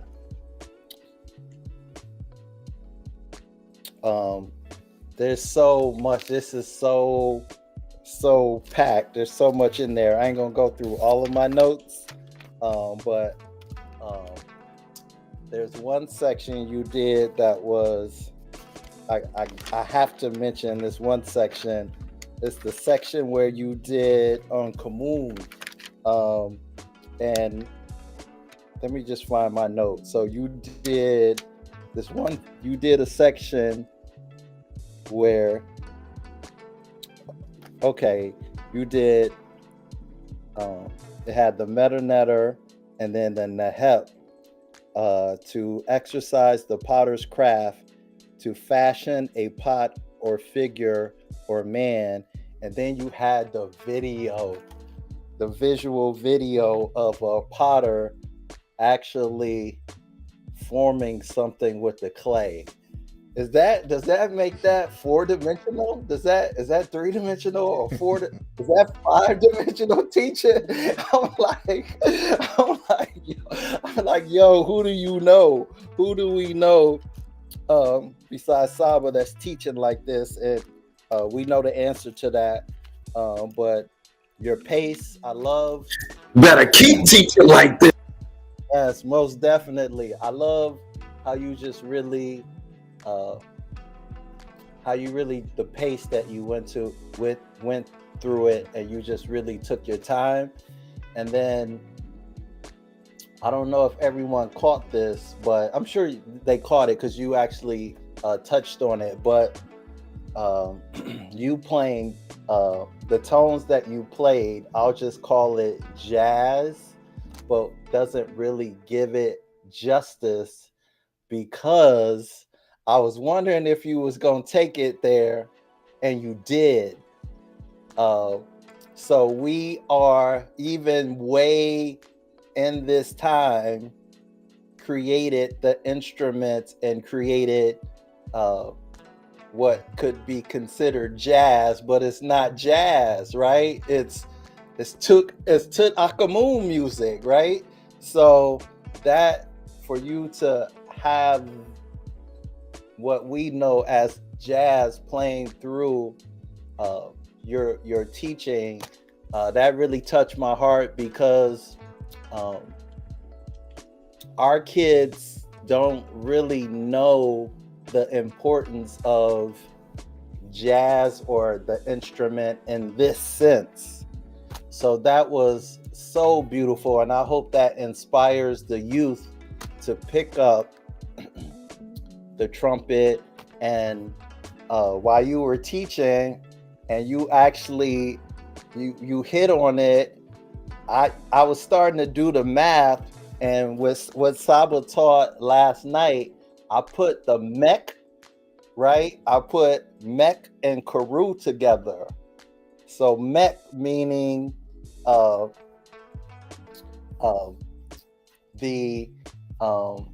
mech is the guardian of Kemet, right? Alexander's name. So I put mech with karu, and you did that too. That's a bar right there. That's so hard. That was dope. That was dope. And there's just so much in this teaching. I could go on and on and on how much this was just genius. And I love all the steles that you put in there. And of course, your teachings are, grounded in Ma'at and the metanetter and the foundation of the Neteru. And it's a masterpiece. It's very powerful. The stories, TUTANKHAMUN, there's so much we don't know about him, but for you to bring this forward in the way that you did was, this teaching belongs in, it belongs in the museum. It was very, very powerful. It's very, very important that the youth get these stories, because in your teaching too, I realized something. The reason why our youth are being able to manipulate it with the music nowadays, because they know what is inside a young person. because a lot of young people don't have the wisdom, and the human brain doesn't fully develop until it's like 25 or 28. And you know, a young person's mind is, when you're in 8th grade, you're like, I can't wait till I get in high school. And then when you get in high school, you're like, I can't wait. You know, you're going through puberty, so you're having these desires, right? And then you have curfew, and you want to be outside because your friends are outside, and you like freshman, and you can't wait to drive, and you have all this frustration, all kinds of frustrations, and you want to grow up so fast, but you don't have the maturity to be able to do the things that you want to do. And the music is just it's instigating what is inside of the youth to like force them to do the things that they are not ready to do. So Hinu Hotep, to you for taking on this topic and this subject, and using the power of the Netaru to put things in their proper perspective, because that's what we need, tempt, right? To, you know, bring ourselves together and the energy that we're supposed to be in. So Hinu Hotep, to you, great brother. That was definitely a special treat that you gave us. So you better keep on teaching like that. You know what I mean? Gotta keep teaching like this. You yo. Definitely fire. Yeah, that was hypnotizing, great brother. I love it. Never. Yes. To our Hinu great brothers, appreciate that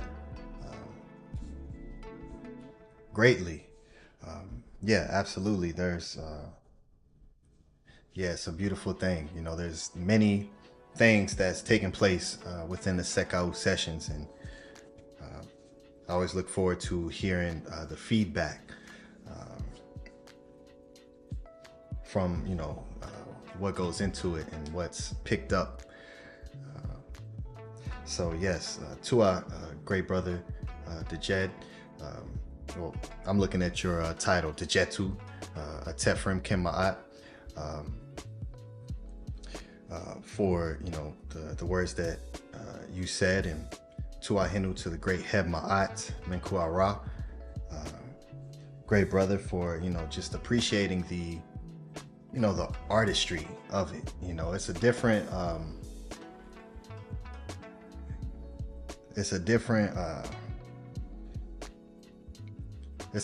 type of appreciation, and yeah, you know, Scribe knows how to y'all heard me, whoever was at the Pathways, you know, I sat down for maybe 35 seconds at a piano and I played, you know, I can, you know, so I do know how to play an instrument.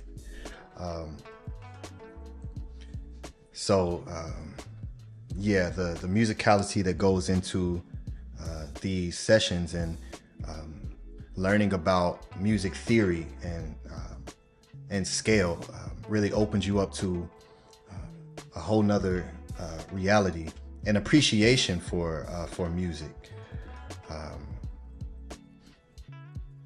And yes, so I love the trumpet. I love the saxophone, wind instruments. Give me a beat with a saxophone on it, I'll have infinite bars for you. So it just does something for me.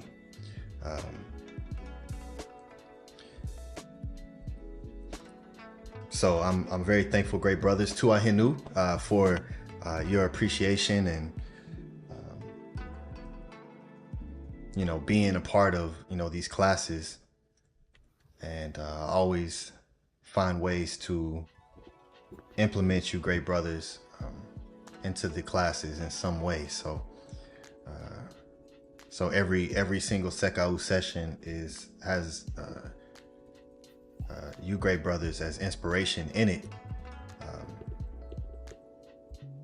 because you know,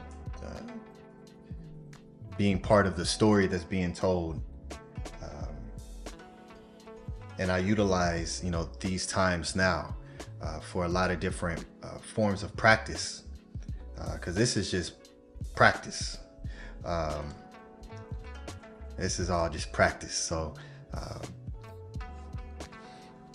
it's a wonderful thing. So as we continuously move forward and prepare for each day, and understanding that we are in battle, and learning how to turn yourself into a weapon, by becoming the instrument that can do that, right? The beautiful thing about sound,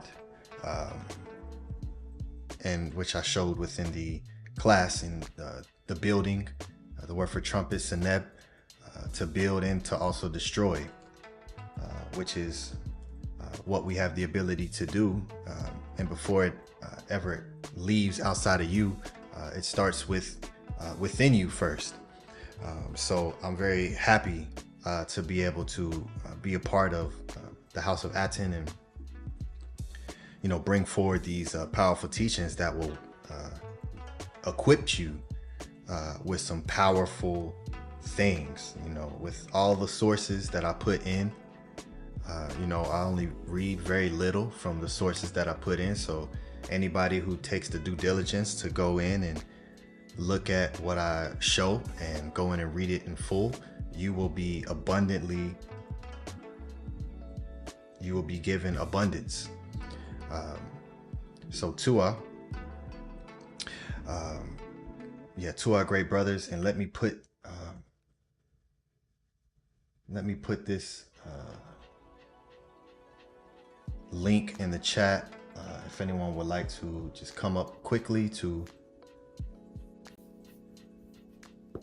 speak. We only have a little bit of time, but I will put the link here. While you do that, great brother, I just wanted to add one other thing. You're talking about a flex to first, to hear the tones from that trumpet was so triumphant, right? And to imagine TUTANKHAMUN, that netter, playing that instrument, you talking about a hit record. To hear that sound of victory, and what a flex for the British or whoever the guy was, to be able, them folks being able to say, oh, I reassembled, TUTANKHAMUN's trumpet, and then for them to play it and record it. Imagine going home to your wife and saying, yo, this is what I did today. I played the trumpet of a true and living God.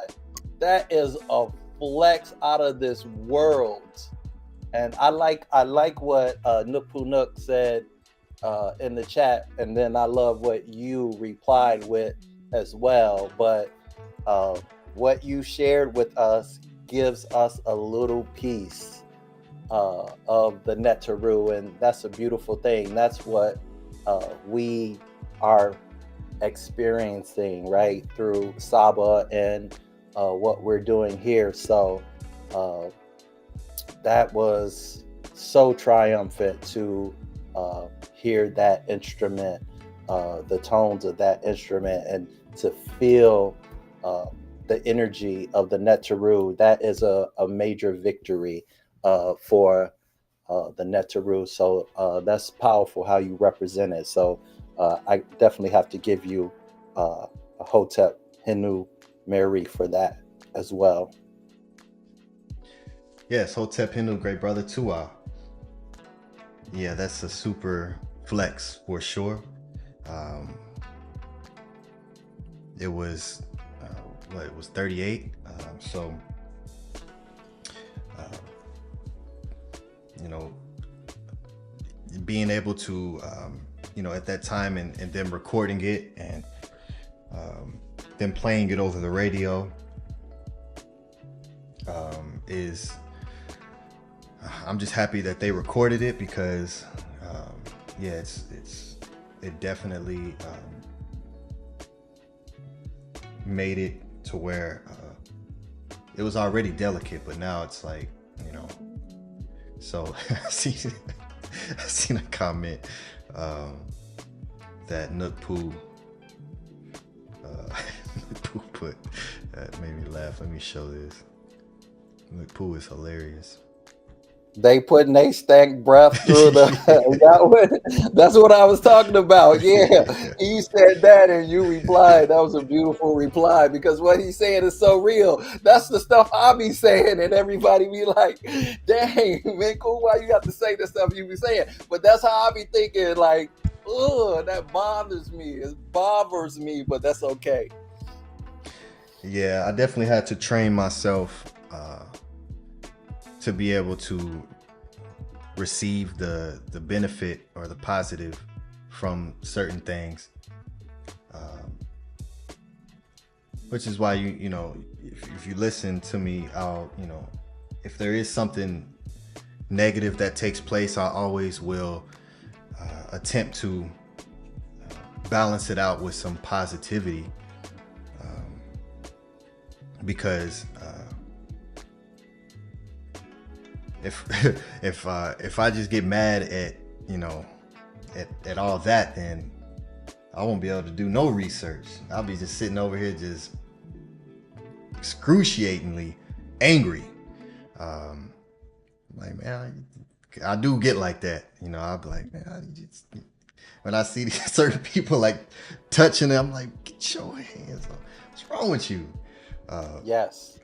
So you know, man, I feel it 1000%.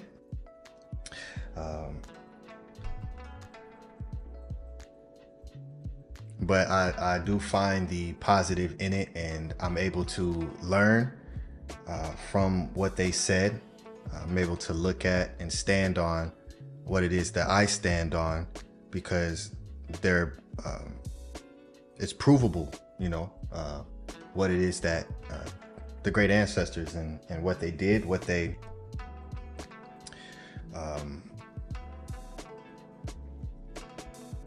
you know, and that's because of the archaeology, and in today's time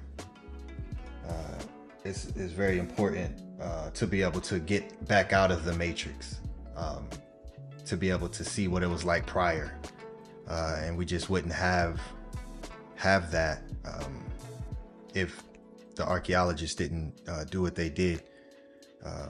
And you know, I could sit around and have, you know, multiple conversations from different levels on what it would be like, but just with where we are now, and I'm not sure if you all realize, but the Grand Egyptian Museum, the big one that they were building, it just opened up, I think in late October. So now that's open, and they don't have Tutankhamun's side open yet, but they're gonna house all of his artifacts there, and they have some. It's very nefer. It's very beautiful. They definitely put a lot of time and care into it. You can tell by looking at it. So I'm happy about that. But yes, being able to hear the tone and you know, just close the eyes and put myself and surround myself from what it is that I read and look at, and being able to envision as much as possible with the depictions that they left, is just a powerful feeling. And especially, you know, putting yourself in a position of war or battle. So yeah, it's a very powerful thing. So yeah, Tuahinu, everyone, for being here. Everyone who supports, those links are pinned, and I'll go ahead and show that, and then we'll begin to close out.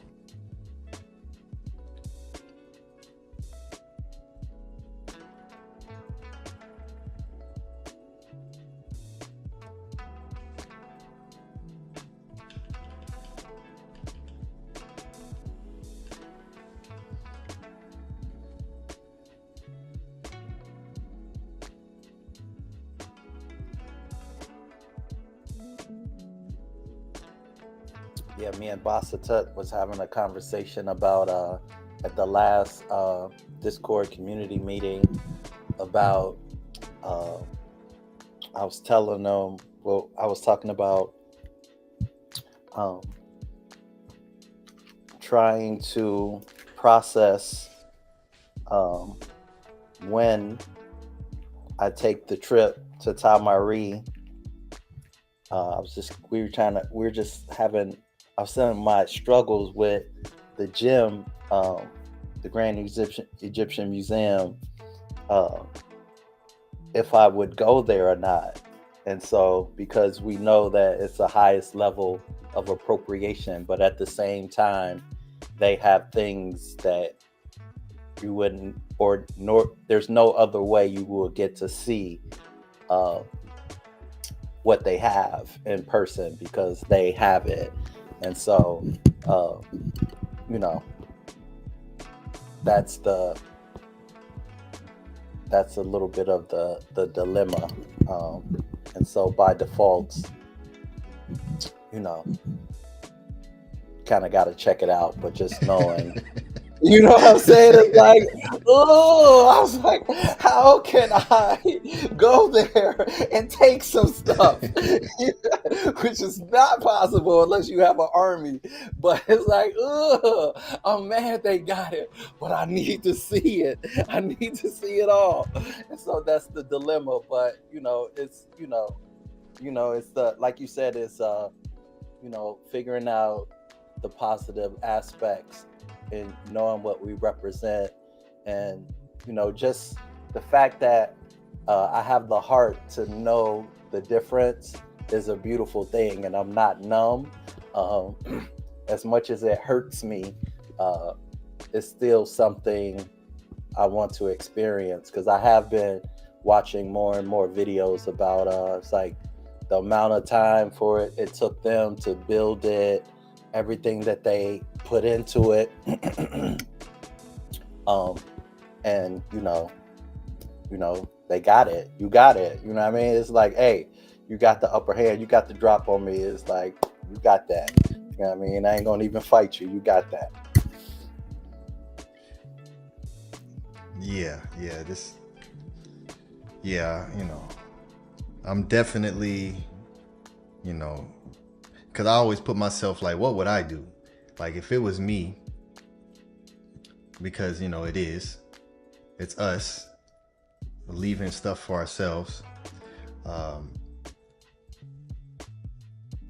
If I was in that position, would I want my child to come if it's there? Like, if I leave and someone stole all my stuff and then put it in a museum,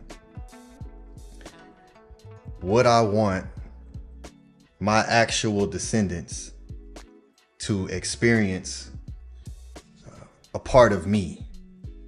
And when I think like that, I'm like, yeah, I most definitely would, especially with all these fingers of individuals who shouldn't have access to it. But if anybody should come, it definitely should be us. If anybody should be in the presence of the actual artifacts to give it real reverence, it should definitely be us. And to be able to restore some of the imbalance, because people just go there and they just take, right? And And even when I look at videos, I've looked at videos of people walking through the Grand Egyptian Museum, and there's another thing that just irritates me, because they're walking, and it's just like a scan over, it's like stop and look at it, like observe it for a moment. And it's people are attracted to the same exact things. It's what they call the helicopter glyphs and SETI. People love to go there, just look at that. They'll go and look up the King's List, where they only show the one side, they only look at the other wall. There's the same few main popular things that people all gather to like look at, but everything else they just scan right on over. I'm trying to I look at the videos, the walkthroughs, to be able to see what's in there. And so a lot of time I'm like I'll be trying to go, I want to look at that, go over there, and they just keep on just walking. Man, it's no real appreciation at all. So I know when we go, it's gonna be a different thing, because we're coming to give back to them, man. Everybody just taking from them. Nobody's giving back to them, and we're doing a part of it, here by speaking about the Neter and speaking for the great ancestors, bringing up their writings and showing them and showing their artifacts that they sculpted and they brought together, and teaching from their words themselves. It's a different thing. So I feel that the ancestors appreciate what we're doing, and for us to be able to visit these places that house our ancestors' artifacts. So it took me a while to come to that conclusion, but I did just want to rebel, just but then I think about it on the other side, how did these people, Sally Mae up in the tomb, up in the temple, yeah. So it's nah, we gotta go bring some order, because that ain't gonna work. So yeah, I feel you, great brother. Tua, that helped me a lot, because in retrospect, they're waiting for us, and they're going to be happy to see us when we get there. And so you helped me a lot with what you explained, because it's like if we looked at the places they're housed at in a certain way, they would want us to come visit. They want to visit, because a lot of, like you said, those people in those walkthroughs, they don't even know what they're in the presence of. They don't even know what they're looking at. So I love your perspective on what you just shared. Yeah, so we're it's gonna be a wonderful thing. The actual architecture of the museum is fire. And they got all the shins of Part EE's on there, and I use it for inspiration, because to be able to at least do something on a much smaller scale.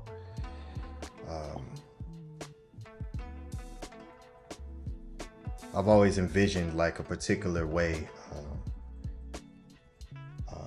I want my per. But yeah, the architecture of it is very Nefer.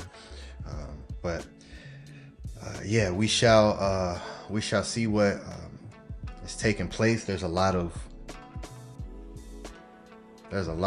confusion in Isfet that exists. So we're the only ones who can really bring and establish the order, and it's gonna be a battle. It's they ain't gonna give it up. They ain't gonna, oh, here you go, you're right. No, they ain't gonna do that. So Last thing. I'm gonna send a question in to Saba about the Pharaoh's Parade. If you haven't seen that, we were talking about being livid. Oh my God, the Pharaoh's Parade. If you haven't seen that video, you have to check that out. Of them move, they did an actual ceremony, a ritual, a parade of the netters to that venue. So what venue? To the gym. They did a. No, I ain't seen look that. it up on YouTube.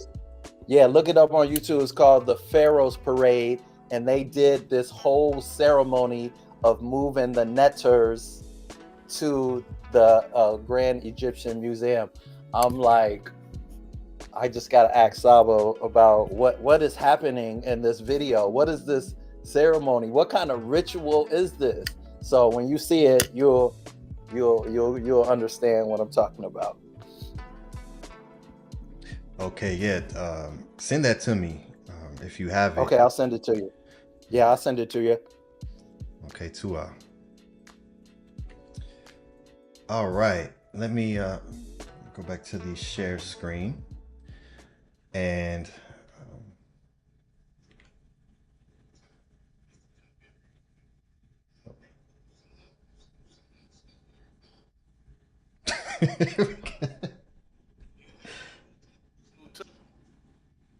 Right? If you want your whatever that person took, you know, that's how I that's one of the ways I look at it too, because you know what I mean. You got to be grateful for what they left behind for us. You know what I mean?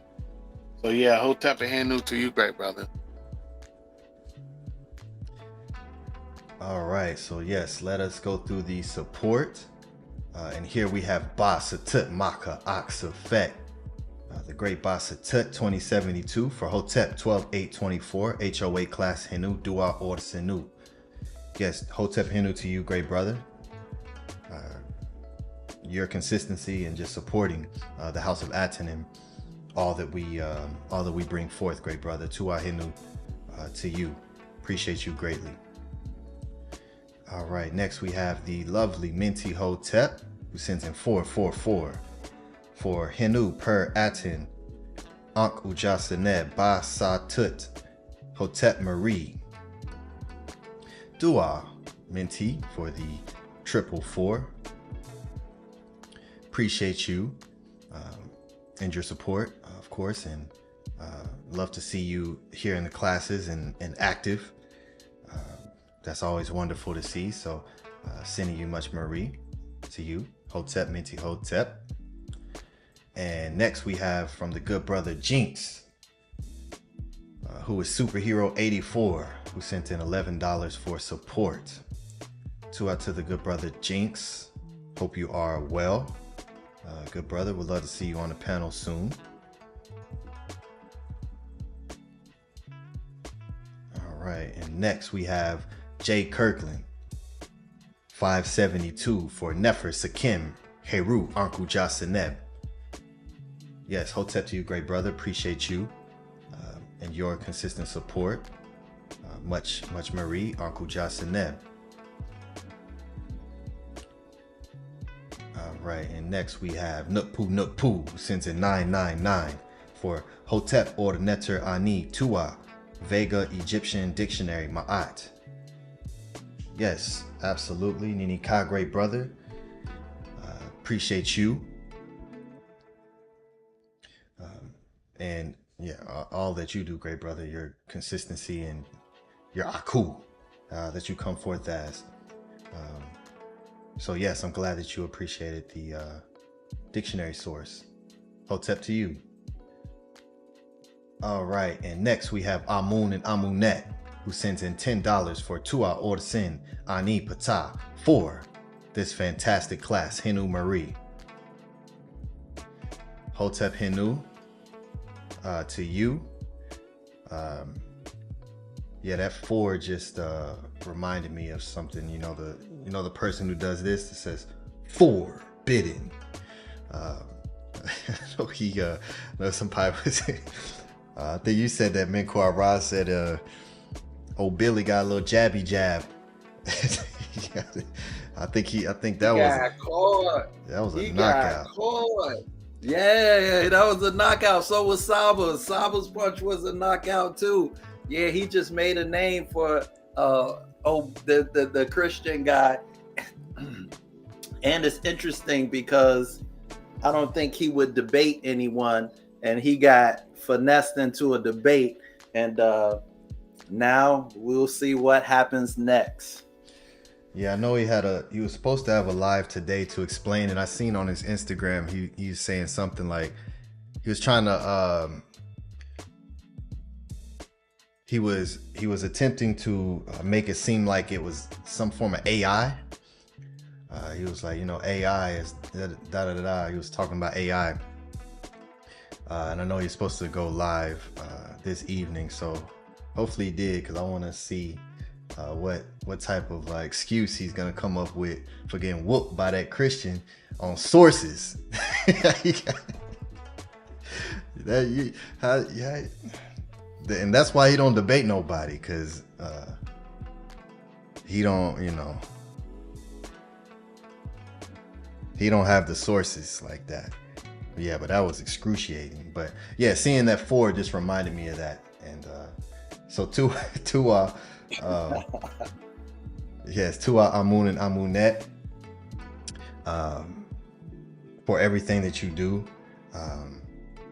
Appreciate both of you greatly, and yeah, I definitely put a very powerful gem in this session that both of you would absolutely love and appreciate. So, Tuahinu to you. And next we have Mahuru sends in $30 for offering Hotep Dua Dua Hinu Hinu Medu words music of nectar to check Kot body. Absolutely, Hinu to you, great brother. Appreciate you and your support. And I did just check. I saw that you sent the support for the Friday Ma'at fundamental classes. So I'll be sending those to you. I think you said the last one and 2 other ones, which the 2 before are the when I started the Paheb Papyrus. So I'll send you those 3, great brothers. So Tua for your support here, and also supporting the Ma'at fundamental classes to get those recordings. So Uncle Jasineb to you, Hotep Ma'at, peace and love. And next we have $15.95 from Terry Patty. Ma'at Hotep, beautiful, powerful class. Tuas, I'm glad to see you, Terry Patty. Haven't seen your name in a while, so appreciate you and your support here, and your beautiful words and your appreciation of the class. Ma'at Hotep Ma'at to you. And this is the Meru, the supporters of the House of ATEN. Meru is a word that means to support, to be a patron, a partisan, those who support something, which then creates the word for to love and appreciate. So Meru of the House of ATEN are those who you see here for this particular Seka'u session. And let's give them a round of applause.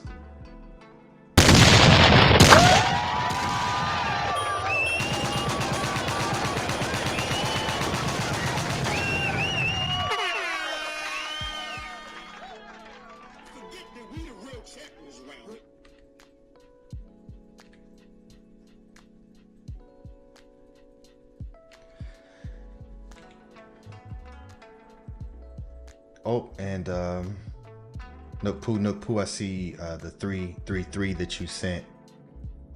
Hotep Marie Eid Ku Ma'at Neter Ani Hotep Ma'at.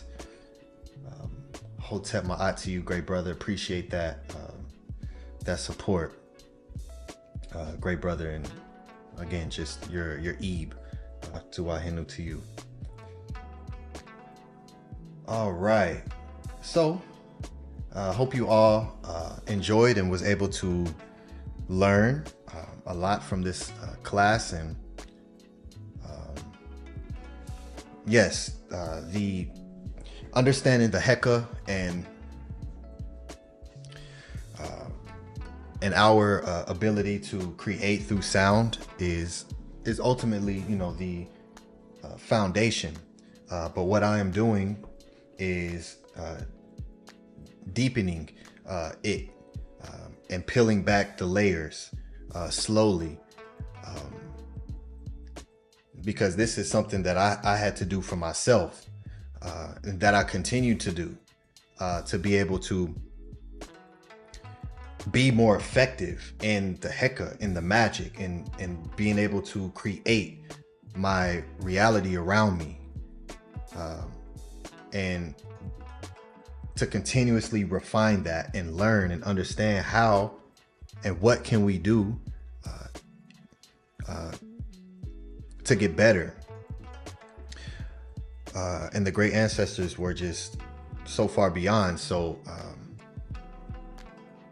on just the, you know, the foundational surface level, these sessions are, you know, to teach, yes, that we have the power and ability to create our reality through thought and through sound,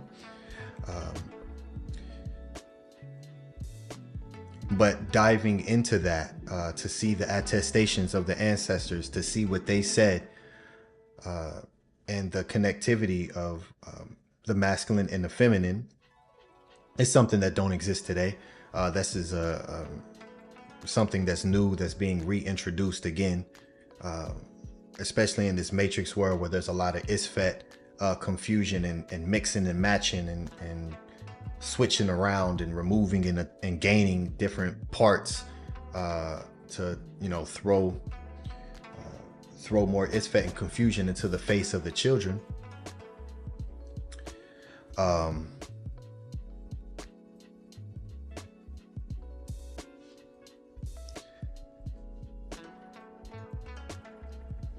Being able to understand, you know, at the depth, at the deepest levels,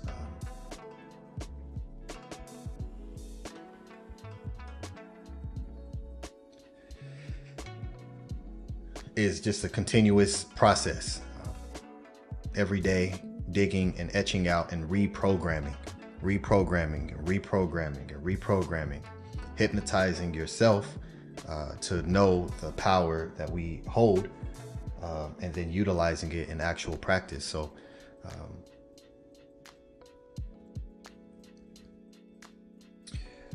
KHUNUM,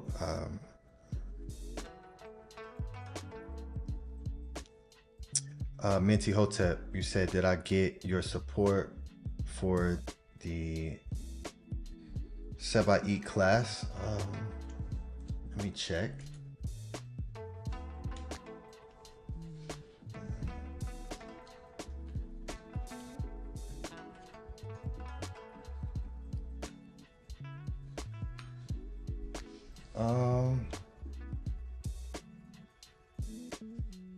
No, I don't see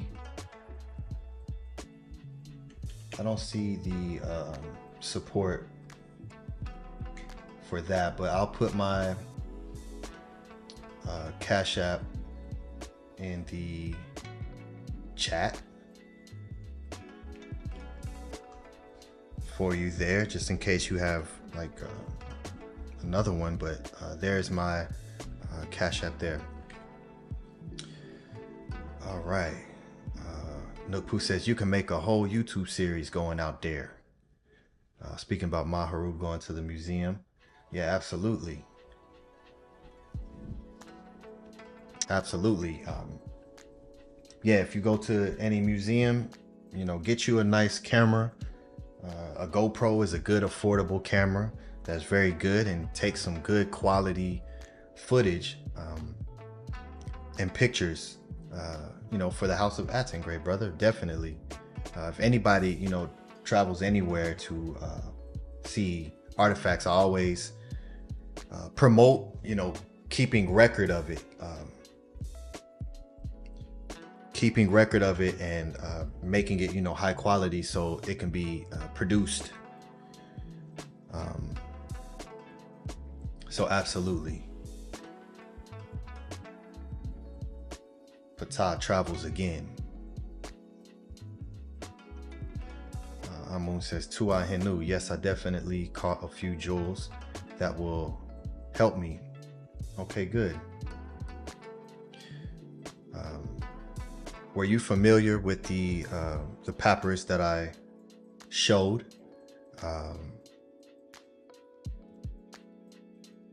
When I showed the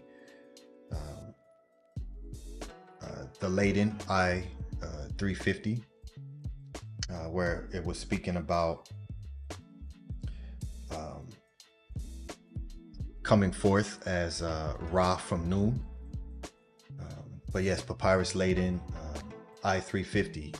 Were you familiar with that prior to me just showing it here? Or have you read that in its totality?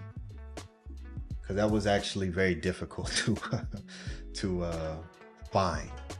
There's not very many sources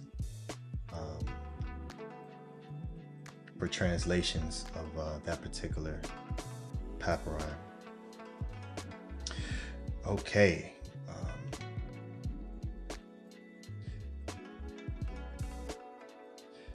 Okay, yeah, no, I was not familiar with it for that. The entire class extremely helpful. All right, any upgrade, brother? And yes, go look that up. If you have difficulties finding it, let me know, and I'll send it to you. But yes, as we begin the closeout, just wanted to give Hotep Henu, Makaru, Aku, to everyone.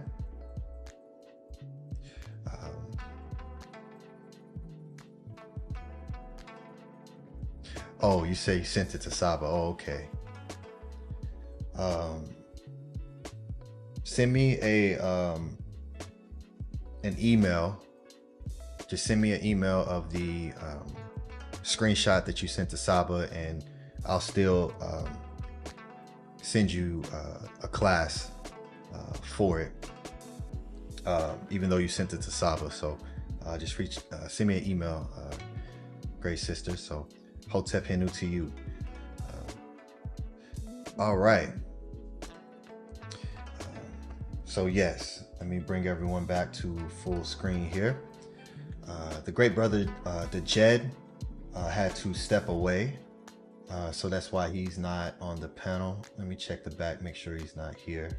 Okay, yes, so it's just me, Minku Ra, and the Jed, or excuse me, Tefrim Kim. So yes, again, Tua Hotep Henu, everyone. Tua for your attention. Without your attention, this does not exist. Tua for appreciating the time and energy and effort and sacrifice that it takes to, live a life of ma'at in a continuous, expansive keper and growth and growing into it.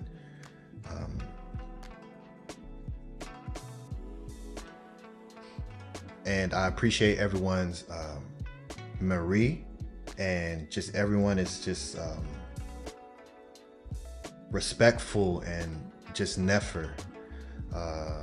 And I really appreciate that about you all. And it's something that's extremely rare today in the Matrix.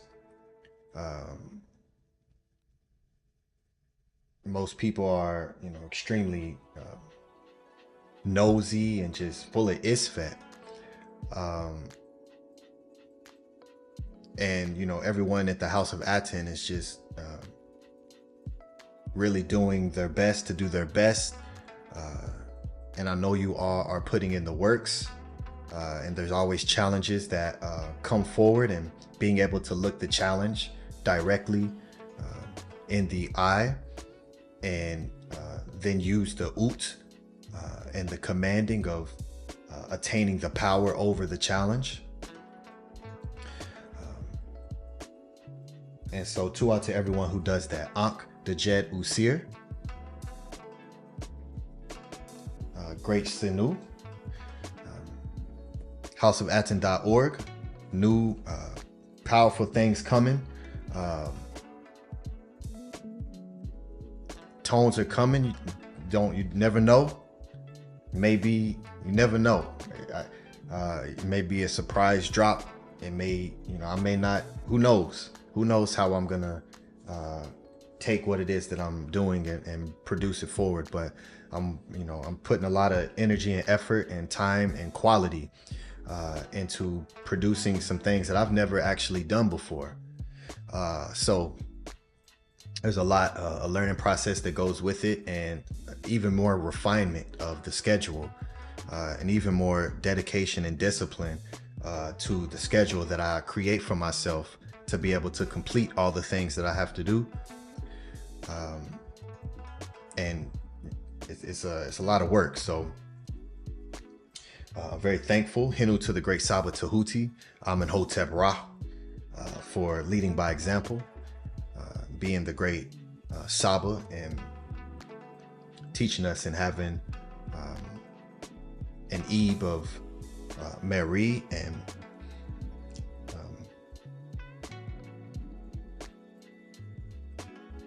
just the epitome of consistency and showing what that looks like.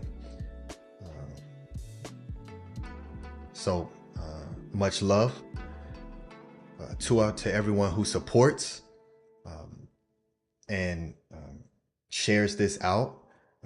Hotep to the great moderator, Amun Ka, for putting all the links in our chat.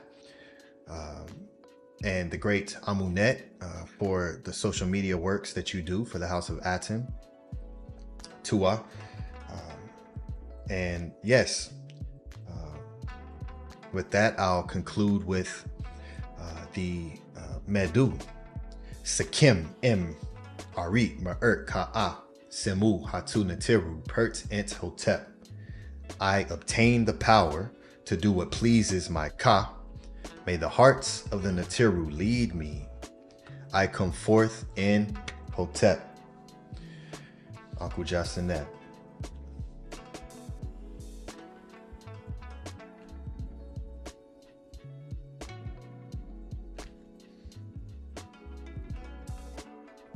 Oh, Minku, I think you're on mute. Oh, Tua, great brother.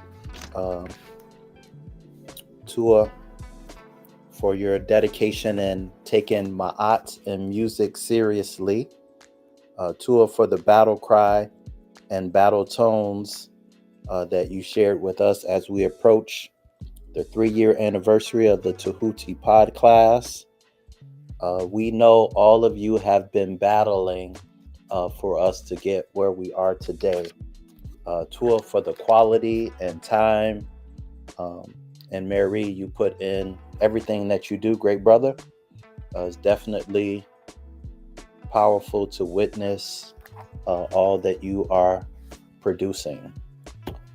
And I will end with the adoration to Tehuti. Come to me, Tehuti, O noble ibis. Come to me and give me counsel to make me skillful in your calling. He who masters it is found fit to hold office. Fate and fortune are to be found with you. Hinu Hotep.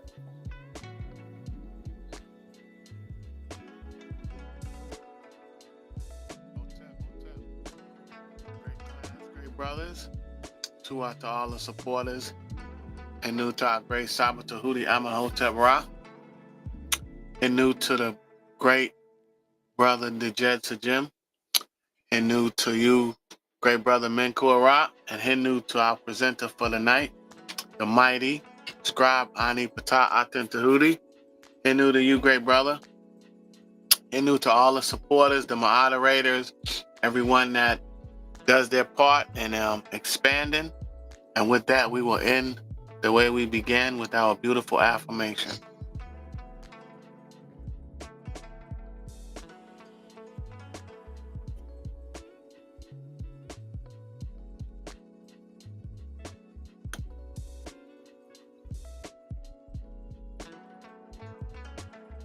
There took shape in the heart, there took shape on the tongue, the form of ATUM.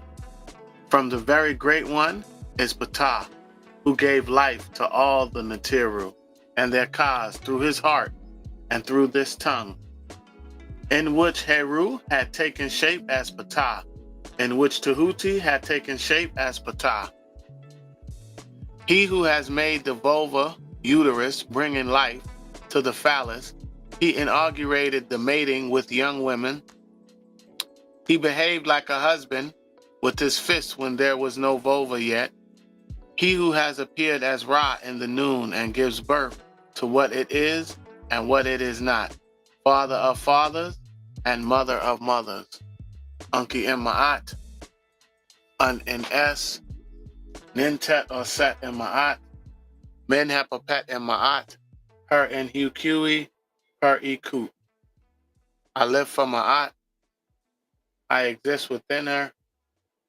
I do not speak in the place of Ma'at. Every day I advance towards Ma'at. My being is surrounded in darkness. I come forth as conscious light.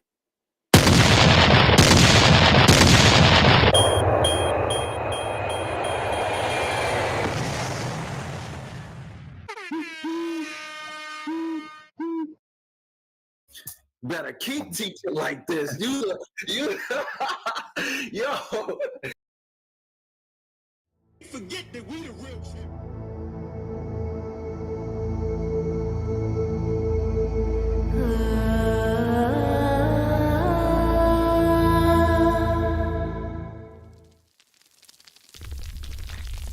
Yo, let's go.